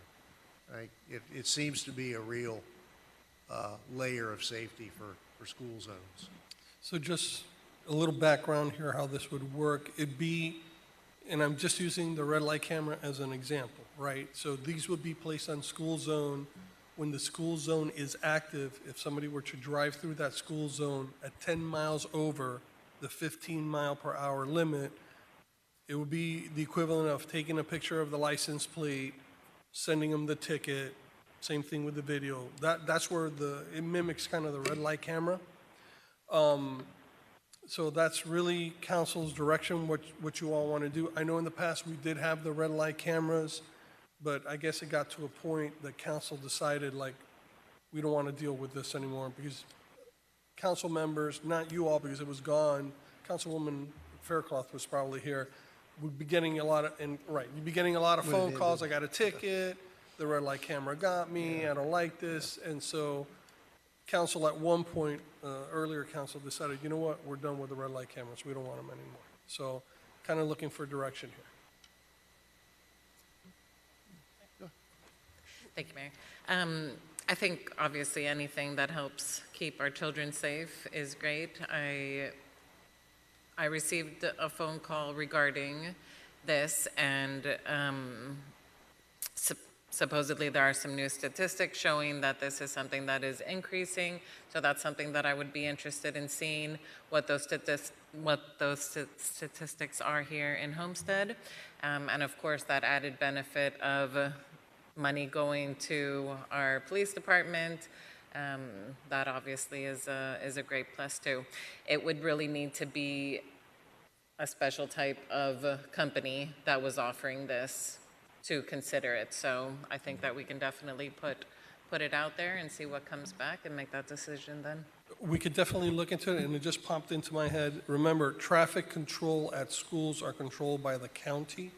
So there's that county component as well. We'd probably have to do some kind of interlocal agreement with them if we want to allow this type of technology in.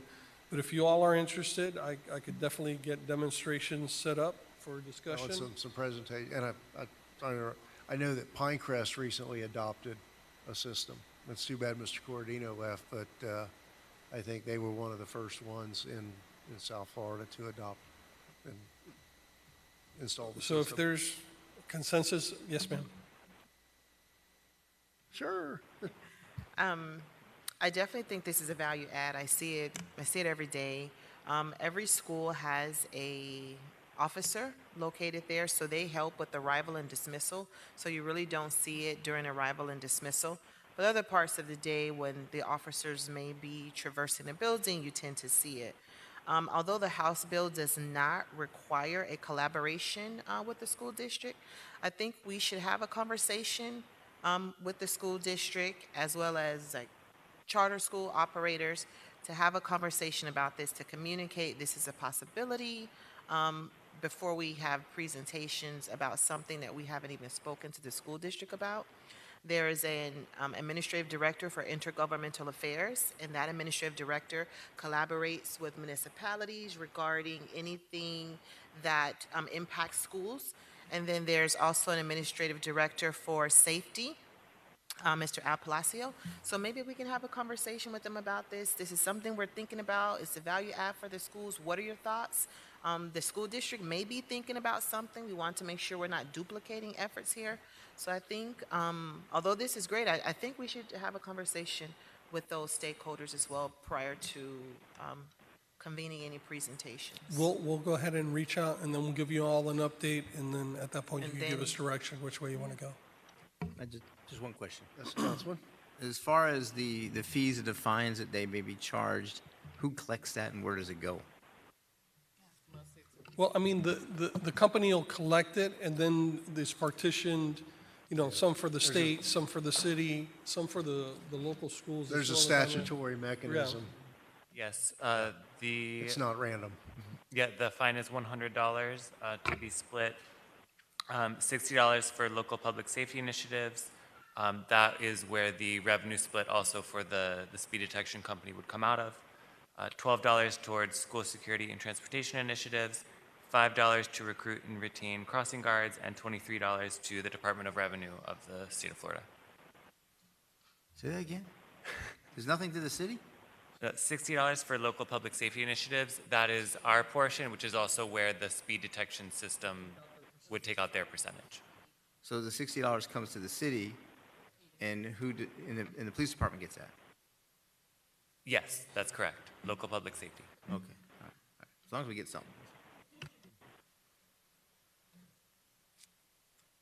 So I guess the consensus is let's touch base with the school system and the charter school. Well, yeah, and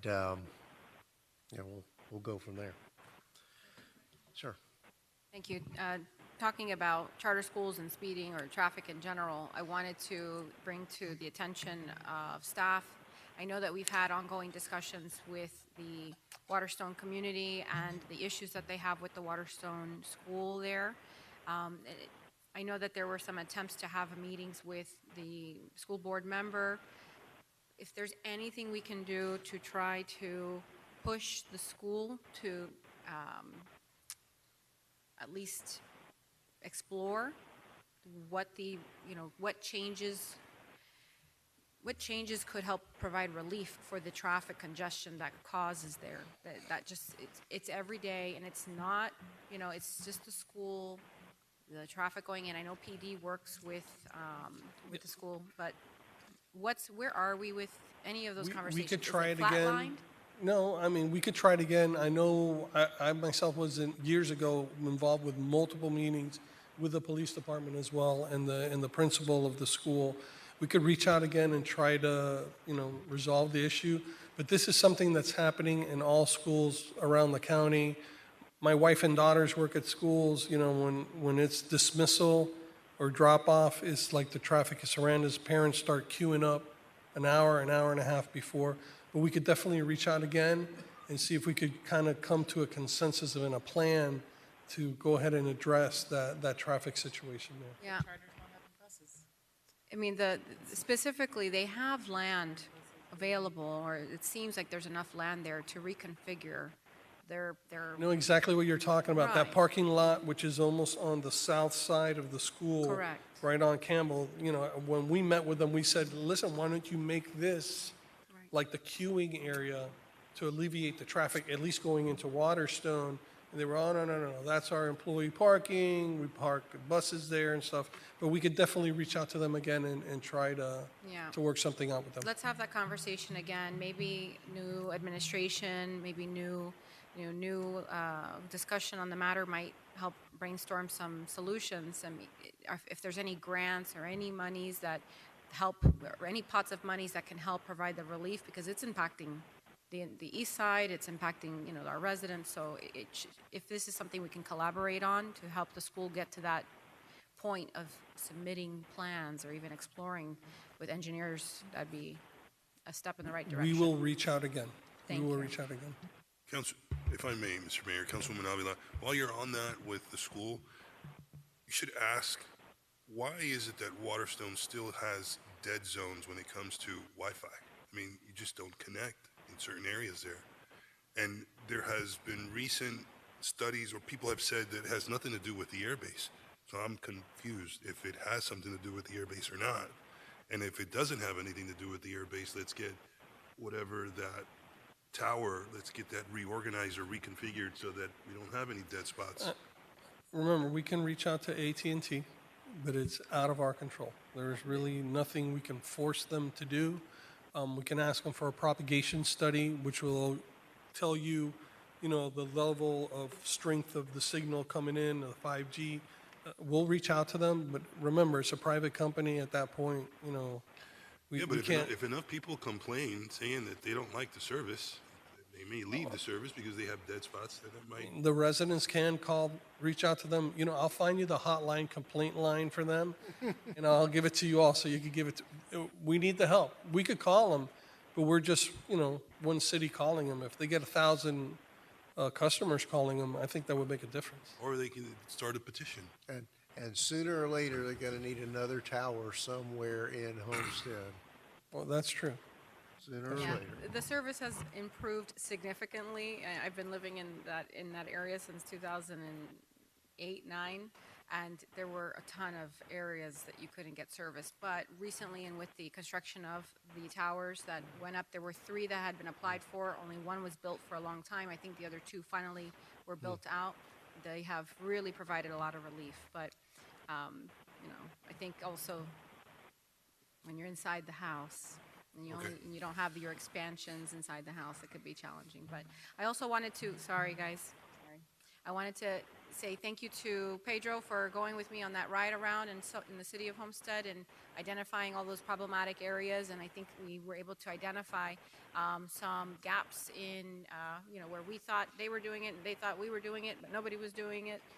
And picking up more palm fronds and eliminating the weeds and keeping an eye on those areas that we want to showcase our city as being nice and clean. So thank you for making that a priority.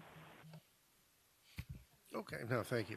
All right, and then my third formal item is the appointment to the Faith and Community Advisory Committee.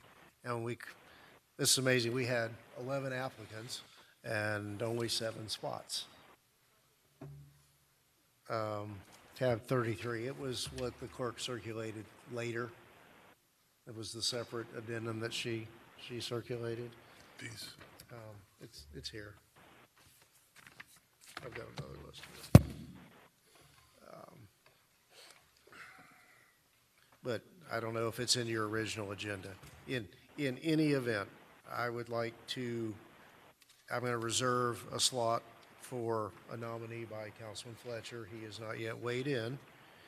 And I'd like to appoint Lunacell Alvarado, who is sponsored by Councilwoman Faircloth Staggers, Reverend Vincent Ambo, who is Councilwoman Bailey's designee, Antoni Duan, Councilman Roth.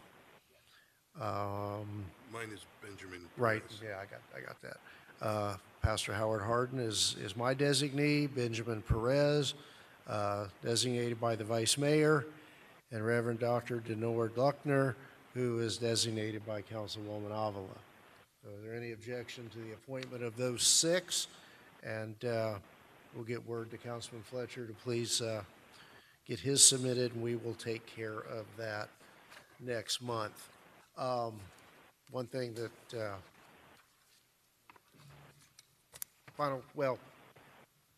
the Lombardo family at Mamma Mia's was just so grateful and thankful for all of our first responders, all of our city people who came in, all hands on deck.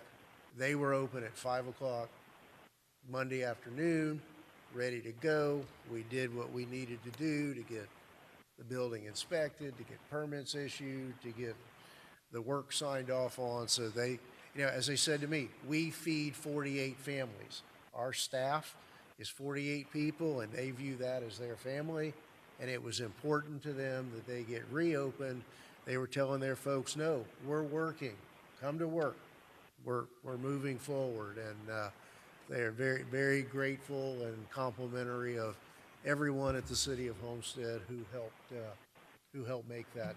And I just that want to happen. say kudos to Development Services, especially Linda Blanco, the police department as well, and even Stephen Taylor, our emergency management. He's the one, he saw it happen. So he was there and he immediately reported it. So thankfully, it wasn't as bad as we thought it was going to happen. So, Councilwoman Bailey had a front row seat. yes. And that's scary with the children right there. Thank God it was not Well, worse the than other it was. daycare had to evacuate. Yeah, no, definitely. Well, It it's in- was, I'm sorry. No. Everything from traffic control to Maria running up in tears and everybody consoling her. I mean, just a city coming together. So, Well, and it's interesting, and he said that he's going to, and I think the tanks are gone. The propane tanks are gone. They are and gone. he was going to avail himself of the natural gas, the city gas. So, we had that question with the bakery. Is it available? Yeah. It is. So that's a good thing. Finally, one item that Councilwoman Fairclough Staggers mentioned under her business, we've been talking about the enameled city seal to go back here in conjunction with God We Trust. And if we could go ahead, and we've talked about it for a very long time, salvaging the mosaic from the front of the dais in the old city hall and figure out if it's installable here or where an appropriate place in the building that would be to go ahead and, we're doing the acoustic work in here. I think we're moving forward to reconfiguring this podium and some of the seating there. If we could work on that as well. Let's go in and we'll get some measurements, Mayor, but I think the last time you told me it was all blocked off with chairs and stuff like that, or? When we were in there, at some point in time, all of the gallery chair seating had been pushed up against the dais for some reason to clear out the floor of the council chambers. It's just a matter of moving the stuff back if we're going to go in there and salvage that. I mean, in any case, we want to save the mosaic. Whether we put Absolutely. it here or not, we want to save it, right? We'll find a company, once again, because of the conditions inside that building, we have to bring somebody special. Yeah.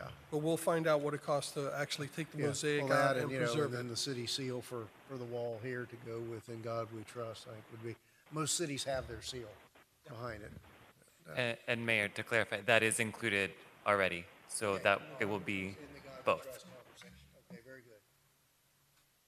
That's all, yes, Councilman Roth. I was premature in saying I didn't have anything to talk about. Real quick, I don't remember who up here brought this item, but the memorial for Bonnie King Moran in the park somewhere, I don't know if it's... We're working on it. I did, I think Zach. Yes, we have chosen a spot in the playground area. The proposal is for actually a statue of a duck. Oh, nice. And the plaque will read, in honor of Bonnie King Moran, who loved all creatures great and small, and dedicated her time and talents to the city of Homestead. Great. Very So nice, very nice. when we schedule it, can we have a 2-week leeway? Because I know some of her family wants to come back down to be a part of that installation of that. And just real quick, also, I remember a conversation came up that we were going to be under construction from North Canal to 8th Street and widening that road, Farm Life, right? Somebody mentioned that we're going to be widening that road, including the bridge from Campbell to... Oh, that's in the work plan. Right. So one of the things from city side input would be the intersection where East Maury picks up from that road. There's a lot of congestion and hazards of turning there. They're putting the new light just to the north of there, but that little intersection to the south of the turnpike, if you're heading south on Farm Life to go east on East Maury, it creates problems. So if somebody's coming out of there that wants to go south on, anybody understand what I'm saying? You're losing, No? Yeah? losing me a little bit. Yeah? I know it's late. Julio's got it. He's back there saying he's got it. So while they're planning that, maybe we need to talk to them about, either reconfiguring that intersection, putting a light in there, or some type of traffic control so it's not as hazardous as it's been. We'll see what happens when they put the new light in, for sure there, but I don't know, maybe PD would be able to bring us some information later about the number of accidents that are occurring at that one intersection there as well. So it just dawned on me. I try to go through there every once in a while, and it gets a little crazy, especially when there's a lot of traffic around. So, and we're building all that stuff right across the street that's going to just create more. Well, just to the south of it. Just to the south of it, 320th and 162. Yeah. The light and the turn lane are there, and nothing's happening. No, I'm talking to the south, the other side of the turnpike. The Okay. light, they're reconfiguring that intersection now. They brought it in, they've poured the concrete, they're getting ready to open that Okay, light up. yes. This is to the south of that, where you're going southbound on 162, and you have to make a left to go down to the school, I think it's Everglades Preparatory. Right. And there's other communities back in there. Is that, well, it's East Maori. Maori, yeah. East Maori, so. Julio knows, he's back there nodding. The I got this, Larry. alignment's off. People turn and go the wrong way. Yeah, it's really messed up, so anyways, that's all. I'm sorry. Okay. Thank you. And then I just want to thank the staff and everybody that was involved. We finally got the plaques in Losner Park. It didn't take a year, and I do say so myself. They're very well done. Thank you. All right, do we have a motion to adjourn? All right, anything, Mr. Attorney? Do you need any exec sessions? Motion to adjourn, all in favor? Thank you all. Good night.